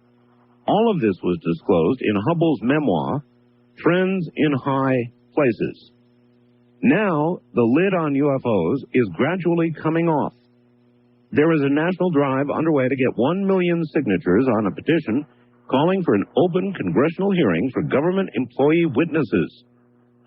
Dr. Stephen Greer, director of the Center for Extraterrestrial Intelligence, devotes most of his time seeking disclosure of government evidence proving the existence of craft manned by non-humans. Another who feels that positive proof exists within government is Lieutenant Philip J. Corso, retired, who reveals in his book, The Day After Roswell, that he was in charge of the Roswell files during his tenure as head of the Army's Foreign Technology Division. He states these files contain the crash which occurred at Roswell, New Mexico, and that it was an alien spacecraft. This completely refutes the Air Force denials and subsequent explanations. Corso says that the crashed vehicle was studied and proved to be manufactured of materials unknown as to source and usage in this country. In time, he says, this and other UFOs provided technologies which were worked into the commercial world via front companies. Incidentally, he vouches for the fact that this has proven to be a valuable contribution to U.S. aircraft design and commercial products. After the Roswell incident, the Air Force replied to reporters' inquiries that this was all part of research using weather balloons and other equipment. Corso and hundreds of others who work or have worked in secret defense and scientific agencies are willing to swear under oath that alien craft are repeatedly penetrating our airspace. Whenever the military agencies are asked to look into this matter further, the answer is always the same, quote, "We do not investigate UFOs," end quote. And then it gives a number for contacting the McClendon News Service. Now, what do you think in that memo really got somebody upset? Any thoughts? Wildcard line, you're on the air. Good morning, Art. Good morning to you, sir. Calling you from Denver. Right. I wanted to change the subject just a little bit. Okay. I don't know if you heard, but the Denver police almost caught the Atlanta abortion bombing suspect. No, I had not heard. Almost caught? Well, they pulled him over. It was a routine traffic stop, and the license came back as this guy that was involved. Actually, it wasn't Atlanta. It was wherever the officer was killed, that bombing. And it was kind of a rural part of Denver near the airport. When was this? 9 o'clock Denver time tonight. No kidding. And as the officer walked up to him, he turned off the lights of the car and sped off. And that's kind of like, say, a rural area. The streets weren't lit, and when he got to the end of the road, they didn't know which way he turned, so he kind of... So he lost him? Yeah, they have a dragnet around. I mean, every agency in the state is looking for him, but it's like he got away for now. Well, too bad. Yeah, it is. They would have caught him. I just thought I'd share that with you. Well, I appreciate it, and I'm sure the audience does as well. Thank you. It's pretty rough when you do a traffic stop until you confirm what somebody is or is not. You're on very tenuous ground as a cop. Really, traffic stops and domestic disputes are the two most dangerous things, generally, that a cop does. And when you do a traffic stop, somebody's blown a light or they're speeding or something, you're generally not going to be particularly on alert until you get that radio call. So there's a little period of time in there where somebody would have an opportunity, I suppose, under some circumstances, to run. West of the Rockies, you're on the air. Hi. Good morning, Art. Tim in Denver. Hi, Tim. I just wanted to let people know about this public service announcement that's been running on KHOW. It's very odd. There's a young girl's voice, and she says, my mom wasn't feeling well today, so I decided to give her a puppet show. And my one puppet was a cow, and my other puppet was a little green alien. And when I put on the puppet show, I make them speak the same language so they'll understand one another. And then it says, this message was brought to you by the Church of the Latter-day Saints, the Mormons. Really? Well, cows talk to aliens, and aliens talk to cows. You can see that in a recent South Park episode. I just thought it was a very strange public service announcement for the Mormons to be putting on the air. I mean, it is indeed. You're absolutely right, Tim. It is very strange, and maybe somebody from Utah would like to call and explain it. That would be great. Thanks, Art. Thanks, Tim. You know, that's strange. Anybody see the South Park episode where they had they had an abduction? I thought it was great. Absolutely great. And in the abduction,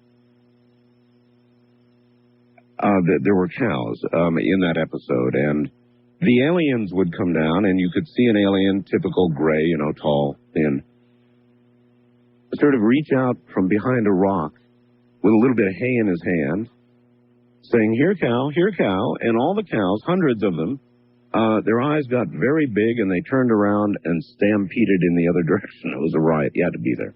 East of the Rockies, you're on the air. Hi. Hello there, Art. It's Vince in Chicago. Yay, Vince. Hear the lie with Satellite 7. I think those reversals that Richard and David worked on last week, definitely there's something going on there. They just all mean so much. The source of the Nile. The metaphors, I think Richard really strung them together quite well. I know some people might not, that haven't been following this whole investigation of the Enterprise mission might not get it, but I got the aha that Richard was talking about. Oh, so did I. This might be a little off subject, maybe not. I know it's so hard to get through to Richard when he's on, but you know, you mentioned a little bit about the JFK assassination. I mentioned that Sarah McLendon wrote that there were two things that the president wanted to know when he got into office. One was about JFK, and the other was about UFOs. Yes.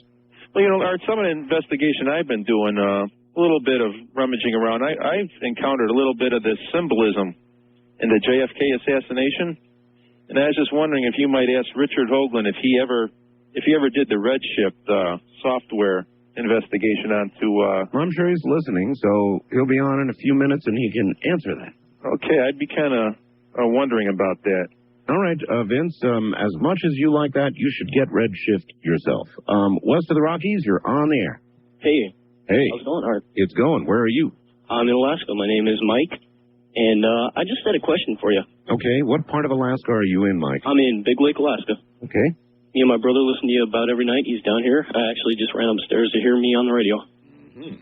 Okay, but I had a question about one of the planets, and I thought maybe you could answer it for me. Call us toll-free at 1-800-618-8255. Yes, there are. Have beans for supper or something like that? Yeah, absolutely. Great, Art. That was it, huh? Yeah, that was all the way from Alaska. You called to say something with absolutely zero meaning and not even any humor. Yes, sir. Take care and grow up. East of the Rockies, you're on the air. Oh, hello. Hi. I was beginning to think this program was in delay because I'd gotten to like 6 different times. Well, if you would turn your radio off, we'd proceed. We are delayed ever so slightly. What's on your mind? Well, what's on my mind is you were talking about the ants with the refrigerators. Oh, yes. Okay, what's happening there is the ants are getting flooded out. They want to get into something, and how they get into refrigerators is through the drains. Most refrigerators are self-defrosting. Right. I read that facts. And, so then what happens is they get into the refrigerator. And then it freezes. Well, they're climbing because it's cold and they're uncomfortable, so they're going to climb higher. Yeah, but it's going to be getting colder as they climb. Yeah, but they don't know that. They don't know that? They don't know that. And then so they get up there and... Yeah, that's the end of them. That's the end of them. Well, they're getting flooded out. And as far as the flies, they're just the normal hatches. it certainly is it's all right, thank you. It certainly is a horrible death, and as the person in the email suggested, for the ants, it's like a polar reversal. I mean, in the ant world, it would be just like a polar reversal, wouldn't it? From the high desert, I'm Art Bell. Richard Hoagland, if he's awake, up next. Stay right where you are. Winner of several awards, actually the Angstrom Science Award, one-time advisor to Walter Cronkite. Actually, I don't know what his middle initial was. Advisor to NASA.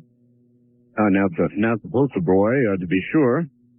I'm sure they've got pictures of Richard lining the halls of NASA, Houston, and JPL. Quite a vision when you think about it. Well, listen, I've got several things up on my website you're going to want to see. Number one would be a weather photograph. I've been promising to put that up for some time. I've got a very special program here with my computer that allows me to receive direct NOAA satellite photos. And it's up there to take a look at. And I took that this afternoon, late this afternoon, as the clouds rolled in once again, dumped more water on the desert. So I thought I would show you what kind of weather photos I get. And if you look at Nevada and the little asterisk there, you'll see where I am, and you'll see the approaching weather front with more wetness. We have the Sarah McLendon news release on the website now. And by the way, I had a fax about the news release, and it is from none other than Marty, who I'm going to now have to hunt down and kill. It's April Fool's Day, and the fax was about Sarah, and the fax about Sarah and MSNBC and CNN stuff was really from me. Well, I knew that. I thought you were just telling the truth. He goes on, yup, in some parts of the country, it's already April Bell's Day. Ha, ha, ha, ha, ha, ha, ha. April Fool's Day. I forgot it was April Fool's Day. Good Lord. Then, earlier today, I got an alien in a jar. You're going to love this. I took a photograph of it. Keith held that photograph. And then finally, I have instructions on how to build your own atomic bomb, which is going to make you number one in the hood. So there it is, specific instructions on how to build an atomic bomb on my website.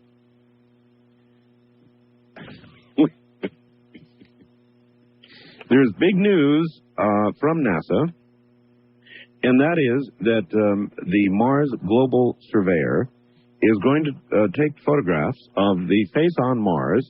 It looks like there are three coming opportunities, one April 5th, one April 14th, one on April 23rd. And so they are about to take pictures, high-res pictures, of the face on Mars.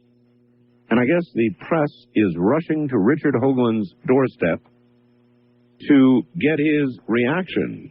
And either way, in other words, if the high-res photos show the face to be not a natural object, or if it goes the other way, they will look for Richard to be saying something like, well, I don't know what he'd say. We'll ask him in a minute.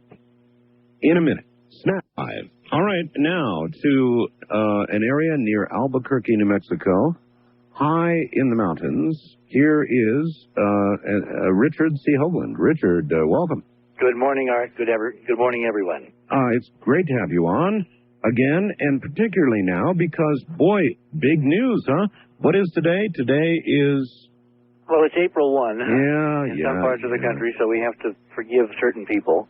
Well, not if I could get my hands on them. You know, this is the most extraordinary time to be alive. I have been looking at this problem now, initially tangentially, and beginning about 15 years ago, very directly.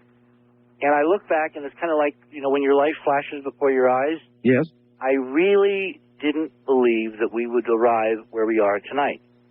And as I said to the San Jose Mercury News, you mentioned before that we've had a lot of press. Yes, there has been a lot of press calling and faxing, and we're talking major networks and major papers, ranging from the San Jose Mercury News, which is probably the most technologically sophisticated hard copy newspaper in the United States. It's a the heart good, of Silicon Valley. Good newspaper. Excellent. And I had an excellent discussion with the science reporter, Glenda Chu, this afternoon, for several hours, almost an hour, and I referred her to several other members of this far-flung Cydonia independent family of researchers who have contributed over the years. We've had calls from the Washington Post. We've had calls from MSNBC. Mm-hmm. We've had a UPN crew, not the sightings, what's the other show they do? Well, Help. I'm not sure. They did Abduction at Clear Lake. No. Those are special. I'm talking about the regular syndicated Beyond Belief, is it? Or there are so many now. Anyway, this is the UPN News Division. Okay. Which is out of Channel 13 in Los Angeles. They are flying a camera crew and reporter and director here next week to sit down in Enterprise and look at the computers. I predict, Richard, they will get a camera crew there. They will have a camera on you as you download the first picture that comes of Cydonia, wanting to capture the reaction on your face. I know that's what it's all about. Yeah, that's part of what it's all about. What I like to do tonight for people who have joined your, Bell Network family is to kind of give a reprise over the next hour or so of how we got to where we are. Okay. Because a lot of people don't know the history of this inquiry. They certainly aren't aware of the Viking missions 20 years ago that took these pictures, of the controversy of all the players, of the ebb and flow. I mean, if they wanted to cut all that out, they could go directly to my book, which is The Monuments of Mars, A City on the Edge of Forever, which is kind of the record of this investigation from the beginning, going all the way back to when I sat as a correspondent at the JPL, auditorium, the Von Karman Auditorium, and along with about 1,000 other scientists and engineers and news people and space groupies and folks like that, was regaled with this first image by Dr. Jerry Soffin, who was the Mars project scientist for Viking, who basically showed us this quirky face and said, isn't it cute what tricks of light and shadow can do? That was the beginning, and tonight is the penultimate climax of a 22-year saga, a mystery story that may have a happy ending, and then again, it may not. It really depends on Richard, what is a happy ending in this case? Well, a happy ending is an honest test.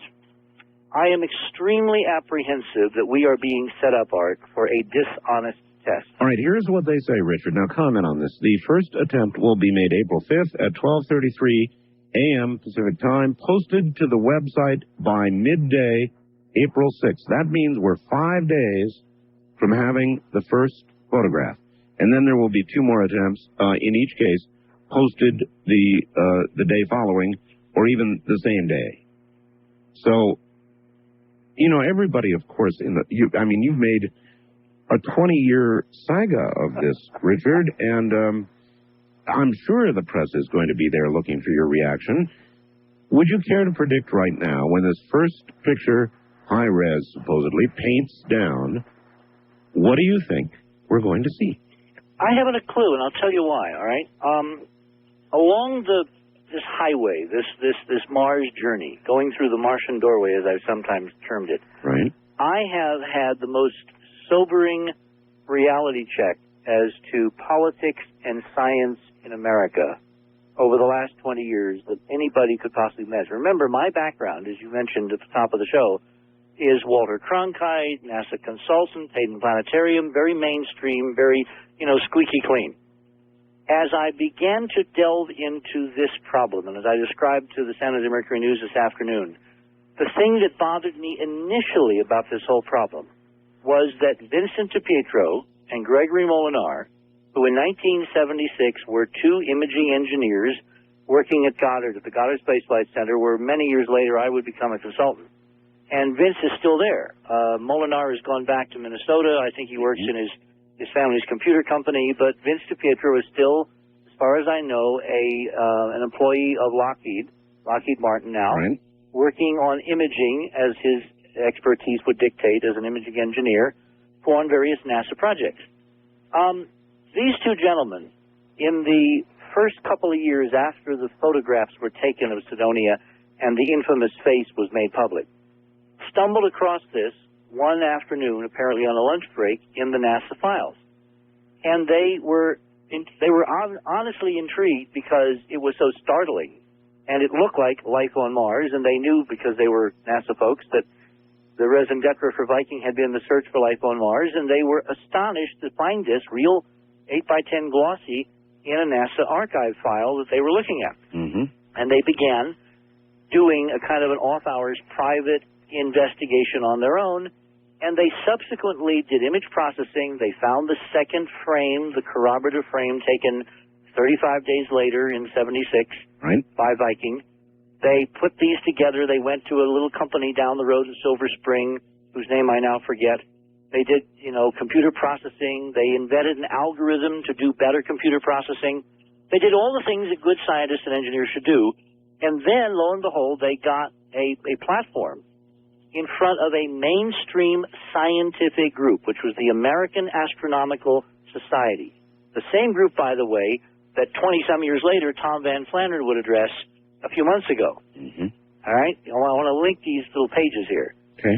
And the you-know-what hit the rotating receptacle.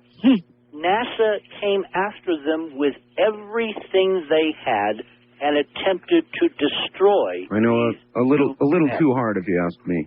Huh? I came after him a little too hard. Well, they shouldn't have come after them at all. No. So I look at this as a correspondent, as a science journalist, as someone who was trained in the art of fact-finding at the knee of, Walter C. Mm-hmm. And my antenna, even at that early stage, this is now 81, 82, somewhere around that time frame, when I encountered this story at a Case for Mars conference in Boulder, Colorado. My news sense said, what's wrong with this picture? If NASA wants to find life on Mars, and NASA is going to the American people asking for billions of dollars for space exploration, and NASA ultimately wants a manned mission to Mars, why, when two of their own do good science and good engineering and publish in the accepted peer-reviewed process of presenting at a mainstream scientific conference, why try to destroy these two individuals? And that was my first hint that this is not an honest system. It is incredibly crooked. And tonight I cannot say to the American people we're going to get an honest test because, frankly, I don't think we are. Well, let's just be blunt.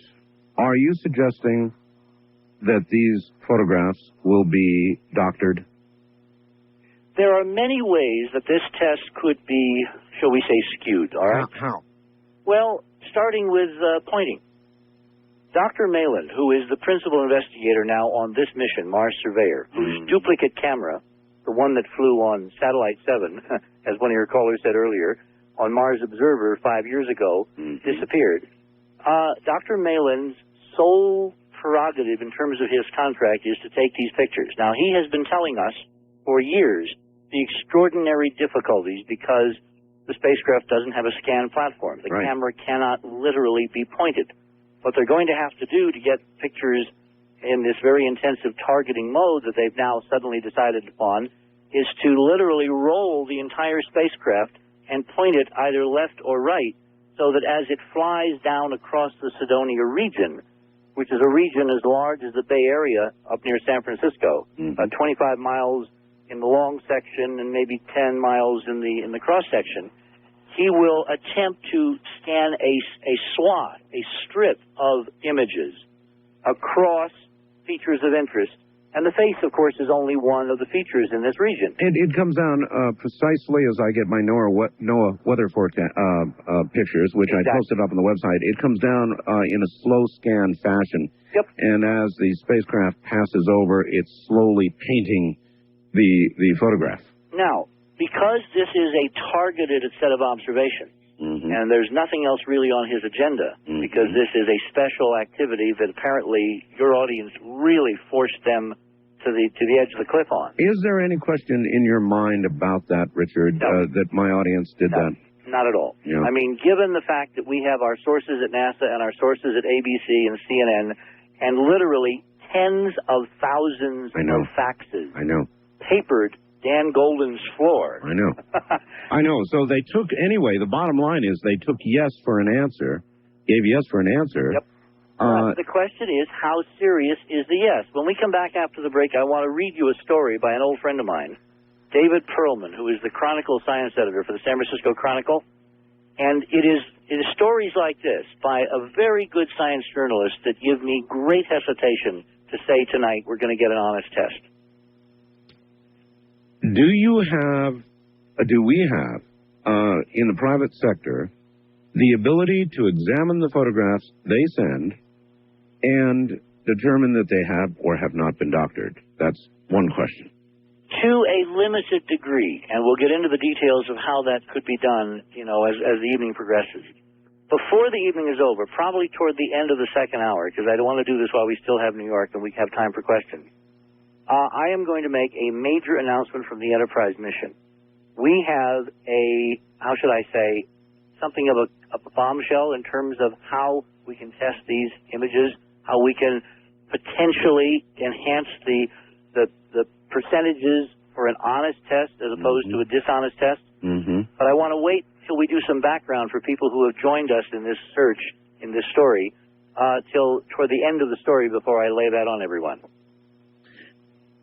Privately, which we're not private right now. Yeah, just between you and me and between our most intimate friends, yes. Just between you and me.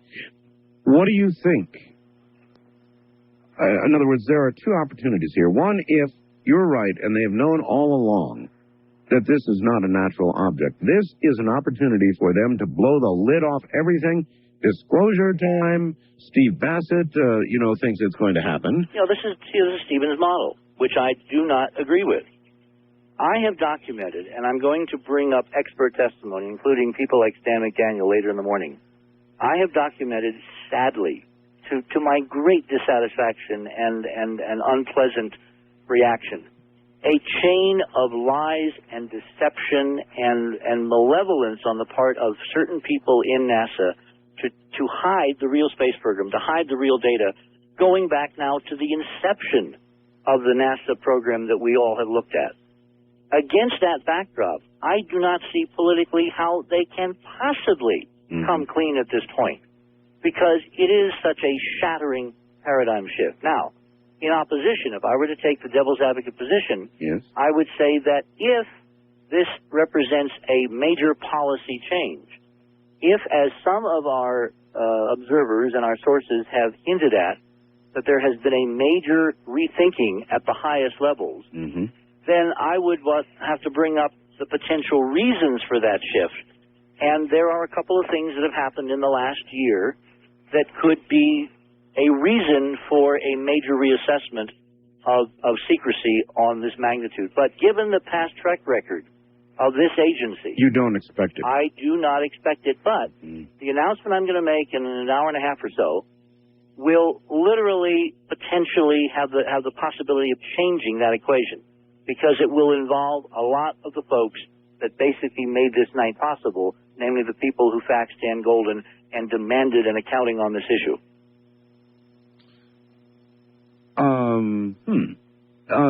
So you've got me puzzled now, Richard. Make your announcement, damn it! I can't wait that long. Anyway, again, so your expectation is, and you seem to be saying that quite clearly now, that whatever we get, it is not going to be honest. Is that fair? At this point in time, I would have great hesitation in thinking that it would be honest. Now, one of my reasons, and this is the little deep water we got into the other night. By the way, let me say something, all right? I received a number of faxes scolding you for our interview the other night. And I want to say that Art Bell is my friend. Art Bell is a valued colleague. Art Bell has done what no other journalist or interviewer or radio personality has done for this investigation over the last 15 years. You have become, Art, the program of record. Like Geraldo claimed he was the program of record for the OJ. You have become the program of record of the Cydonia investigation. I suppose so. Richard, we're at a break point here. I don't mind getting scolded. I get scolded all the time. It's just part of the job. No problem. Anyway, it's coming soon, folks. April 6th, we should have the first picture. April 14th, number 2.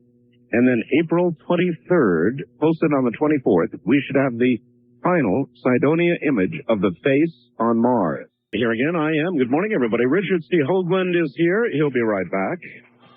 100. That's 1-800-627-8800. Now, when you want the ignition system Art Bell has on his Hot Rod Metro, it's like a heart transplant for your car. That's 1-800-627-8800. And check out their webpage at www.jacobselectronics.com. Well, actually, Richard and I have been friends for years. He's absolutely right about that. And there have been many other times we have come to opposite poles on issues. I remember when the little robot landed on Mars. Richard, you were saying it didn't land. I was saying, yes, it was. You're out of your mind. And of course, it did land. And now we were at odds the other day over metaphors. And you know what people need to realize is that you and I had some interesting conversations off record all the time, where I was discussing, symbol and metaphor, and you were too. And I made a proposal to you one night, which I think you went on the air and actually announced. I said, let's do a show on symbol and metaphor as it relates to this investigation. That's right. And come at me hard. I said, I really want you to take a strong position and question me closely and sharply. And I think people the other night might have gotten a misimpression, because I did not feel at all off-put by the tone and the temper of our discussion. And given the fact of the faxes and the emails and all that got the points that David and I were trying to make, it's obvious that as part of the discussion there was a lot more light than heat. So I don't want people to take it out on you because I specifically asked you. Again, Richard, I don't care. People take things out on me all the time. I'm used to it. When my friends are unjustly accused, I get a little bit upset. My position hasn't changed. I think that metaphors are extremely interpretive. They may be useful, but the public doesn't understand a lot of them, to which I will get, well, you underestimate your audience. But when you get something like, the feet are cold, all right? Well, that could mean a lot of things. It could mean that subconsciously this person is getting cold feet about what they're saying or thinking or planning. It could mean that some little part in a spacecraft is going to freeze and blow up. Who the hell knows? Sure. I totally agree. But on the other hand, we sound like lawyers, don't we? Or basically economists. On the other hand, when you hear a line from Mail in Reverse, hear the lie with Satellite 7. Yeah. And this is a scientist who is the principal investigator on a mission to Mars. Not Jupiter, not Saturn, not Earth, not Alpha Centauri, but to Mars. Mm-hmm. And you start simply counting the numbers of missions to Mars that we've had, and lo and behold, the spacecraft that's in most contention, Mars Observer, is Satellite 7 in the series of satellites we've sent to Mars, because they are technically all satellites of the sun.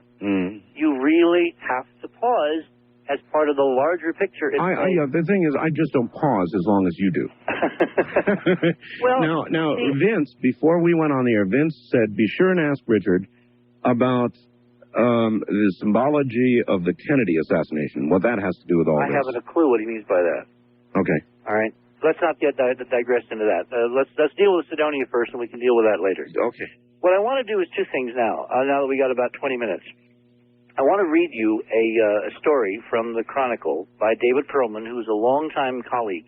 He and I covered a lot of NASA together back when I was doing that, as part of the Cronkite team, and afterwards as part of a freelance group. Right.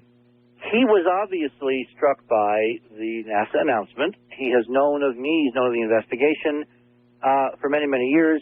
He wrote the story without calling any of the independent investigators. Mm-hmm. This is a David Perlman story based solely on the NASA spin. So let me read this to you, because this is very important to me in terms of how the agency is treating this with those that are kind of on the in crowd. Right. As with any other beat, there are reporters that cover certain stories in certain fields more than others do. Sure. There's the White House press corps. Sarah's part of that. There's the State Department. There's the Pentagon. There's freelancers, kind of national correspondents like John Holloman, who have a wide-ranging mandate, but is particularly intrigued with NASA, so they pitch him a lot of NASA stories. And then there are people who are science journalists like Dave Perlman, whose sole beat is science. All right. And NASA. NASA to take pictures of the face on Mars. Images may answer mystery of rock. This was 3/27/98, this story. Okay. Lovers of the paranormal. This is what really didn't make me sit down well, okay? Lovers of the paranormal, Yes. fans of UFOs, and true believers, convinced the government has long hidden the truth about the legendary face on Mars, will be delighted by NASA's news. Mars Global Surveyor, a spacecraft now transmitting the best high-resolution pictures of the Martian surface ever, is about to try shooting close-ups of that famous face as the spacecraft flies above the controversial rocks home in the Cydonia region of the Red Planet. Scientists at the Jet Propulsion Laboratory in Pasadena announced yesterday that Global Surveyor will make 3 tries to capture the image at high resolution early next month, and will make the pictures available on the Internet as soon as they are received. When the 2 Viking spacecraft landed on Mars in 1976 and sought in vain for evidence of life, pictures of the Cydonia region taken from orbit showed a large and curious rock that resembled a human or ape-like face. Prosaic scientists called it just another Mars rock, but more speculative folk insisted that the image was proof that some ancient civilization had left a huge humanoid statue on the planet. Some linked the face to the builders of the Tower of Babel, some to extraterrestrials, and some to other rocks that were seen as the ruins of ancient Martian monuments.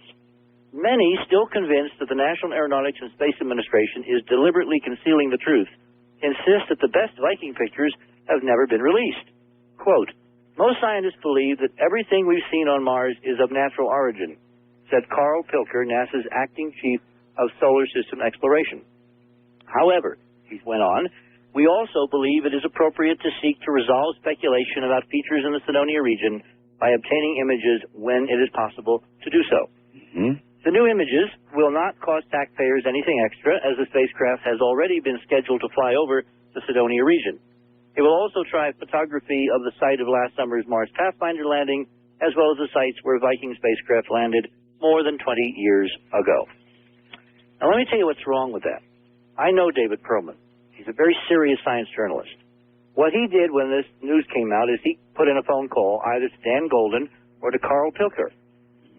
And if there had been a hint of serious science art in their response, if they had done more than giggle into the phone, if they had said, you know, David, this could be something significant, you'd better write a story that prepares your readers for something major, he would have written a totally different story. But this is the part and parcel of the kind of story which has been written at the giggle factor level over the last 22 years. Nothing has changed, and that's why I'm not optimistic. All right. Well, let me give you what would be the worst possible scenario. All right? We have pressured them politically into doing what they're about to do. You acknowledge that. I think we all know it's true. With our gazillions of faxes and emails. And now they're really doing it. I mean, they've given us the 3 dates, and they're really going to do it. Here's what I see possibly happening. You said they turn the spacecraft around, right? Well, they have to turn it from side to side. Yeah. When they pass to the left of the objects they want to photograph, they got to roll it to the right so the camera points down toward the left, and vice versa. And this is done fairly low in the Martian atmosphere, right? The periapsis, or the closest approach, will be 106 miles above the surface. That's still above the Martian atmosphere, by the way. But it's basically a John Glenn's orbital altitude back in 1962 above the Earth. With a state-of-the-art 1990s camera, we should be able to read the darn license plates. Or, as Malin once quipped in the Washington Post following our first press conference back in '88, he said he would not believe that there was anything artificial down there unless he could see the lawn furniture. All right. Well, here are 2 scenarios. One is they get too close. The resolution is too high, and an object that was intended to be seen from a distance in space is rendered nothing more than a pile of rocks close up. That's one. Scenario 2 is the worst of all, and that is that they turn the spacecraft, it plunges into the atmosphere, and they blame it on you. Don't rule it out. Not bad. That's all I've got so far. I thought you had a list here. I thought you were on a roll. No, that's it. I just was sitting here thinking. Let me address your serious one, which is number 1. Yeah. All right. Okay. In the nominal mapping orbit, which was 200 and some miles upstairs, the footprint, the size of a square picture taken by the Malin camera is about a mile on the side. Okay. Now, if you were to photograph a mile of a city on Earth, a square mile, Right. you would find stunning affirmation of artificiality. One of the things I was struck by a few years ago were the helicopter shots taken by the networks of Homestead, Florida, after Hurricane Andrew had done its work. And although there was incredible amounts of debris and destruction and tragic scenes, what was stunning in the helicopter shots, and in fact I used this on Good Morning America when I was interviewed. I actually had them go and get the tape and roll tape. You could see the square foundations of all the houses, the tract homes that had been literally blown away. All right, give us a little perspective. The original pictures, the ones that we are working with now that are so old, what, 30 years old now? Well, they're 22 years old. 22 years old. Thank you. All right. Number 76. All right.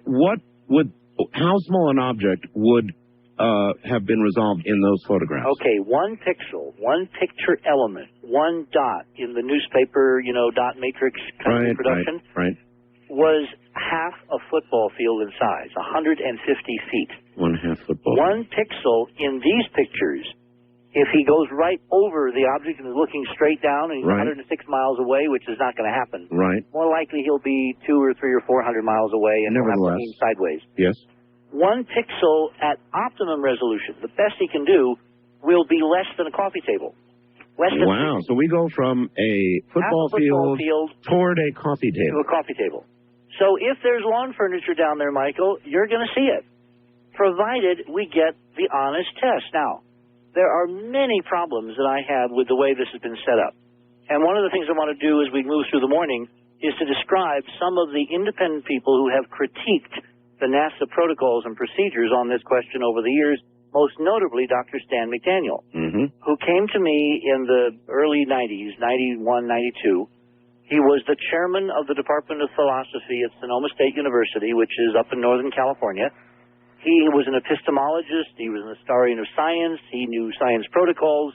And he got casually intrigued with this because, to him, it represented a kind of a thorny problem in science philosophy for his students. In other words, how do you test this kind of weird problem when there's no precedent? And what started as a student activity for his classes evolved rapidly into a major publishing project, which turned into a book, which turned into a report that was then forwarded to NASA and went to the Congress and has now been published in commercial form. It's called the McDaniel Report, and it represents that quintessential thing that everyone claims that we've needed for the last quarter century on this, namely peer review. Right. Stan McDaniel had no axe to grind. I didn't know him. I have not yet met Stan McDaniel. I have physically yet to stand in the same room with Dr. McDaniel.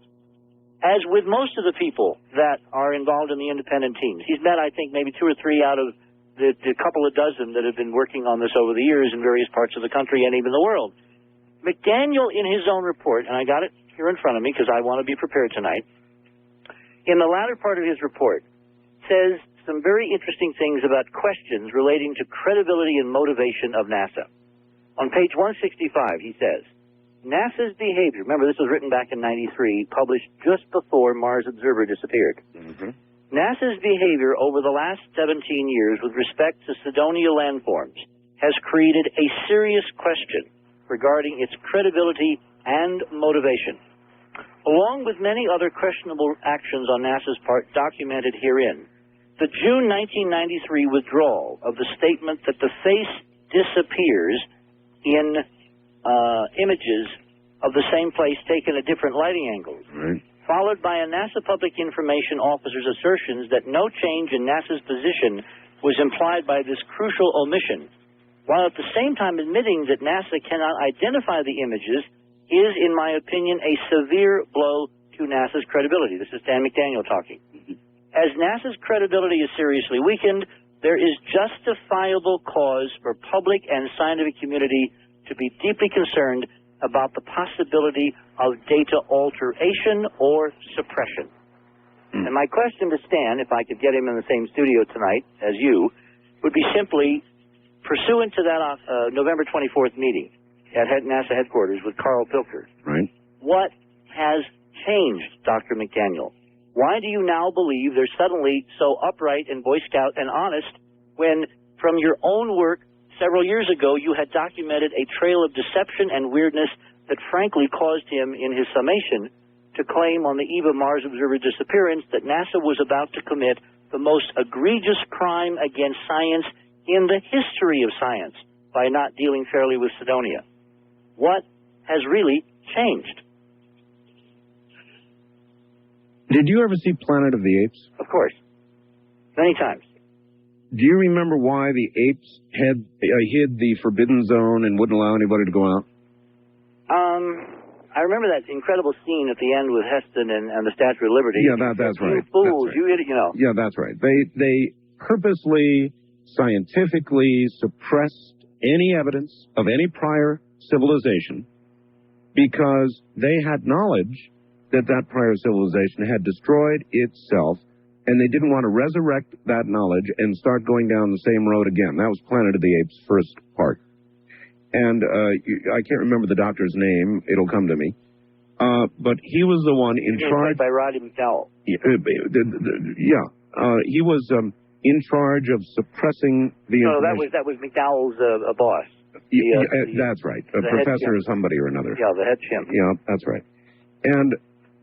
And of course, it finally broke out, and we all remember what occurred with the movie. But the point is, could there be something? I mean, in order to do what you're suggesting NASA might do with these photographs, there would have to be something equally threatening to all of mankind, were it to be known. Well, Is that what you imagine motivates them to do this? And if not, then what? All right. Well, you have to divide the NASAs here. See, I have been accused by some people of being extreme. No. Yes. No. Now, but I have never said what Dr. McDaniel said that I just quoted. NASA is about to commit the most egregious crime against science in the history of science. Well, that's what reminded me of the Planet of the Apes. Right. Well, what I have said, very specifically, what I said at our press conference the morning or two after Mars Observer disappeared 5 years ago, and what I've consistently said on this show and all others, is that there's an element in NASA that is entrenched, that has been there since the beginning, that has power, resources, is able to manipulate data, manipulate people, give the illusion of honesty and openness, and in fact has been carrying out a duplicitous agenda from the beginning. But that most of NASA, most of the currently dwindling 20,000 employees at all of the NASA centers are honest and clueless as to the hidden agenda. But even having said all of that, Richard, if the deceit is coming from the very top, then it's got to be for a reason of that magnitude, and if not, then what? Well, there are two reasons. One is this is a very bona fide line of questioning, and I'm heartened that you're thinking in the same direction, because frankly, this is the conclusion that I have moved toward as we have gotten more and more data. Okay. Initially, as I said in Monuments, in my book, The Monuments of Mars, and by the way, I'm going to give a couple of commercials tonight for 800 numbers, because I think it's vital that people document the history of this, that they read the documentation, which my book is several hundred pages and thousands of footnotes and specific references, in order to understand the backdrop against which these images are now going to be or not to be taken. Yeah. So I will give out at the end of this hour, when you give me a little warning, an 800 number, and I will do that a couple more times, more frequently than I normally do, because it's critical people do their own homework and come up to speed on this before it hits the you-know-what. The issue of, are they protecting us from ourselves? Are they protecting us from knowledge that we are not the first? Yes. That we are heir to an extraordinary legacy, if they would let us know? That some incredible catastrophe has overwhelmed previous cycles of civilization. Yes. And they're desperately concerned that it may happen again. And the way to keep you fat, dumb, and happy and the stock market going up to the 9,000 level is simply never let you know. That's right. In other words, if we're on the Titanic, boys and girls, maybe the bridge doesn't want us to know that. And you keep leaning over the back end trying to read the name. Again, and we'll address this while it's break time. So I'll ask you when we come back. My guest is Richard C. Hoagland, and the great debate is about to be settled or become ever more controversial? What do you think? I'm Art Bell. This is Coast to Coast AM. Joe Choucheret, weekdays 2 to 5 on AM 1500 KSTP. Moment of truth approaches. Finally, NASA is about to re-image Cydonia. We now have a schedule. NASA will attempt to re-image the Cydonia region April 5th at 12:33 a.m., then post that photograph to the website at midday on April 6th. Plenty of time. Then again at April 14th at 12:18 p.m., posted to the web on mid-afternoon of the same day, less time there. And then finally April 23rd at 12:18 p.m., posted by mid-AM on the 24th. So we're about to find out the truth. Maybe. Richard C. Hoagland is my guest. Richard C. Hoagland, one-time advisor to NASA, and Walter Cronkite, winner of the Engstrom Science Award, and a man for, 20 years, who has been talking about the face on Mars. Well, all the press in the world is contacting him now. They will no doubt, as this image rolls in, they'll have cameras right in Richard's face waiting for whatever it is he'll say. It's going to be very interesting. So we're talking to Richard tonight about that, face on Mars, of course. Just think, folks, just 5 more days, and we're going to have photographs that may settle the whole matter or not. Get back to Richard. By the way, on my website, I have a number of new items. Let me tell you what they are. Number 1, another storm is headed for our desert in the never-ending stream of storms from El Nino. And so I took a weather satellite photograph earlier today, and I've been promising to post one of those on the website, show you how it works. I get about 20 or 30 of those a day if I want them. So I took one late afternoon as the storm was rolling in. And you'll see, you look at the state of Nevada there. I just zoomed down to the southwest part of the country. And you'll see the little asterisk that will mark Pahrump, Nevada, and that's where my residence is, and that's where you can see the storm approaching. Then I've also put up there the Sarah McClendon news release, because so many people requested it. Then earlier in the day, some fool sent me an alien in a jar, a little baby alien fetus swimming in this green liquid with a radiation stamp on the outside. When my wife handed it to me, it scared the hell out of me at first, but I'm sure it's nothing more than a toy. And then finally, I have posted instructions on how to build your own atomic bomb. Now, I'm already reading email that starts out with a header like, "Are you nuts?" Look, it's a humorous thing. Learn my sense of humor. Would I really post a way to make an atomic bomb up there? No. Besides, you can go to any library and figure it out for yourself. It's a piece of humor. Come on, people, get a life. 26438. Absolutely fresh flowers. Now back to Richard C. Hoagland. Richard, you're back on the air again. We were talking about lost civilizations and a possible reason. Well, in other words, let us update. The audience at midnight in L.A. joins. That's true. So you're suggesting that the pictures might be doctored. Not that they absolutely will, but they might be. And so I came back and I said, remember Planet of the Apes? They were suppressing the information that there had been another civilization in order to protect the current civilization. And I imagine that only such a reason of such magnitude could cause them to hide the information. And I was asking you if that's what you believe. Well, it is one of the plausible suspicions for a pattern of behavior. Remember, I'm not alone in my deep distrust of this process. Dr. McDaniel wrote this remarkable report where he chronicled and detailed in chapter and verse with documentation a litany of egregious violations of scientific protocols on this issue going back to the original, almost attempted castration of DiPietro and Molinari over simply standing up in front of a scientific body, the American Astronomical Society, and putting on photographs on the screen and saying, "Isn't this curious what we found?" And they got hit with everything. They were accused of being con artists, of milking the press for money, of being hoaxers. I mean, everything that could vilify these two individuals was done as a kind of a precursor to what's been done against me, which include now, of course, death threats, as we reported a couple weeks ago. You know, very strange things that have happened in the publishing cycles. McDaniel and company have tried to present papers at various conferences and in various journals and have been turned down simply because the subject is taboo, because it's too contentious, it's too controversial. This is not the way science should proceed.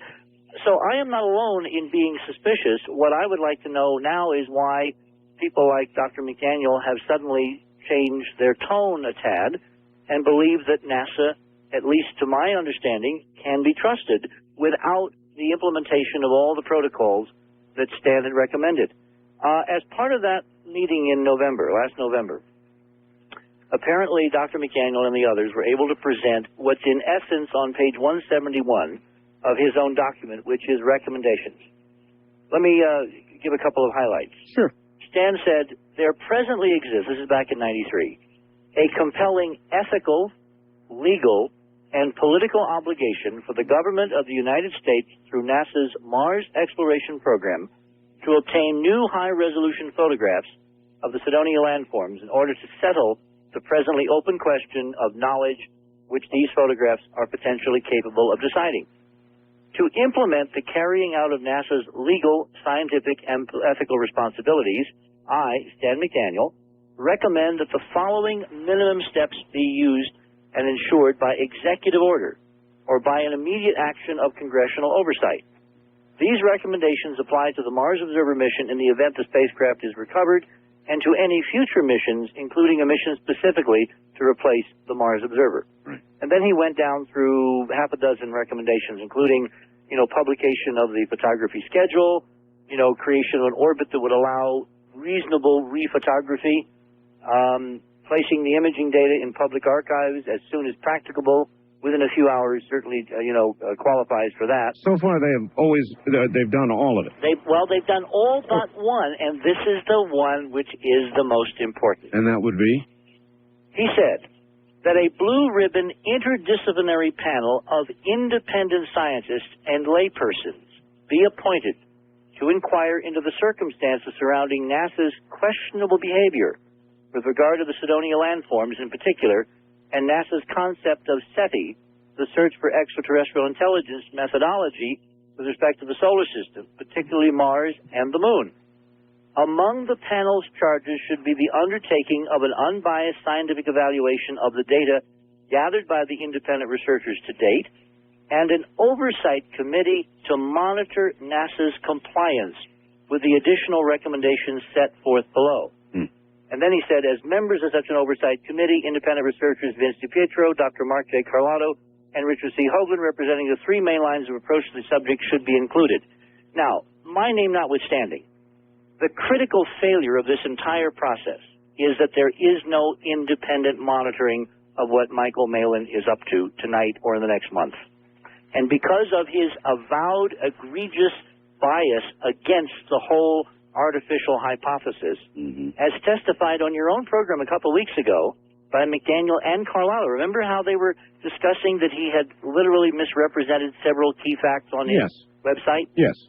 The fact that NASA, that headquarters, that Carl Pilker, that Dan Golden, that nobody there has taken the appropriate steps to ensure the independent oversight of the process, of the protocols, frankly means these pictures may not be worth the powder and shot to blow them away, as my grandmother used to say. Okay. But again, I want to ask my question. If you're going to presume that they may, based on history that you have quoted, or that has been documented by documented among that others, they're going to fake these, I again ask, with all hopes of getting an answer, why would they do this? What possible motivation would they have, short of the Planet of the Apes scenario? Well, but that's speculation. All we have to do is go on the track record, all right? What they have been doing. Okay, then speculate for me on why they have been doing it. It's really the same question. There are two possible motivations. And again, we're not talking all of NASA. We're talking about a select group within the system. Right, here we go. Yes. What are they? Group number one basically has taken the Brookings admonitions to heart. Here we go. They believe that discovery of bona fide evidence of an extraterrestrial or proto-human civilization elsewhere in the solar system would lead to catastrophic demise of current late 20th century civilization. Brookings said this back in 1959, and as I said to the San Jose Mercury News, there are documents that are significantly older than 30-plus years that we revere rather highly, like the Magna Carta, the Constitution, the Old Testament. There are some truths that live long beyond their authors. And if, in fact, they were extremely upset at the prospect of confrontation with realities of extraterrestrial civilizations back in the late 50s, frankly, what's changed? We are still an incredibly xenophobic species. That's what I've been saying right along. All right. That the Brookings report I'm arguing from the Brookings perspective. is as valid today as it was then. So you would be with me, Art, in suspecting that since nothing really has changed, we have riots in the streets, we have, Rwanda, we have, Bosnia, we have, the Cold War may be over, but there's a lot of people very efficiently killing a lot of other people on this planet even as we speak tonight. And if they are killing other people, it's simply mainly because those people are somehow perceived as different. Now, Margaret Mead, who I worked with at the Hayden Planetarium, who was one of the cornerstones of the Brookings Report, was an eminent anthropologist. She had cut her teeth, as the saying goes, in field anthropology in American Samoa. From conversations I had with her in the halls of the American Museum at the Hayden, when I would kind of run into her, because she was avidly intrigued with space, and we would talk about it many times. Sure. As she walked up and down the halls with that long cane of hers, it was a signature trademark.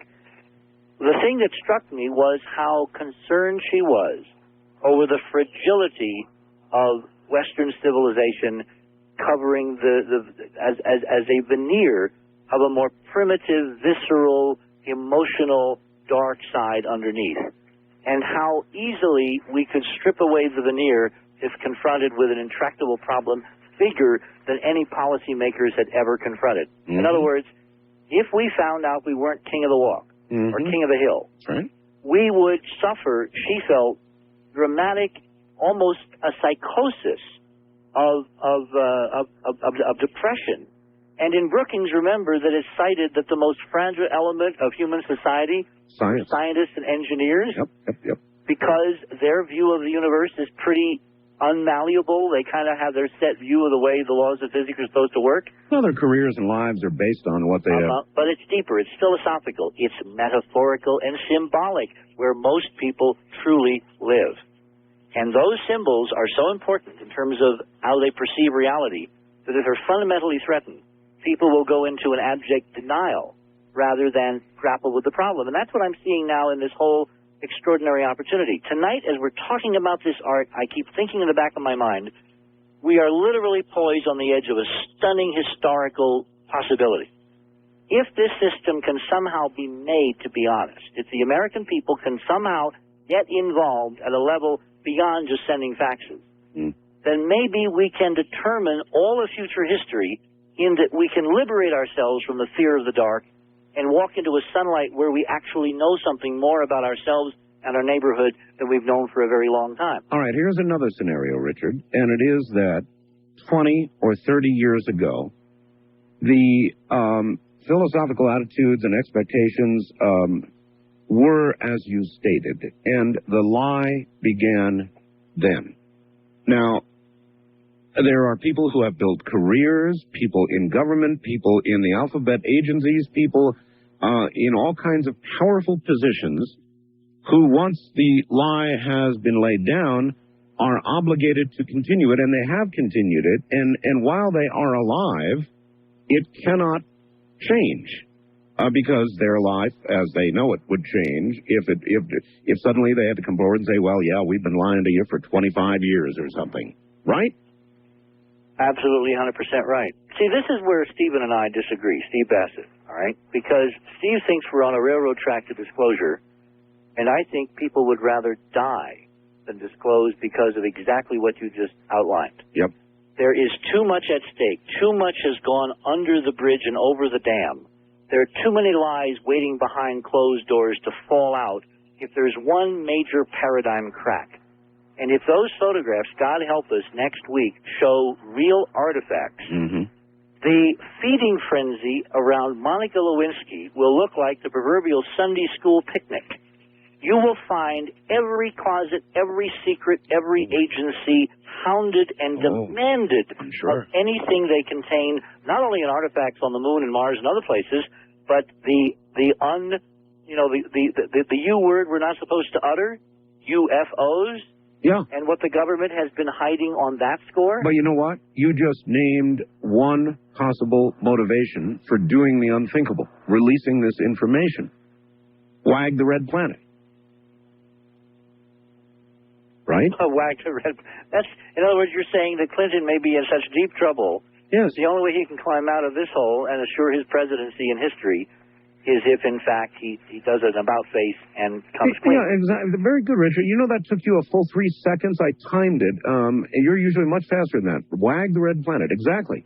In other words, you set the whole thing up, and you're really exactly right. It is the one thing that would take the Lewinsky story and the whole scandal going on about sex in the White House and make it as nothing.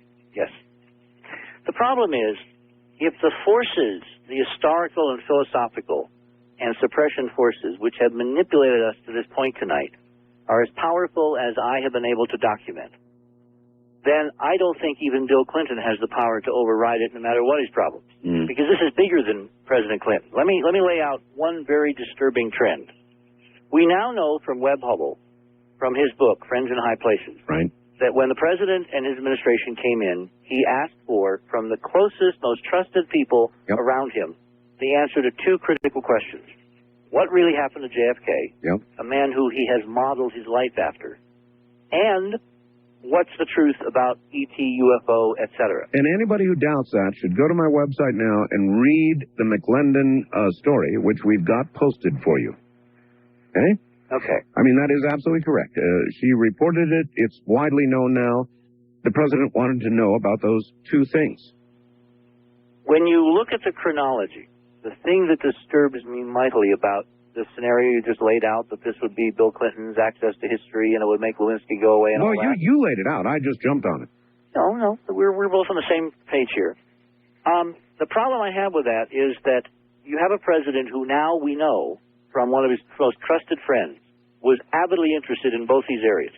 And when he began to take actual action, sending Hubble out to NORAD, sending him to the Justice Department, opening files. He may have sent them over to NASA, but I don't think so. I know that we had our entree to the Clinton White House rebuffed in very strange ways after initially an open door. Yeah, I remember that. You called me, this was another off-air conversation one day, and you said, my God, doors at the White House are opening. Yep. Well, it all stopped on July 20th, 1993. What happened July 20th, 1993, Art? I should be able to remember July 20th. It's always July 20th. It's always July 20th. Very good. Vince Foster was killed. Oh, that's right. It is my contention that Vince Foster was murdered having nothing to do with Whitewater, but as a message to this president to lay off. And everything that has been possible to come down on an administration, from AK-47s to Piper Cubs to C-130s to the Lewinsky stuff to the Paula Jones stuff to stewardess now and former Miss Americas, you name it, has been thrown at this man because he dared to ask those 2 questions. That's my theory as to why we are here tonight. Cool theory. You know, we should speculate a little bit when we come back about if we don't get the straight stuff, what are we getting? In other words, are they pre-preparing photographs that will be downloaded that we will then see on the web? Or will they download real photographs and change those photographs, modify them, so that we cannot see what we need to see? And that's what we'll ask when we get back. I mean, you might as well go all the way out on a limb, right? How are they going to do it? What are they going to do? This is Coast to Coast AM. Once again, here I am. Good morning. Richard C. Hoagland is here, and he'll be right back. You know, when the IRS faces a taxpayer, the IRS wins 85% of the time. Did you know that? Their attacks are usually focused on the middle class, small biz, that sort of thing. They do it by using fear, intimidation, the option of keeping an audit open indefinitely. And the question is, who can afford to fight such fight? Well, you can, with the assistance of Tax Resources Incorporated. You need to sign up with them before you get the audit notice. That makes sense, right? And then never fear a federal or state audit again, because when you receive an audit notice, Tax Resources takes over everything. And I mean everything, the phone calls, letters, even the personal appearances. In addition, Tax Resources members receive their year-round tax counseling service, almost like having a tax advisor on staff. Matter of fact, every year millions of Americans pay more taxes than they need to simply because they are uninformed or misinformed. Tax Resources is a solid 10-year-old counseling service that helps eliminate overpayments. I saw a piece on TV the other day about how much Americans overpay. Just imagine the amount of money you'll save on your taxes. A membership is amazingly inexpensive and guaranteed. Plus, if you call now, you get a $100 art bill discount. Call toll-free and get all the details. It's 888-82-AUDIT. That's 888-82-AUDIT. Eliminate the IRS threat. Call Tax Resources now at 888-82-AUDIT. And be sure and ask for the Art Bell discount. Everything is cool after dark. After Dark brings on Art Bell and his night people from around the world. And After Dark is the name of Art's exciting magazine format newsletter, the definitive chronicle of nighttime radio. Every monthly issue of After Dark is filled from cover to cover with in-depth articles, interviews, news analysis, photographs, and cartoons. And, of course, Art's personal insights. Don't miss another colorful issue of After Dark. Subscribe right now by calling 1-800-917-4278. That's toll-free 1-800-917-4278. Expand and enhance your enjoyment of Art's radio shows. Become a reader of After Dark. That order number again is 1-800-917-4278.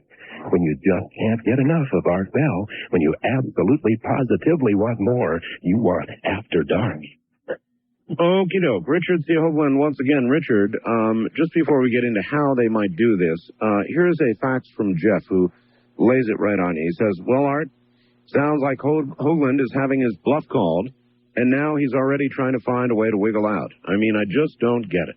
Here he is, finally getting what he wanted, and he's automatically trying to set people up for the pictures to be a hoax. Seems to me this is the way he will have an escape route if pictures turn out to show a big pile of rocks. From Jeff in Memphis, Tennessee. Okay, Jeff, the problem is I've been quoting Dr. Stan McDaniel all evening from a report, a scathing indictment of the protocols and the ethics of this agency going back to the beginning of this, back in '76. I haven't been basically talking for myself at all. It's Dr. McDaniel who was calling into question the protocols, the ethics, and the procedures. And what I'm saying is, look, as in any other area of science, if the test is not fair, what's the point? And in terms of assuring a fair test, given the incredible contentiousness of the issue in question, shouldn't we ask a few appropriate questions about how fair the test might be? I'm sure you would really like to know the answer, as I would. And I certainly don't intend to subject, all the years of my own work and my colleagues' work to a bias test where someone or someones within this agency can claim, oh, look, it's all just a pile of rocks and we all go away and, go back to our day jobs. That would not be of benefit to the American people or to the system, to the Constitution, to the protocols of science, or to the pursuit of truth, would it? No. Let's now say the worst occurs and the photos are bogus. How would you do it, Richard? If it's interesting to ask you to put yourself in Malin's position. If you were Malin and you wanted to fake the photographs, how would you do it? Well, remember, it doesn't have to be Dr. Malin. I don't want to single out Malin to be the heavy here. Well, he's the guy who's going to get the pictures, right? Well, but he is only one of a chain. All right. So you're a nameless, faceless shadow of a person who wants to fake the photographs. How do you do it? Before we do that, I want to announce this 800 number. Because if people want the background of this, we can't even cover it in 5 hours on the Art Bell Show. You need to get the Monuments of Mars. You need to get the videos of the various NASA briefings I've been invited, along with my colleagues over the years, to present in the front door to this space agency, to the rank and file, 3 times at NASA Lewis alone, to the UN, and including the presentation we did last year in Phoenix, which is now in editing and in production. Right. The 800 number for all of that material, focusing particularly on the book, because that's where it's carefully and heavily documented. Right. Monuments of Mars can be gotten at 1-888-338-8581. That's an 800 number. It's 1-888, toll-free, 338-8581. And there literally are operators standing by tonight. This is in Seattle. At another one of our centers, because the issue is that important. If people really want to understand the background, they need to do their homework, and they need to see what this agency has done with their space program over the last 35 years. Now, let me get to the issue at hand, okay? Yes. In McDaniel's report, and I am answering your question, but I want to do it my way if I may please, okay? Of course. In McDaniel's report on page 166, he has a section titled The Wolpe Accusation. Quoting McDaniel, in February 1992, newspapers reported charges made against NASA by Representative Howard Wolpe, Democrat from Michigan. Wolpe released what was reported to be an internal NASA document titled, quote, Suggestions for Anticipating Requests under Freedom of Information Act. NASA employees were apparently encouraged to destroy drafts of documents where possible, to print rather than use their own handwriting in order to make the source of the annotation less easy to determine, to rewrite original notes in a less than informative manner, quote, and then destroy your old notes, and to avoid putting cross-references in documents so as to minimize tracking of a discussion. It was also suggested, McDaniel goes on, that employees make annotations using yellow stick-on tabs, Post-its, instead of writing directly in the margins of a document. If the documents were requested, the stick-ons could be removed from their original positions on the document and stuck on another sheet of paper in an order that would make it impossible to tell what portion of the original document they came from. Another dodge suggested was to involve an attorney immediately with any documents that might potentially be controversial, on the grounds that an attorney's participation in the preparation of particular documents may serve as an additional basis for asserting that they are exempt from FOIA based on a claim of attorney work product privilege. And on and on. This was an official memo, Art, from the director of the NASA Lewis Research Center. All right, but that applied to specific existing data. Now, with respect to pictures that are going to be taken and then released within hours or a day of their taking, my question was, how would this nameless, faceless, unidentifiable person fake it? Okay. What we're probably not discussing here is altering the photographs coming back from Mars Surveyor, because the time constraints, even with a supercomputer, simply would not allow the preparation of an adequate fake. If the photographs are actually going to be presented as real, but are not going to be real, the only logical alternative is they have to come from a prior mission to Mars.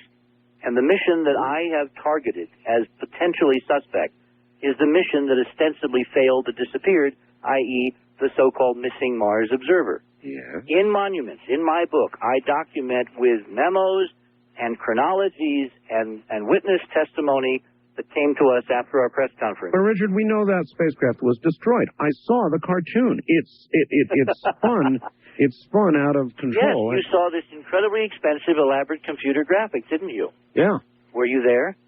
I mean, Mars Observer was the first mission in NASA's history where a specific command was sent to the spacecraft to turn off the transmitter back to Earth before a key set of mission instructions were carried out.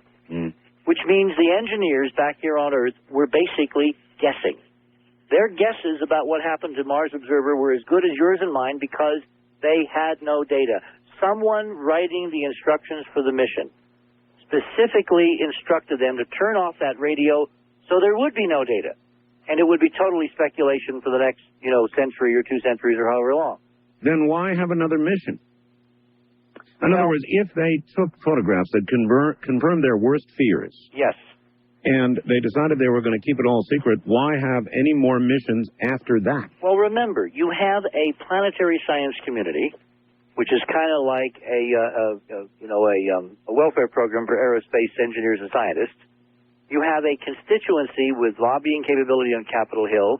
You have various contracting capabilities around the country, aerospace companies and contracts for production of hardware and all that. There is an infrastructure, a forcing infrastructure to have a space program, kind of like a make-work space program.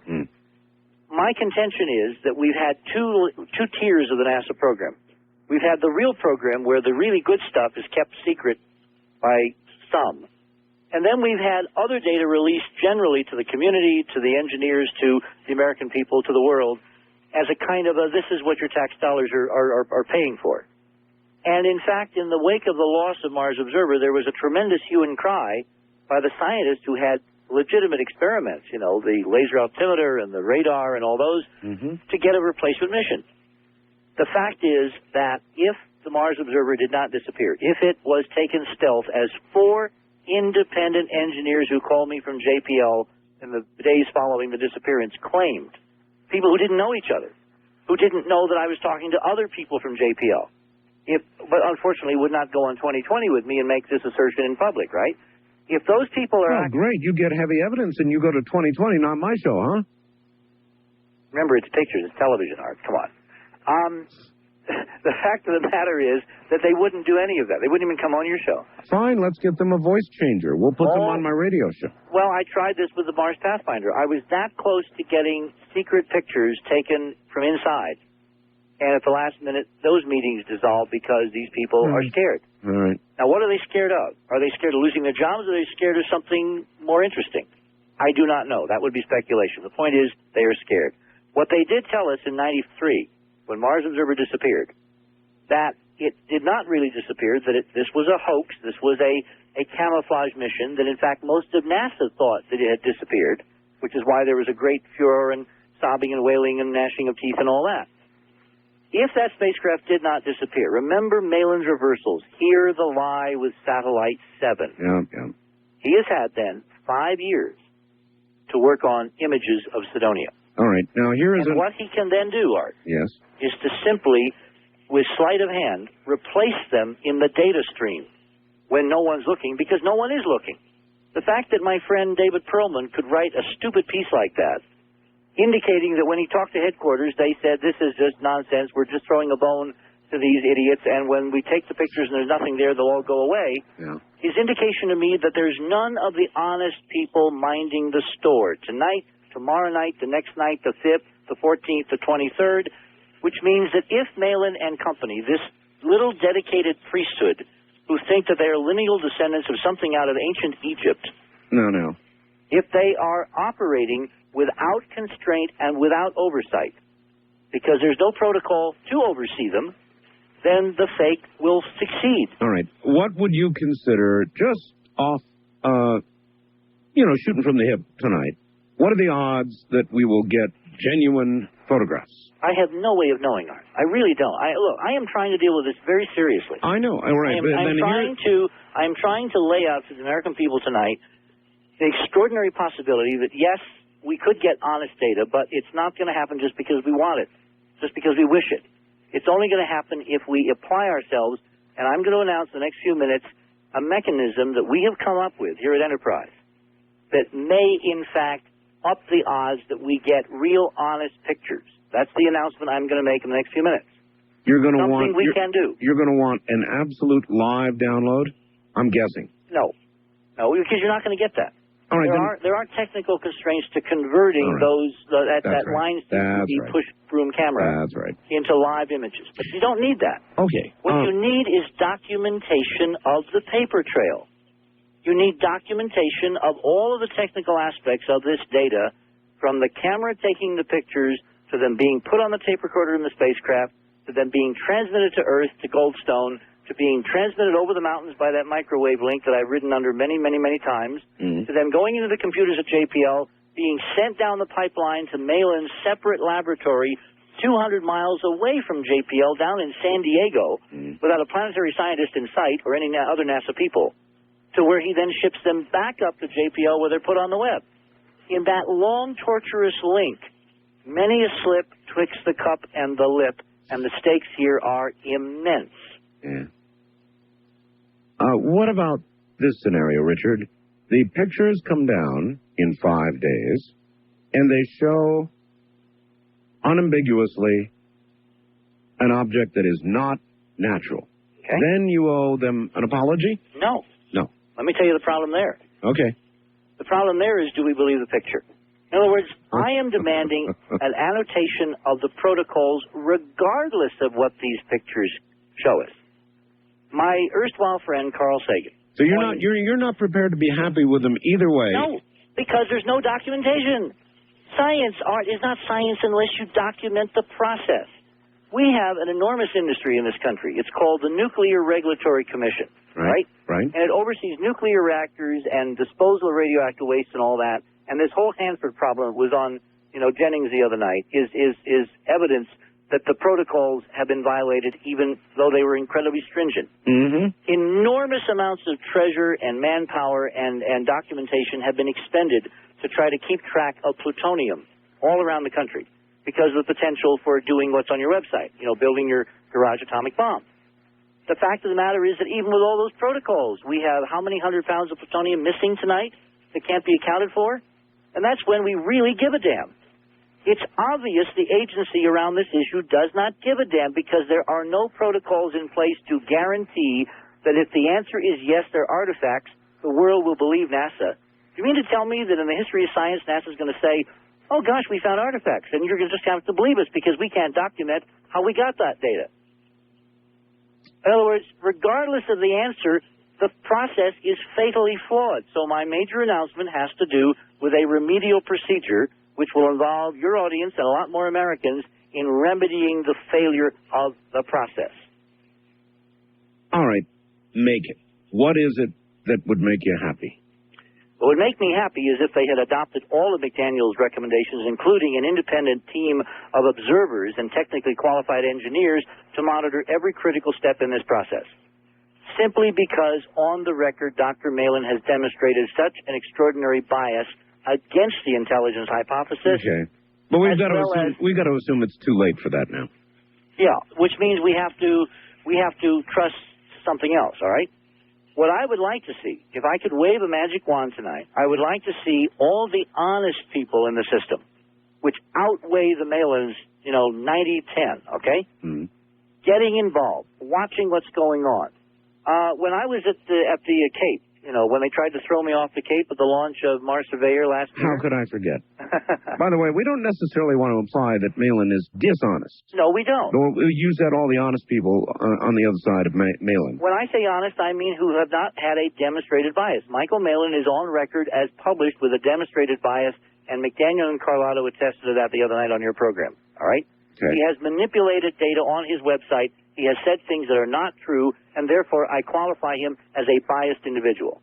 Well, on record. He said some of the data may be incomplete or not accurate. No. I'm talking about his discussion of previous Viking Cydonia photography. I'm talking about his website. No, I'm talking about how he has dealt with the whole Cydonia issue from the get-go. All right. And the details of that are on Malin's website, as well as on McDaniel's website, and are available through your website and Enterprise Mission website. Oh, yes.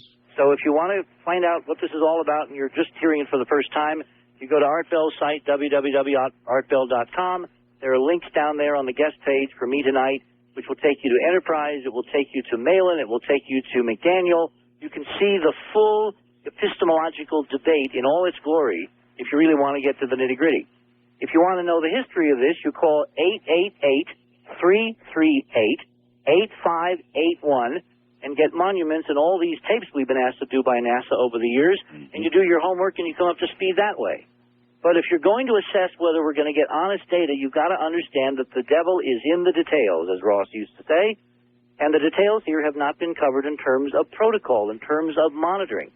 So what can we do? If the honest people in NASA listening to me tonight care about the future of this agency, they dare not let anybody with an ulterior motive get away. They really need to watch the process. When I was on the mound at the press site at the Cape last year, I and some of my colleagues at that point, the camera crew we brought down with us, were given a lift across town, across the Cape to the press site on Merritt Island where I used to work with Walter, by a member of the Mars surveyor team who happened to be a computer expert. And he and I had a chance for an hour in the traffic jam going across the Air Force part of the Cape to discuss the idea of protocols. And I basically said to him that what we needed were honest people looking over mail-in shoulders at every step of the process who understand how this could be rigged and are simply watching so it cannot happen. Okay. Well, here's the thing, though, Richard. If we are to imagine a conspiracy the size of the one you are describing... It does not take that many people, Art. This is the O.J. fallacy. That's fine. Stay with me. It only takes a few and nobody else gives a damn. I understand. I acknowledge that. If we are to imagine a conspiracy as small as you imagine it to be, then you must also imagine it is extremely sophisticated, so that certainly if they wanted to fake the photographs, they would get it done without the average honest NASA console worker having the slightest idea of what occurred. Richard, we're going to have to pick this up on the other side of the news coming up next. We will pick up on that exact point. This is Coast to Coast AM. It is. Good morning, everybody. Well, this is indeed a special night. I never imagined this would come, actually. How long now have I been advertising night vision? About 2 or 3 months, I think. About 3 months. The AMG Model 2 Night Vision Spotting Scope. On sale. Unbelievably on sale. Tonight only. I guess it's tonight only. In fact, boy, I don't know how we can do this. Anyway, night vision it is a night vision spotting scope with a 90 millimeter big 3-power all glass lens, high quality optics. It's a Russian tube. It's assembled and serviced and warranted in America. You get a 2-year warranty when you buy it. With this, you can do practical things and fun things. And by that I mean, obviously, if somebody's standing outside in the dark, believe me, you can see them with night vision. They can't see you. Or you can go out and have fun with it, the way I do. I go out and watch the coyotes. And I still haven't quite figured it out, because the coyotes should have night vision themselves, right? Of some sort. And yet, when I look at them, they act as though I can't see them. Now, that may be conditioning on their part. They may be able to see me and just presume, because it is dark, that I cannot see them. And therefore acting that way. I haven't figured that out yet, frankly. But it's fun to go out at night in the desert and see the nocturnals moving in the night. Night vision is military technology now available to all of you in the civilian world. Here's the deal on an AMT Model 2. Regular price, $349.95. On sale right now for $329.95. Now, the way they've been selling, which is like it's going out of style, I'm really surprised at the sale. So from $349 to $329.95, 1 day only. And if you're a bargain hunter, Bob Crane has a few returned as new night visions for $299.95. Holy moly. Hear me when I say 1 night only. $299.95. So that's crazy. If you've been waiting for a sale on night vision, I guess you better not wait anymore, huh? Call Bob Crane in the morning at 1-800-522-8863.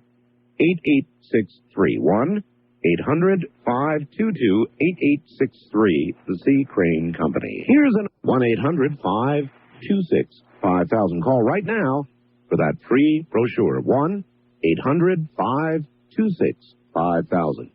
All right. Back now to Richard C. Hoagland, and here's where we were. If there is a small, tight cabal of people who have been keeping this information from us for a very long time, one must assume that this is a sophisticated group with sophisticated means for doing what they need to get done. So calling on all of the honest console-sitting NASA types to watch very carefully and be sure nothing untoward occurs as these photographs come down seems to me to be insufficient, because if it is sophisticated enough, these guys aren't ever going to know it. Isn't that true? Not really. The way this works is, it's basically the apathy principle. The way chicanery like this operates, and since I've now studied the NASA system and I've had many people, former NASA people on your show, people like Ken Johnston and Marv Zarnick and others, you know that they have described to you a process where people are kept so busy that they really don't have time to look around and wonder about what's going on next to them. Okay? Sure. Number one. Sure. Number two, it's really the buddy principle. I mean, you're operating in an agency where the mantra is everything we do is honest, everything we do is honest, everything is open. If there's no inculcated suspicion, you know, when you're working at the Treasury, when you're making, $100, $1,000 notes, right? There's a certain suspicion that when someone takes a briefcase out at night, maybe somebody should look in the briefcase. When you work at NASA, nobody cares what's in your briefcase, because you're probably taking home work and you're working, 5 hours more than you really are being paid for, because people love their job. That's how we got to the moon. The problem is you're dealing with a system where it's like that famous Star Trek, a sheep in the fold, or a wolf in the fold. If you have a few bad apples in the barrel and they have a different agenda than everybody else, and they're in a system where trust and honesty is the watchword, then they can get away with almost murder, because no one is suspicious. What I want the honest folks to do at NASA tonight is to say, look, this is a 20-year-old, a whole generational mystery. Why don't we get a little suspicious? Why don't we actually track the process? And this is what I'm concerned about, all right? This is kind of like breaking out of a bank. Bank vaults are meant that you can't break into them, right? But nobody cares if you break out. They have handles on the inside so you can open the door. It's logic.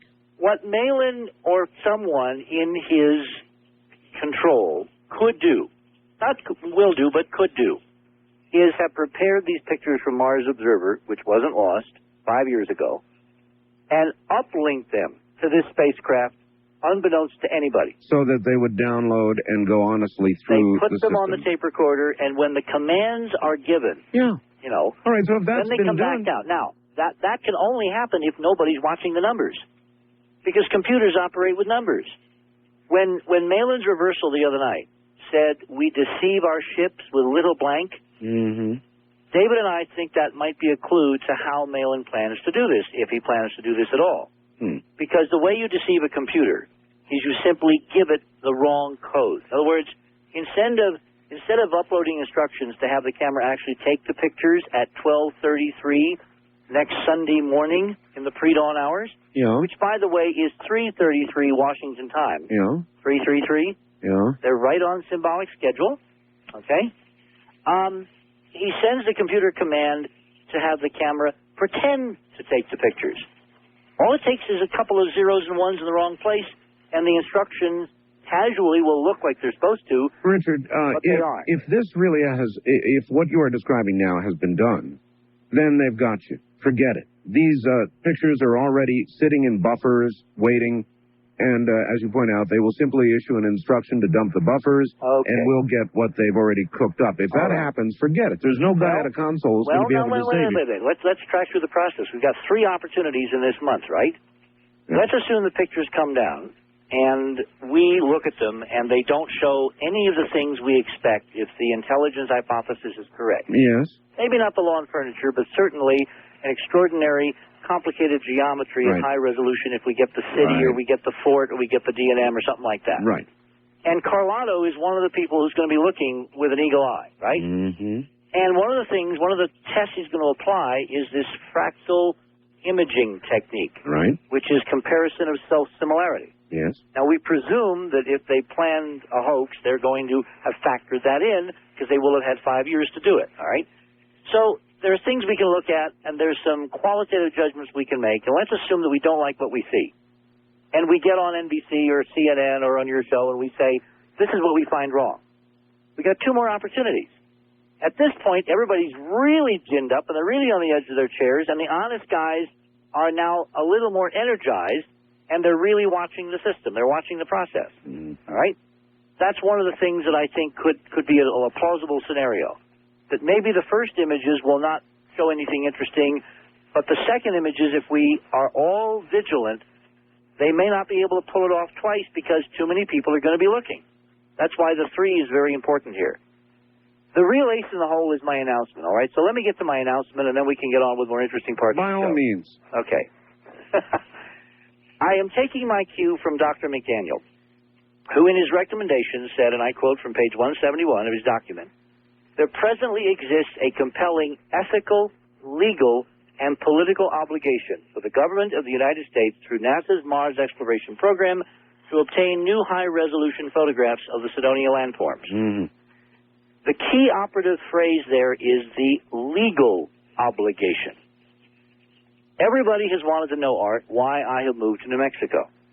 I am going to now announce tonight why I am living in New Mexico. Okay. Why I moved the Enterprise mission to New Mexico. Why? It turns out, courtesy of one of our colleagues, Gary Tomlinson, that New Mexico is one of only 2 states in the entire union of 50 states where if I request of 2% of the elected voters, can independently and privately convene a grand jury. Which means I would have the equivalent subpoena power through the appropriate legal process in this state, in this county, Sandoval County, of Ken Starr. Which means if the honest folks do not police NASA, I am guaranteeing them tonight that under Article 2, Section 14 of the Constitution of the State of New Mexico, which I'm going to read to you, all right? It says, and I quote, until otherwise prescribed by law, a grand jury shall be composed of 12 in number, of which 8 must concur in finding an indictment. A grand jury shall be convened upon order of a judge of a court empowered to try and determine cases of capital, felonious, or infamous crimes at such times as to him shall be deemed necessary. Or, and this is the operative part, a grand jury shall be ordered to convene by such judge upon the filing of a petition therefore signed by not less than the greater of 200 registered voters or 2% of the registered voters of the county. And that is the provision you are obviously interested in. The only other state in the Union which has this provision in its Constitution is Oklahoma. And it is that state tonight that has convened 2 grand juries to investigate the Oklahoma City bombing, to investigate the potential suborning of perjury and the strangeness of the McVeigh trial in contravention of the state constitution. That is why we are here, and it is that power which the people of this state will confer upon us, not me, myself alone. And if we ask for signatures, do you think it will take us more than 10 or 20 minutes to get enough signatures, Art? No, you'd probably get them, but suppose you got your grand jury, Richard. You would then have to prove to 8 of those 12 that there was sufficient cause to believe that some nameless, faceless person... But the power of a grand jury is that it can subpoena, it can order documentation, it can order witnesses under compunction of perjury. In other words, it has the legal authority of the Constitution of the United States of America to get at the truth. And I am guaranteeing you that if those pictures at the end of the process do not conform to the protocols of accepted science, meaning we have some veracity that this is an honest process. You will seek an indictment. I will seek an indictment of those who are responsible for concealing the truth from us, and we will get to the bottom of it. Now, let's assume, on the other side of the coin, that the photographs show extraordinarily weird artifacts. Yes. That everybody basically looks and scratches their heads and say, well, geology can't do that. I would then request that Bill Clinton or the Congress appoint an independent panel to verify the authenticity of those photographs. Well, if that happened, I don't think you would have to ask for that. I think that that is something Bill Clinton would do. Well, it just has to be done, because you can't leave this ambiguously hanging in the air like it has for the last generation. All right, just let me backtrack a little. Now, let me leave you with one more thought. Sure. On our website, your site and the Enterprise site, right, there are links to the Lexis legal service that go directly to the state constitution so people can read these provisions of the law for themselves. All right, that's good. I absolutely believe you that it is so and that you would try to do it. Nothing cannot be documented. All right, this question. is too important. Question.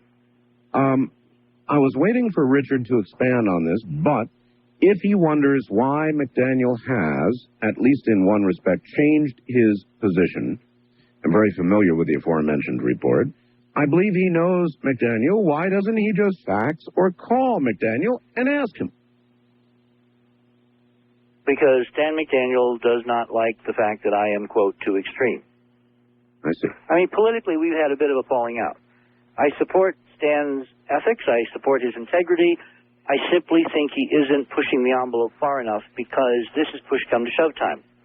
And honest men can disagree about protocols. The very fact is that McDaniel, who was arguing that there are legal obligations, is very unhappy tonight that I was going to go on your show and basically discuss the options, the possibilities of convening a grand jury under the Constitution to pursue the truth of this matter. The very man who said there was a legal opportunity and an obligation is shrinking from the fact that we might use it. And that's because he has a different set of obligations than I do. I see. I have put myself on the line for 15 years in pursuit of truth. Remember, if we convene a grand jury, I'm not going to be running it.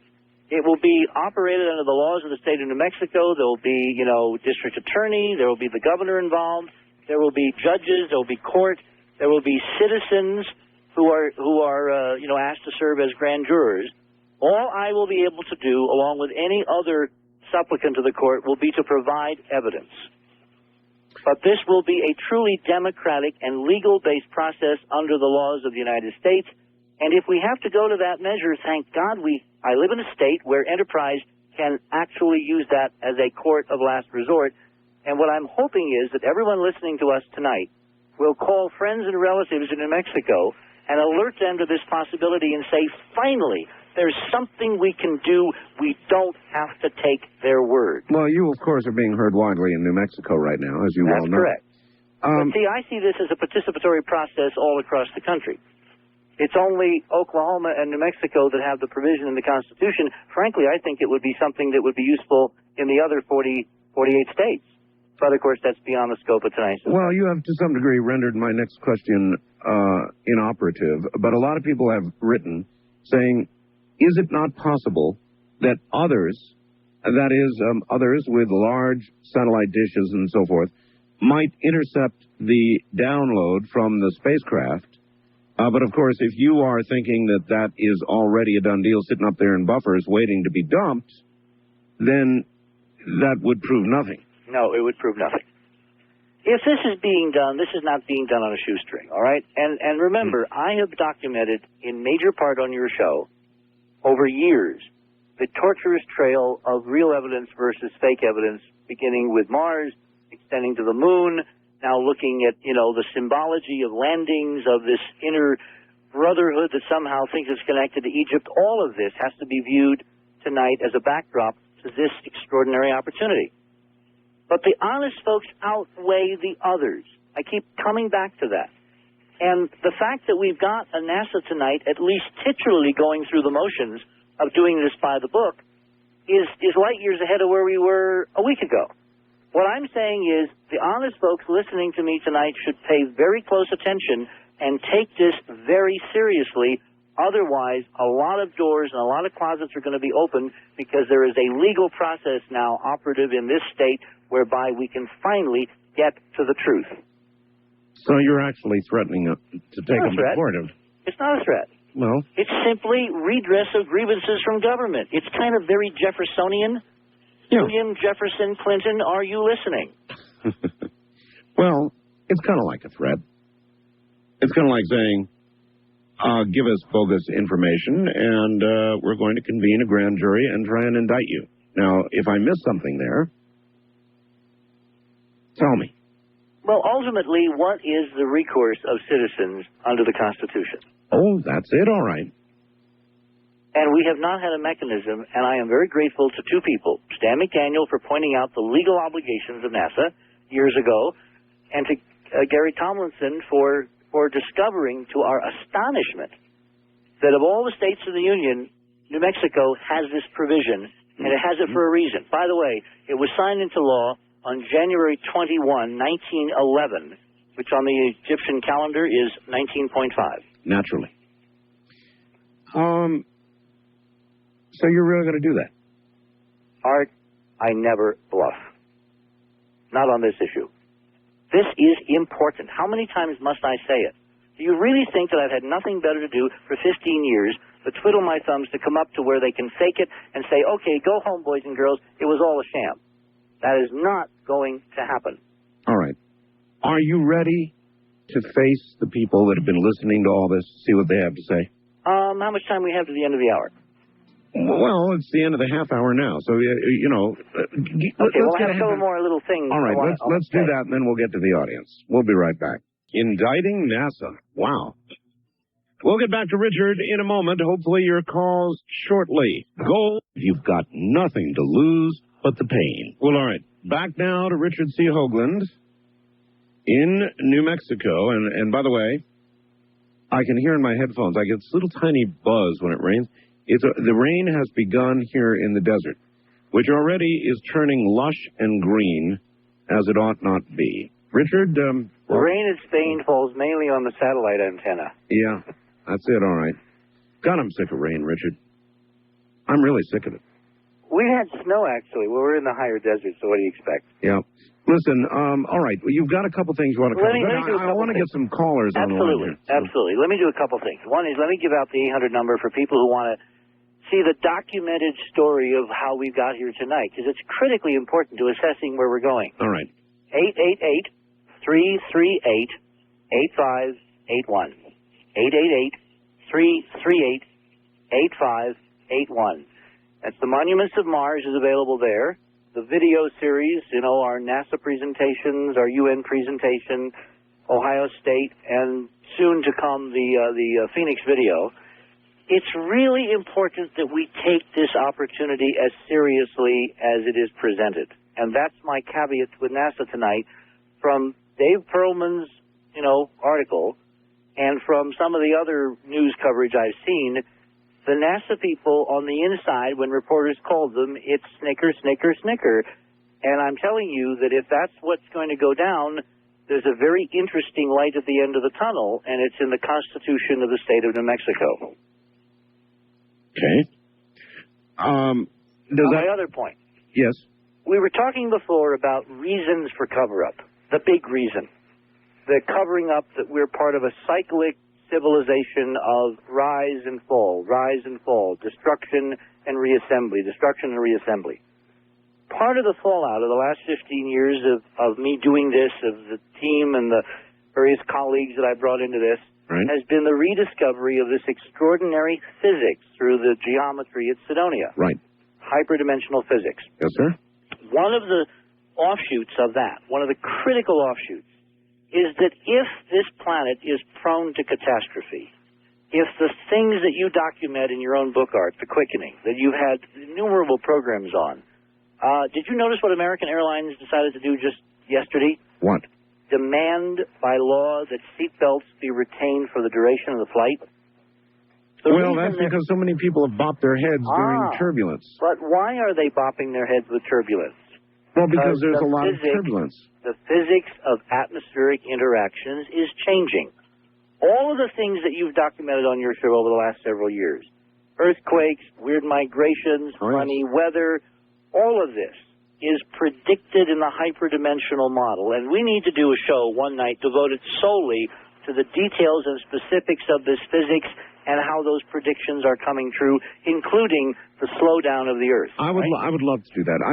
We need to really focus on that and give enough time so I can get into the details, the nitty-gritty. All right, Richard. Let me give one important thing tonight. Part of the physics, part of the serendipitous discoveries that I have made as part of this search, which would be proven if the artifacts on Mars are incontrovertibly tested and found to be artificial, is specific talented individuals who I have discovered over the last 5 years, Art, literally can work with this physics in their mind.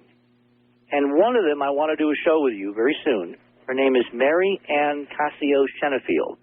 And she is working tonight with, among others, Dr. Robert Gallo, applying this hyperdimensional physics of the mind to some of his modalities in clinical trials with things like Therese drops, with people who have HIV and cancer. Well, I know what they're working on an enzyme, I think, that comes from the urine of pregnant women. That's a separate protocol. This is another discussion, all right? Okay. And Shenefield is working with Gallo and other people, and I would like to do a show with her and the people from the hospital and me and you to basically attack the human part of the equation. People say to me often, why should we care if there are ruins on Mars? Who the hell cares? Oh no, there's lots. I'm not one of those, but I do want to say this, yes? Richard. Look, I for years have been posting photographs on my website. Some genuine, some BS, but it doesn't matter. What I have found is that no matter how genuine the photograph, there is never, ever agreement on its legitimacy. I mean, people, we've got experts all over. I did it with, hey, Art, I applied Adobe Photoshop to your picture, and it's obviously a fake because pixel number 474 has a shadow on the right-hand side, and there's just never going to be agreement on this kind of thing. Now, can you address that issue? Yeah, because there's no documentation. Look, if you're doing real science in the real world, you know, the big world, the grown-up world, well, not high school, not kindergarten, like the UFO community has been mired in for decades, there has to be an accepted set of protocols. If NASA does not provide those protocols willingly, if they don't put honest observers at every key doorway and every key computer and watch the damn stuff and make sure that every computer record is saved, then the grand jury will simply go in and subpoena everybody in sight and demand that information. And the honest folks are not going to stand by and be indicted while the guilty folks go free. Well, that'll be a hell of a show. I'll give you that. It will not be a show. It will be what the Constitution calls for. When McDaniel said the Constitution NASA had legal obligations. You know, when I say show, I mean it. I mean a big event. It will be a major event, and it's as major as the issue we're trying to resolve. Getting back to the physics just for a second. If this physics means anything, it can avert or ameliorate the coming Earth changes that everybody is developing a consensus are coming. Right? That's point number one. Number two, at the human level, at the level of people suffering from strange diseases and very anomalous mental conditions. You were asking the question before tonight why these two lovely little kids simply decided to blow away, half a dozen of their classmates? Of course. Marianne and the people she works with, a whole network, can offer possible answers to that critical question. And it gets back to the changing physics, which in fact affects consciousness. And that is one heck of a show that I hope you will seriously consider. Well, I saw a MD/psychiatrist on CNN, I think yesterday, actually showing brain scans of young children that have been sexually abused and showing a portion of the brain which is significantly, profoundly different than the normal brain. And he was suggesting that at some point they're like ticking time bombs, and something to break up with a girlfriend, whatever, will key this and they will turn suddenly violent and do the kind of thing that occurred in Arkansas. Well, of course, that's the standard psychological question. Yeah, I know. Now, what I'm proposing is extending the envelope, looking beyond the known. Remember, that's what this investigation enterprise is supposed to stand for, looking beyond the known. Because that's where the real insights and the real discoveries are to be found. I'm just proposing that you're going to have one heck of a show if you set this up correctly, and I'm willing to offer my services to do that. Okay, I'm up for it. Now, to the phones. To the phones. I mean, there's going to be reaction to all this. I would hope so. First time caller line. You're on the air with Richard C. Hoagland. Hello. Hello, this is Mark in Houston. Yes, Mark. Yes, I'd like to ask a question to Richard. Go. Yeah, Richard, with all this talk about with NASA giving us all this different information, from the truth, what about the Apollo program? All right. In other words, go back to Apollo, Richard. Well, we have documented, and in fact, we're planning, as you know, Art, a show sometime in the next month. Probably we'll get out of this Mars stuff because that's going to take precedence. But while we've been focused on Mars and Pathfinder and Surveyor, there have been other members of this team who have been quietly looking and analyzing the Apollo data and the lunar orbiter data from the previous missions to the moon, and they have found a set of artifacts which are astonishingly well represented in this data set. And they have now sent them to some of the geology members of Enterprise who are equally astonished and perplexed and baffled and amazed. And at the appropriate time, which will decide in terms of the news cycles, we intend to do a show not only on our show, but also put the photographs on the web that will address the question, what was that whole program to go to the moon really all about? Because, you see, when I did my briefing at Ohio State, what I laid out was a scenario that NASA, in part, has known for 30 years, that the moon has stuff on it. That's why it's a good, relevant question, because obviously it would have had to have been, the knowledge would have been there for all that time, and the cover-up, therefore, would have been in place all that time. But again, it's how many people does it take to make a cover-up? When you begin to actually look at the details, the numbers of hands that the data passes through before it suddenly can be sanitized, it turns out that a relatively scary handful of people, because you're dealing with a planet 250,000 miles away, or in the case of Mars, 35 million miles away, can control the flow of information in a system where nobody suspects that anybody would have a hidden agenda. Richard, would Mike Malin have to be one of those people? Mike Malin wasn't born practically when we went to the moon, okay? Yeah, but that isn't what I asked. Regarding what's happening now, would Mike he is a Malin, central player. would Malin have to be one of the people you're describing? Malin would have to be. If there is skullduggery afoot, Mike Malin has to be centrally involved, which behooves him to be very, very good and very, very honest in the next few weeks. All right. Wild card line, you're on the air with Richard C. Hoagland. Hello? Good morning, Richard and Art. Hi. Good morning.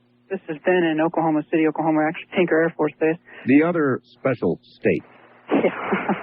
My question is, you mentioned earlier that the potential of Clinton utilizing this to get the spotlight off of him. This was one of our... Well, I jumped in on that. That was me. Wag the Red Planet. Yeah? Okay. That makes me to ask the question, does the presidency have that much control of the government? Actually, a very good question. Richard, I'll let you answer it.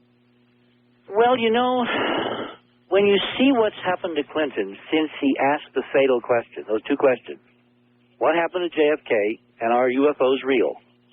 You have to really begin to wonder how much Bill Clinton is control of all facets, particularly if, as our discussion turned back in January, remember the January 6th show, Art? Yes. We discussed the accumulating evidence of a secret government, and no less a personage than Ed Mitchell is on record. Apollo 14 astronaut, been on our show, your show, debated with me. Yep. He has gone on record as almost affirming the existence of a secret government. Yeah, I agree. I've heard him make statements since then. Which has adhered to itself power far beyond the Constitution, in which case Bill Clinton is simply out of the loop, and that's why we have to use another process to ultimately get at the facts. Well, then, according to that scenario, Richard, Bill Clinton is a hero. In other words, he has asked the questions you would have had him ask, and he is now paying the price for that. Doesn't that make him a hero? It would make him a hero if he does the final deed and demands that these pictures be honest. If Bill Clinton were to do that, he would not only go down in history, but every single thing that's been thrown against him would melt away like snow on Venus, because he would have done the right thing. And I'm hoping that in terms of his namesake, as I said in my open letter, which is on our website, that Bill Clinton ultimately will make the right decision here. He's got a month to tell Dan Goulden, I want real pictures. But if what you have described is so, it doesn't make a damn bit of difference what he says he wants. It depends, when you say the president wants something, remember, we've had a lot of historians now tell us that presidents, ask, and sometimes they don't get because they don't ask hard enough or make it enough of a priority. So if he really used a bully pulpit and raised hell, you think he'd get there? Because I think 250 million Americans would like him to get there. See, I think we are living in the Star Trek generation. I think that your apprehensions about Brookings, as important as they are for a subset of the population, do not apply to the majority. I think the majority can see the vision of the society we could have if real honesty on this issue. But there's one thing you're missing. There's one thing you're missing. Yes? You are certainly correct, I believe, with regard to the majority. But you, Richard Hoagland, just finished telling me how 2% or 200 people in New Mexico can do this grand jury thing, a distinct minority with reference to the entire country, right? Well, am I right? They can initiate a process because that's coded in the statutes of New Mexico. Yes. You're talking about a sociological process. Yes, I am. And revolutions, Richard, are begun by distinct minorities. That's true. So, I take the position because I get mail. Look, I got 5 bins of mail sitting in the other room right now, Richard. Thousands of letters. And I can promise you that 20% of them think that I'm the devil's toe jam. They think that flying saucers are evil. They are from the devil. Yes, they're real, people will say, but you are being fooled. And they will then quote scripture to me. And these are the people, Richard, who would put enough lead in a little green guy walking down off a ramp so that he couldn't ever make it to the bottom. Well, the difference between UFOs landing on the White House lawn and people having to confront, the day the Earth stood still as a scenario, and looking at ruins is night and day. I'm just pointing out minorities can have a big effect, whether they're Mr. Hoagland's or whether they're Jerry Falwell's. Well, all I can say is that the majority of Americans want to find out the answers. Well, I agree. And the majority of Americans deserve to find out the answers. And the fears of the minority, in fact, are not well-founded. Satan is not going to descend from the planet Mars tomorrow night if we find out there are ruins in Cydonia. All right. East of the Rockies, you're on the air with Richard C. Hoagland. Hello, guys. How you doing this morning? Just fine. Okay. Concerning the thing about Mars and the moon and everything, do you think that for any chance NORAD can intercept any of these things coming down?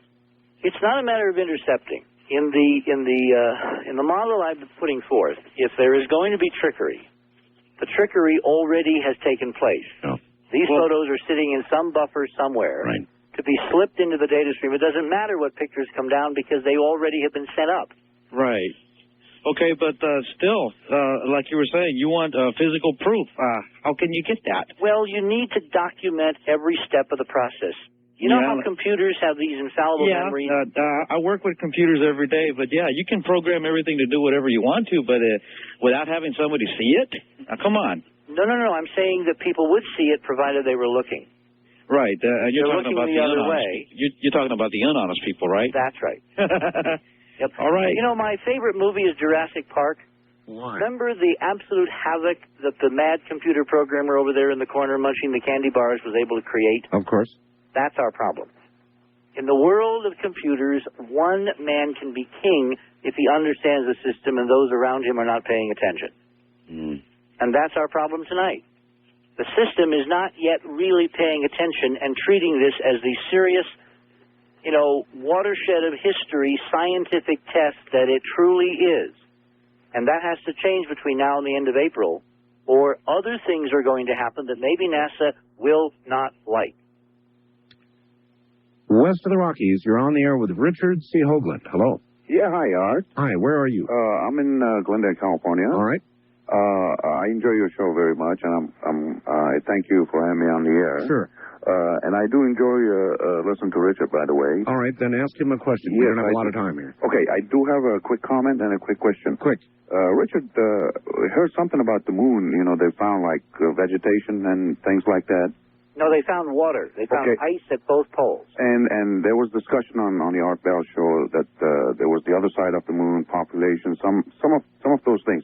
In other words, if you give me a comment on that, if you know anything about that. Yes, I do, and it's total nonsense. Let me tell you what it's predicated on.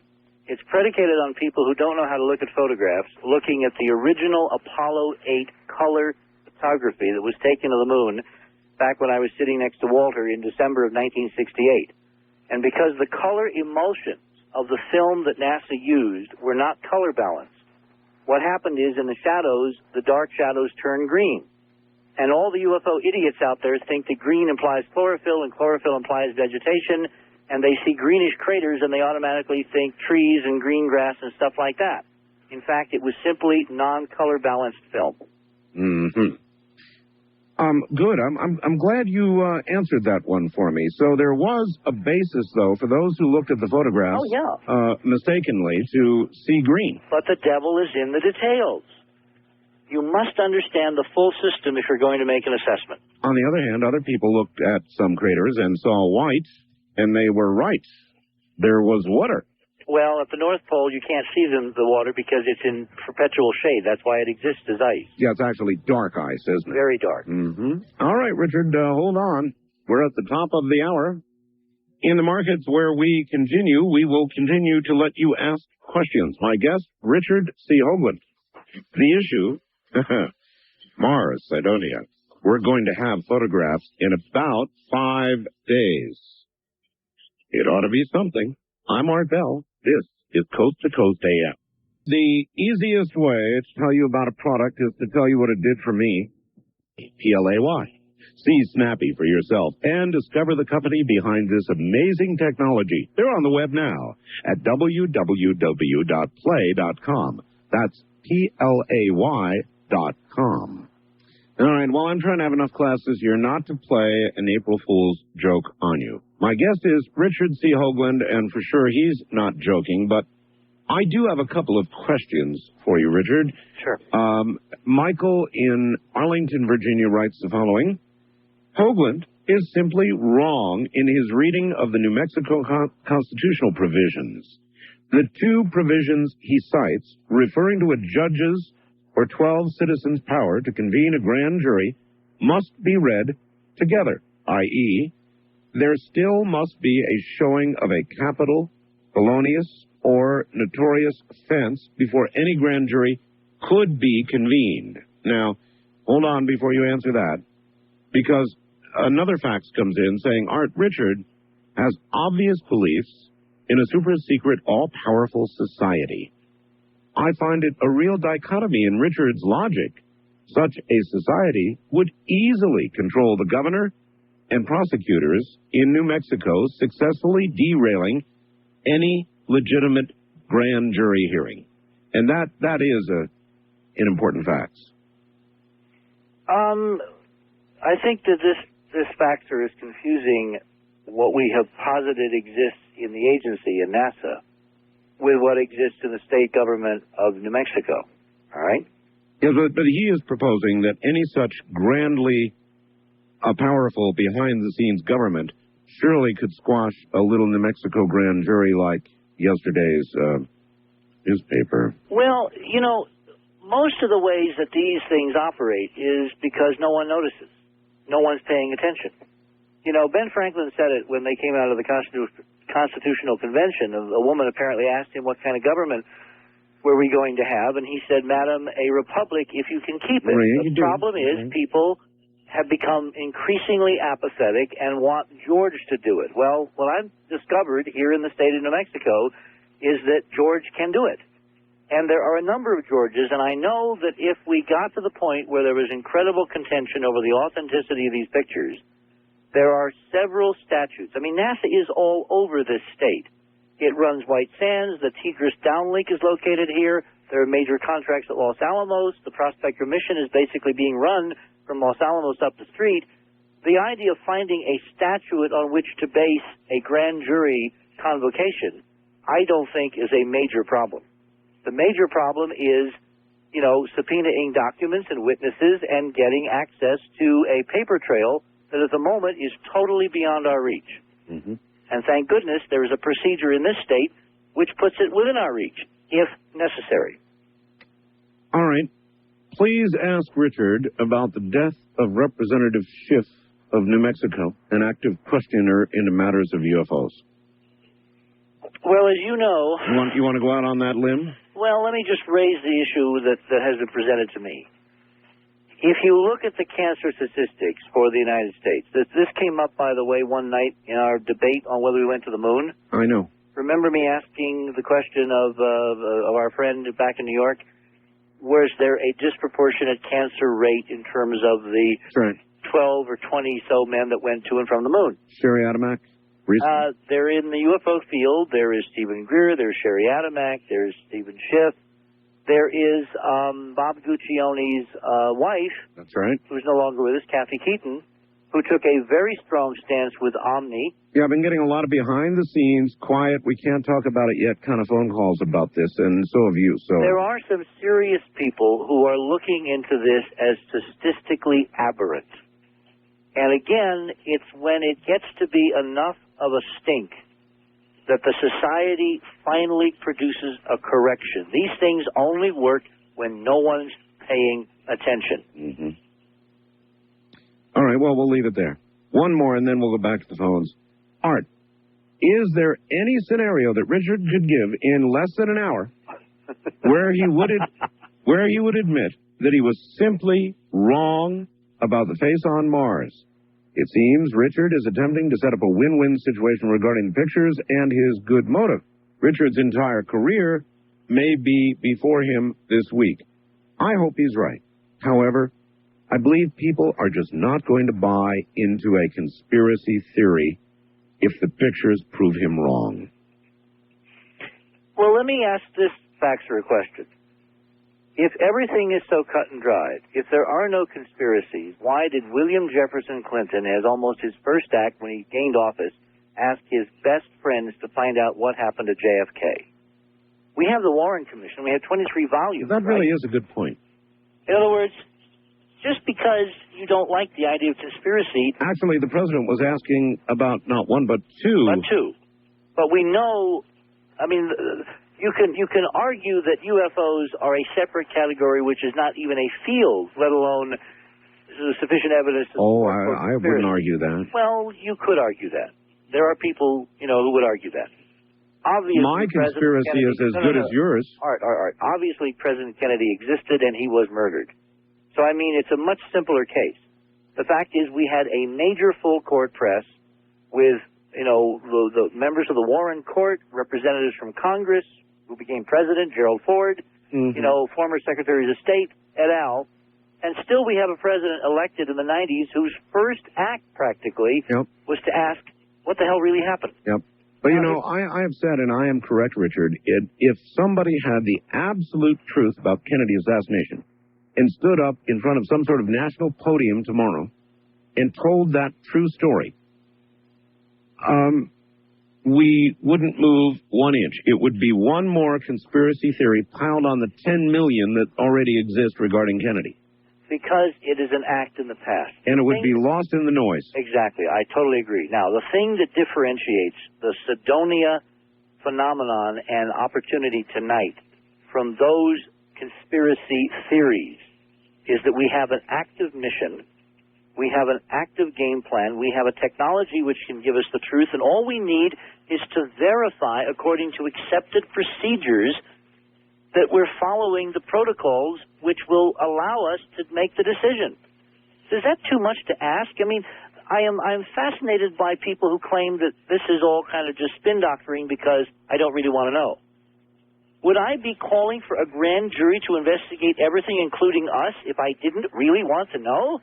I mean, given the extraordinary, awful example of Ken Starr, who in their right mind would loose this monster on the land unless the stakes were higher than who's sleeping with Monica tonight? Mm-hmm. First time caller line, you're on the air with Richard C. Hoagland. Yes, Richard. Are you one of those sent to pre-program our minds for an intentional letdown? Working for the U.S. government cover-up team? Oh, if I am, I am one of those, underpaid, Richard? madam. No. So if it does come to see, let us see, and then after something's not right, then let's judge it. But, well, as my grandmother used to tell me, an ounce of prevention is worth a pound of cure. What I'm trying to do is to alert the honest people in the system. Yeah, but you're making us not want to believe, just close our minds off. We want to see or not see. Give us that chance to judge for ourselves, and then you can debate it. Well, you see, I differ with that. I differ strongly because when you see it, if it isn't honest, if it hasn't been an honest process to where you get to see it, how will you decide whether it's honest? Yes, but you will see on option. television, madam, you will see on television a picture, and NASA will come out and they will say, this is a picture of Cydonia. You have no way of knowing whether it's Cydonia or Sheboygan. You haven't been there. I know, you haven't either, so let's give it a try, okay? I have spent 15 years studying the data in hand. I know Cydonia as well as I know Morristown, where I was born, if not better.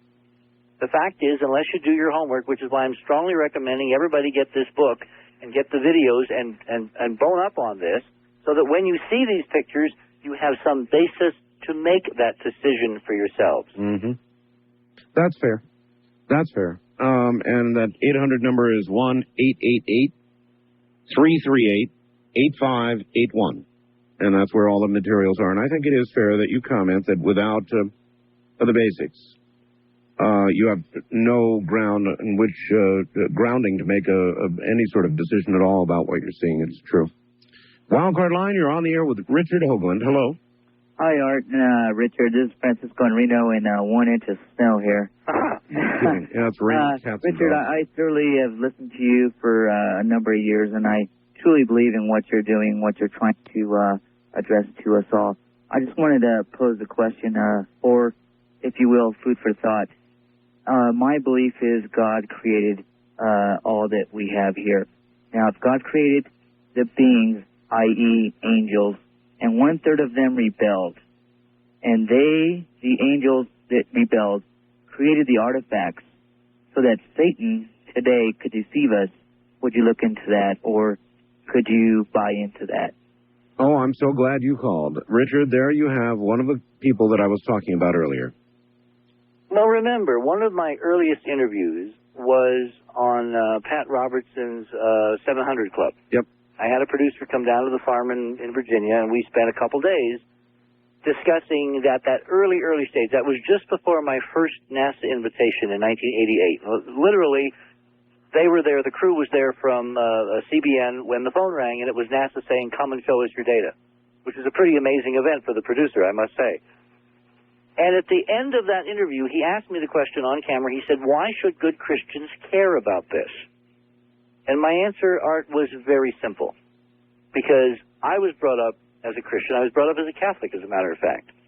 And one of the things I was taught was that, if you're religious, you should care for truth, that nothing can supersede truth, that you can't just ignore it because it's inconvenient or it may make you uncomfortable. I mean, we are holding Clinton to a standard of telling the truth about incredibly personal things because we apparently in this society hold truth as sacred. Well, I think that truth is sacred, and this truth, more than almost any other truth, should be treated as sacred because it will take us transcendently to the area where this caller is coming from, which is the ultimate truths, which we need to know.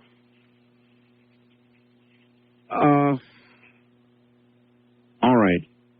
But this caller is going to presume that they are cast out angels, representatives now of the devil. Boy, he said that's a model. He didn't say he believed that. He said, what do you think of this? Mm-hmm. All right? Well, he's trying to see if you are willing to consider that's what it is, because that's what he believes it is, Richard. I'm sure of that. If I could sit down with this guy, which would be kind of a neat thing. I mean, I have done Christian radio, and frankly, I found the Christian radio listeners are very perceptive and sharp in their questions and want to know. I would have an extraordinarily interesting time debating a whole range of permutations around the classic, documents that we revere in this society, like the Bible, the Old Testament, etc., because the interpretations of certain passages and phrases and attributing them to specific features on another planet would make for one extraordinary adventure. And an insight would be gained into both the human condition, into the Creator, into who we are, what we are to be compared against. I mean, this is the kind of debate that we should be open to as opposed to closed to. Richard, what evidence of God do you see anywhere other than Earth? Well, I am sitting at roughly 7,000 or 8,000 feet. Right. If I were to take the phone outside on the veranda and look straight up, there are literally a million stars spangling back at me tonight. That, to me, is overwhelming. Remember the phrase, the heavens declareth his handiwork? But you would be accused of being deceived. Yes, they are there, but you evaded my question. There is no evidence that any of those dots of light or any of the planets that we imagine revolve around them harbor anything that would be evidence of God's works anywhere but Earth. Well, now, wait a minute. I just quoted you the line. The heavens declareth his handiwork. The last time I looked, Mars was in the heavens. I know, but it didn't say his handiwork includes putting others elsewhere. No, it says the heavens. Yeah. That encompasses anything in the mere heavens. existence. Surely Christians would say, yes, of course, that's all God. But all we have to do is find out whether they're out there. Remember, if they're out there, the heavens declareth his handiwork. No pun intended, but that's the devil in the details, see? See, that one, you got faster on that one. Look. You can't be a Christian and be a coward. You yes, you can. You have to have some courage to want to know the truth. I mean, really know the truth. East of the Rockies, you're on the air with Richard C. Hoagland. Hello. Hi, this is Steve in South Dakota. Yes, Steve. I can barely hear you. Yeah, I can barely hear him, too. Steve, you're going to have to yell into that phone. Okay. Richard, I want to believe everything that you believe, but you come off as an overzealot. I mean, just too excited. And your opinion is the only opinion. And if there was any debate, I'm sure you would think the other person on the other end was just stupid. Well, that's an opinion. Yeah. Well, you're the other person on the other end right now, so present a fact.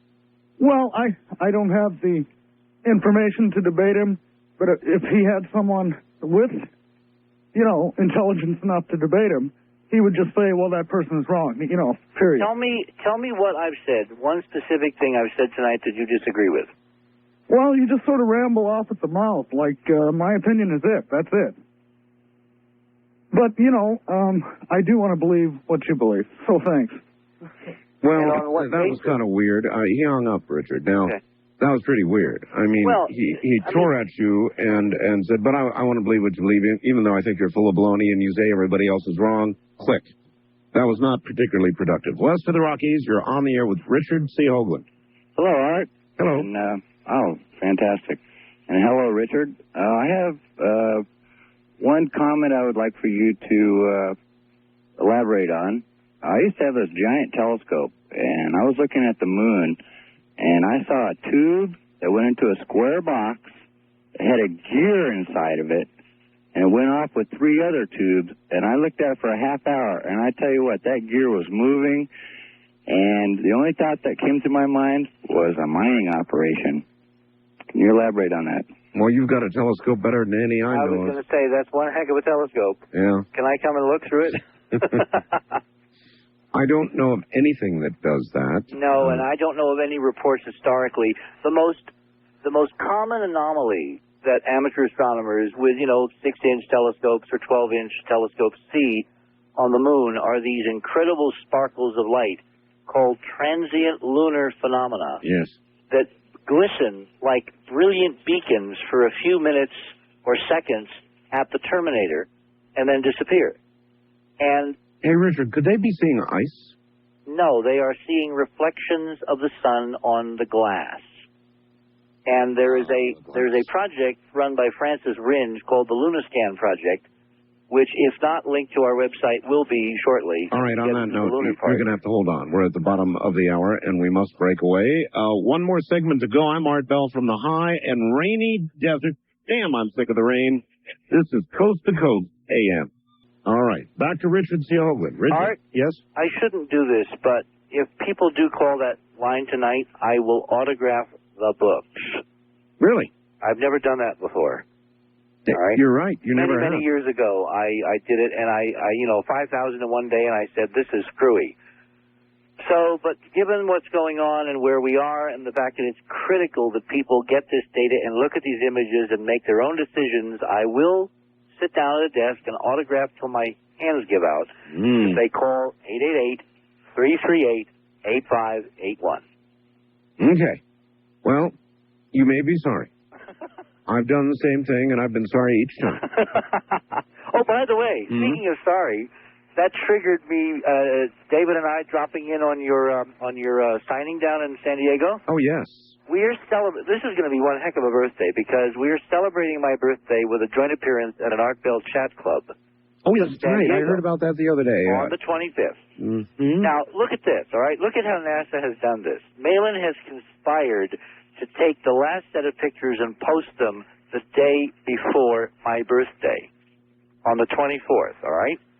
Which means we'll have something to talk about. Well, which either means he loves or hates you. Which do you think? I have no clue. Anyway, it might be nice if you came to the party. Well, you never know, but, they've got me chained to a 6-day-a-week broadcast rate. It's Saturday. That's my only day off. Aw. And you know what I'm doing usually on Saturday? Lining up next week's programs. Okay, well, I've already taken care of 2 of those. You're talking to somebody who doesn't have a life. Hey, I understand the feeling. East of the Rockies, you're on the air with Richard C. Hoagland. Hello. Hello. Yeah, I was just going to say I was listening to your program up till, 2 o'clock, and then I fell asleep and I just woke up again. And I heard something interesting that Richard was commenting about God, and I was like, don't tell me there's going to be another person here leaving God out of the equation. And I didn't hear the whole thing, unfortunately. Did it sound to you like Richard was leaving God out of the equation?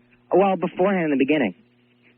Like some of the, some sort of New Age-ish ideas sort of fit. New Agey stuff, huh? Yeah, that's the way it originally sounded. But then when I woke up, then I heard him talking about that and supporting that. So it's funny because I was going to talk to you in the future yet regarding this situation. I can't really do it with those around me here because they're going to think I'm, blaspheming the scriptures or something. Could I make, excuse me, getting tongue-tied here. Could I make a quick rundown as to what I believe the scriptures have to say really quick? Well, let me ask you a question first. And if it's not accurate, then I will let you proceed. Okay. Do you believe, basically, the scriptures, when read in their totality, would suggest that indeed there are things that we do not understand, UFOs, apparitions, ghosts, that sort of thing, and that they all basically are deceiving things that come not from God, but from the enemy of God to deceive us? Is that what you believe? I believe that in certain situations, yes, and I believe that some of these extraterrestrials, whatever, that are actually legit, but that they're actually Satan's people. Satan's people. All right. Right. I appreciate the call, sir. Thank you very much. Richard, I rest my case. And what case is that? The one I've been making with you for some time now. Well, but the fact that fully 20% of the people believe as that man believes. And trust me, if necessary, that man and others would act.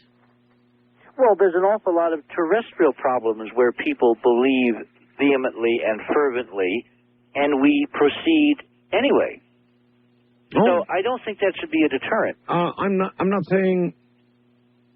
Well, maybe I am saying it should be a deterrent. Well, that sounds like what you're saying. In other words, if we proceed and you're right in every count, you're right in every count, and this whole thing gets laid on the world. We're not originally from God. We're originally from some race that originated on Mars, or, take a pick of the scenarios. It doesn't matter.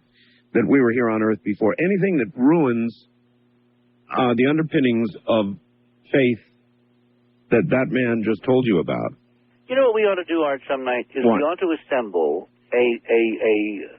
theologians from several of the different religions, and we ought to have a serious discussion with people who are very knowledgeable in Islam and in Judaism and in Christianity, etc. I think it would be extraordinarily fruitful, and in this month, as these pictures are being taken, it might be a very important way to look.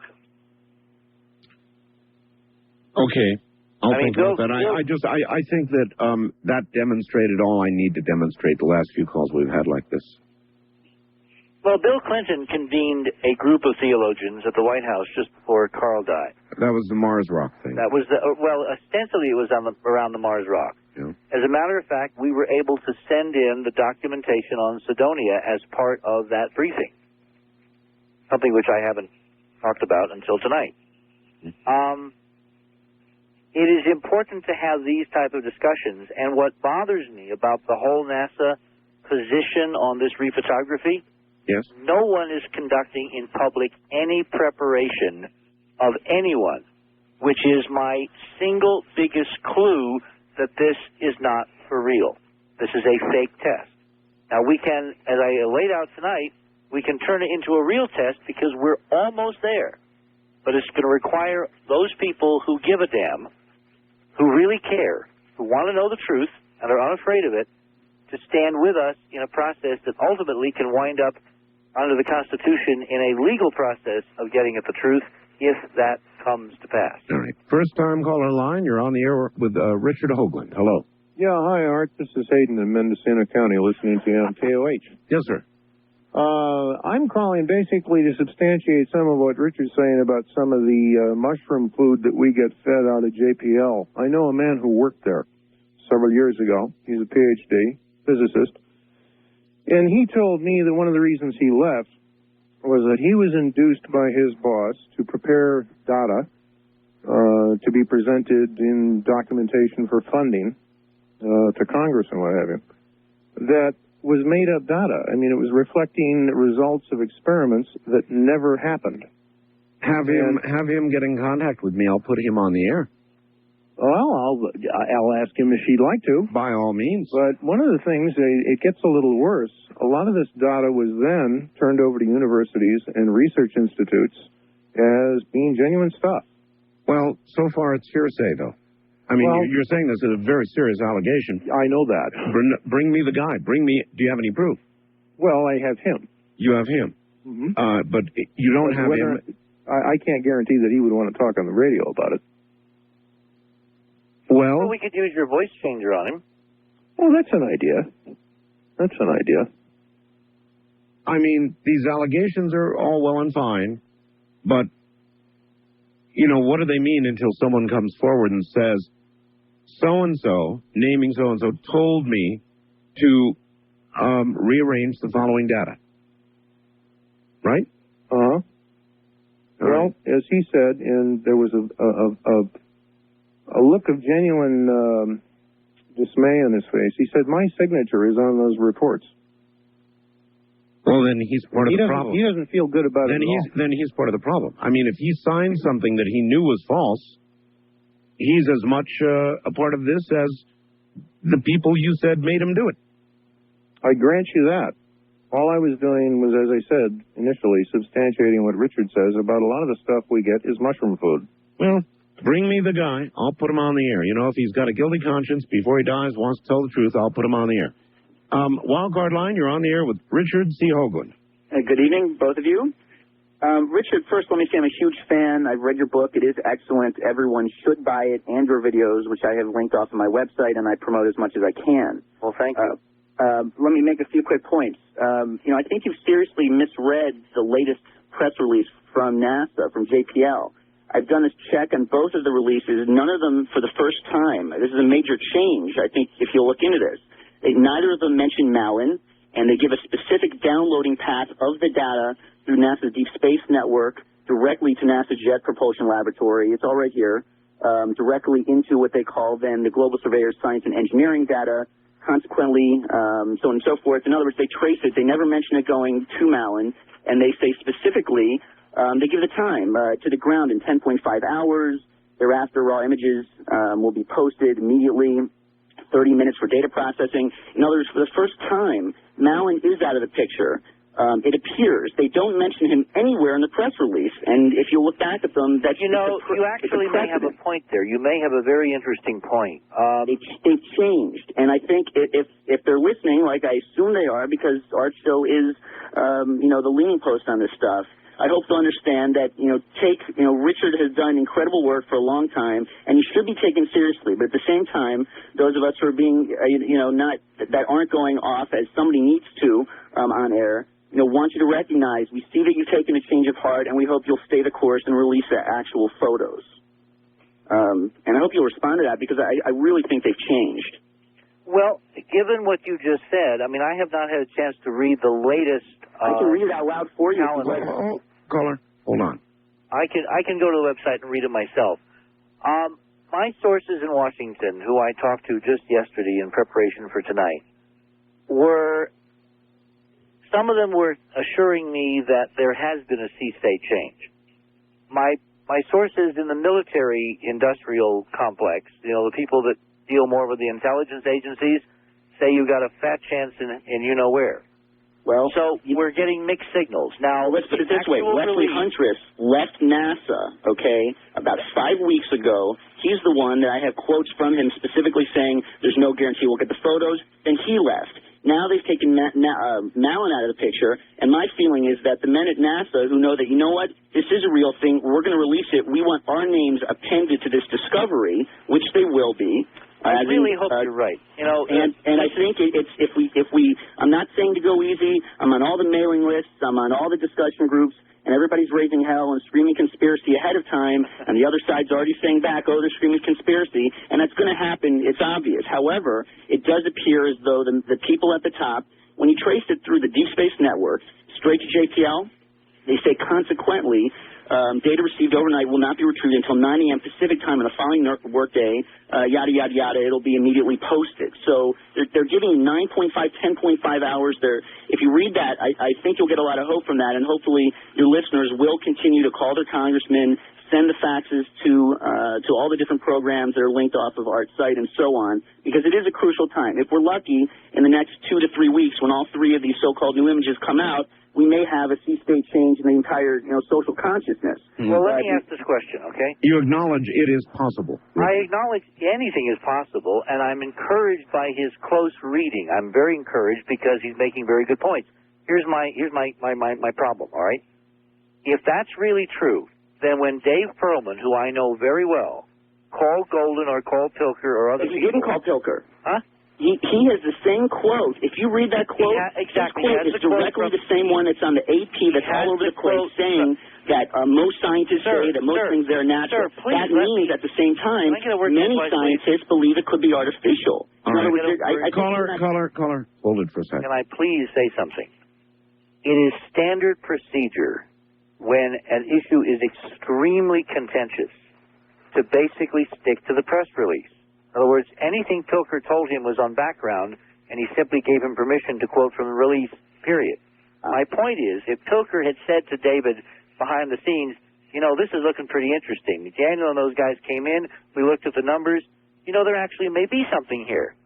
There would have been a totally different story than what came out of Perlman's word processor. Well, you know what? He didn't break that story, but that other reporter whose name I don't have in front of me, the lady who is having a press conference today, Sarah McClendon? That was an April Fool's show. He's breaking a story there. No, that was she's not getting swamped, and if any other reporter... Caller, you're absolutely right, Richard. That the press conference part of it was an April Fool's joke. The news release was not a joke. No, the news release is not a joke. No, I happen to know it's for real. But that's a White House correspondent. My point is, given the Brookings history, if NASA is really serious about this, they have done no preparation at all of the general public, which contravenes 35 years of thinking we were going to hide under our beds and tear our sheets limb from limb. Ooh, Richard's jumping over on the Brookings side. No. Remember, I'm the one that found this damn For the document, sake of all the right? argument, I mean, for the But sake what of I'm the saying argument. is, if they were serious, they would have to consider what that is proposing. Oh, thank and you. they're being incredibly irresponsible. If they really plan to dump real data on us, it's the most cockamamie idiocy I've ever heard. Wow. Well, look, this is the first chink in the armor. I mean, frankly, if you look at the Brookings report and hence the black letter law that's part of NASA policy that talks about national security, allows them to bury anything. So, look, any military, if they really want to have anything put on, they can, Phobos got shut down, whatever. But the bottom line is we have to pray that in 7 days or 6 days now, the real images come out, and that when we blow them up, somebody didn't do a pixel by pixel smudge job on it. I don't have to pray. I have a grand jury I can call. Okay. Well, but you are going to have to come up with a reasonable amount of suspicion. And you don't think we've got 35 years of reasonable suspicion? Just look at McDaniel. Well, I mean, with respect to this specific indictment you would seek. Yeah. Well, I don't have to do that tonight, thank goodness. No, that's right. We'll be back. East of the Rockies, you're on the air with Richard C. Hoagland. Yes, Mr. Hoagland, I heard you talking about Santiago, Chile, electrogravitic machines on the STS-80 video.